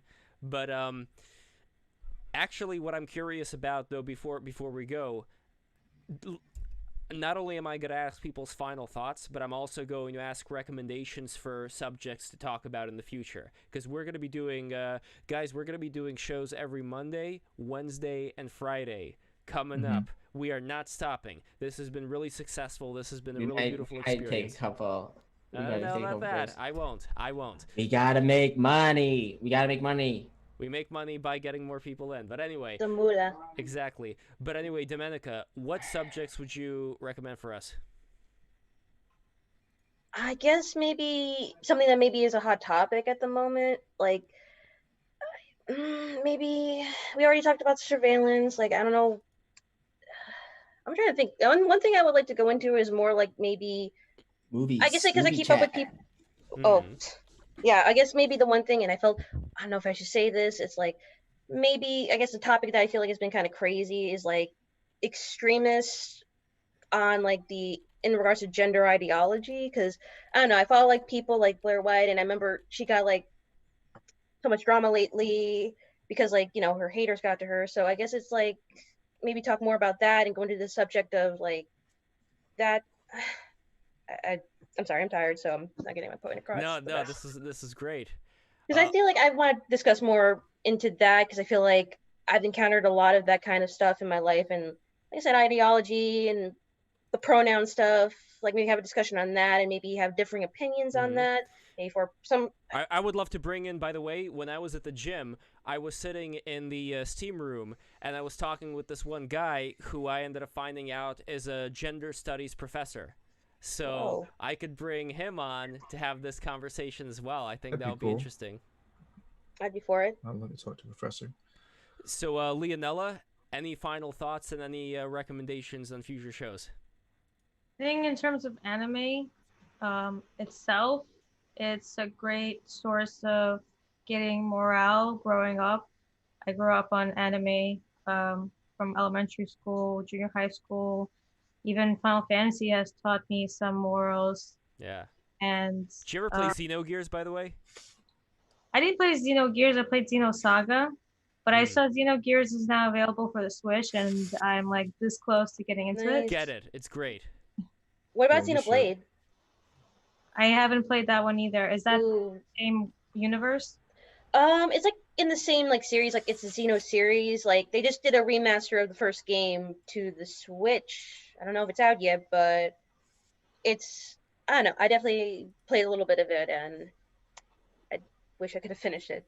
Yeah. I really enjoy my most recent animes that are my top picks is One Punch Man and My Hero Academia. Ooh, that's a good one. Yeah, And Jules loves that one too. Both of them have currently Good taste. ended, and I'm just itching for more of that. In terms of waifu, I think that there's a lot of projection that goes on there in terms of what do you expect from the opposite sex and the relationship? What do you expect from yourself? What kind of relationship you had with your parents? And I think all of that, whether you're married to an anime doll or an anime series, or you are obsessed with anime and kind of consumed your life when in it, I think a lot of it has to do with trying to. It's kind of like when you're a kid and you're in therapy and the person says, where did they touch you? And they give you a teddy bear. To sum it up, it's like that. It's an inanimate object that you're projecting onto based on your childhood and personal experiences and frustrations. I like that. That definitely hits on the mark. And would you recommend any topics for us for next time? Sure, we can talk about current events, what's happening in the world. We can also talk about virtual reality. If anybody has any experiences with VR, or what are their expectations of VR in the future? Where do they see that going? I want to bring in Pika Petey. I don't know if Pika Petey is watching this right now, but I met him on Newgrounds at the office party on Pico Day. He's a great dude, and he does a lot of VR stuff. In fact, he has an avatar which is like this yellow dog creature, and he goes into all these VR parties now during COVID season. So I'd love to have him on. And Kurasai, you've got the last word. Unless Jules, you want to add anything before? No, I'm good. Okay, Kurasai, go for it. What are your thoughts and any recommendations? I like the comments. I really liked how I got a chance to understand more about the wrestling scene, particularly in Japan, because I haven't really focused on that part of the scene. And I know it's I don't know what it is, but there's always been some type of intermingling going on with the anime community and the wrestling community. So it always seemed a little odd to me that it just worked so naturally. I've been on Twitter for a very long time, so I was able to watch it as it grew over the years. Just learning that they obviously everything's going to shut down, but how they shut down a lot of wrestling organizations because the coronavirus is going around. But just seeing how that kind of affected everyone lets me know that it's still around and a big thing, a big lobby. But as far as things that I would like to talk about or hear from on this podcast is I want to have some conversations about emotions, really. Emotions and vulnerability. Because that really gets a chance for us to pull in the audience, I think, a lot more, because then you can sit there and say, oh, I feel the same way. And then that'll let someone want to chime in a lot more because you're speaking to them directly. Because when you just talk about like things that are going on, you get a chance to talk about things that are going on outside of your head, not really what's going on the inside. Because I don't want to know about really how this affects you because of what someone else said or how your dad felt about it. I want to know why exactly do you feel this way about it? Because you don't understand sometimes that your own feelings can be someone else's. Right. A lot of people confabulate, right? So I try. So confabulating is when you don't have an answer to something, but your brain can't cope with not having an answer, so it invents one for you without even realizing that's what it's doing. Yeah. And a lot of times when someone asks you how you feel or why, more times than not, people are actually confabulating. So like after reading all these brain books, like I do a lot. I try to confabulate as little as possible. What do you? What is your thing? Like, because people ask me how I got to the point where I've gotten to a point where I would tell people how my day was, and they wouldn't want to ask me how my day was ever again. And then I kind of shied away from that because obviously I'm scaring people away by telling people how I feel exactly. And I try to have like a balance between the two. Yeah, so I try to. There was a period of my life when I didn't have the same handle over my internal narrative, and I didn't realize the effect I was having on myself and people around me. So then there was a period of time when I then became like really kind of tight-lipped, and I was like recalibrating my brain, and I was just like silent a lot. And then I came like back out of my shell and went back to being the old me, just more mature. Yeah. You are what you think, and you really do manifest a lot. So I try to be mindful when I ask people how they're feeling, because also the way you ask too. Like, so have you ever felt like someone's asking you how you're feeling, and it's almost like they want, it's like they're saying it in a way, in an emotional way, when it's almost like they want you to commiserate or to share bad feelings and stuff. And I try to make people's bad feelings go away. So if someone's feeling bad and they tell me or I sense it, I try to like help transform their narrative.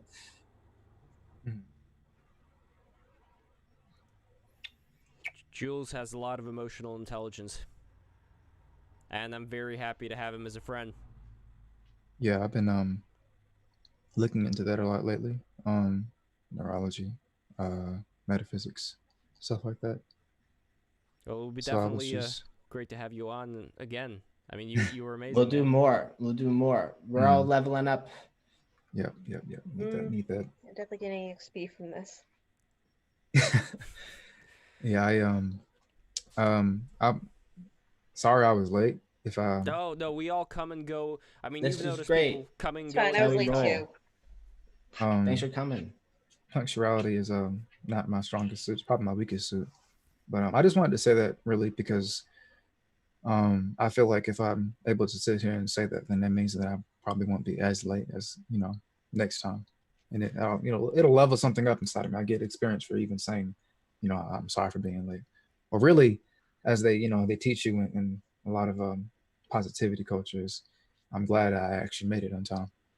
I'm glad I made it, as opposed to I'm sorry I'm late. I'm glad you were here. I mean, this is You're great. good. So thank you guys so much for watching. The 16 people who are watching this right now, make sure you subscribe. We got to grow right now. It is all in your hands. And go to our Patreon, patreon.com/loveandjules. Sub to the channel. So yeah, subscribe, Patreon, leave a like. Thank you guys so much, and have a great night. Good night, everyone.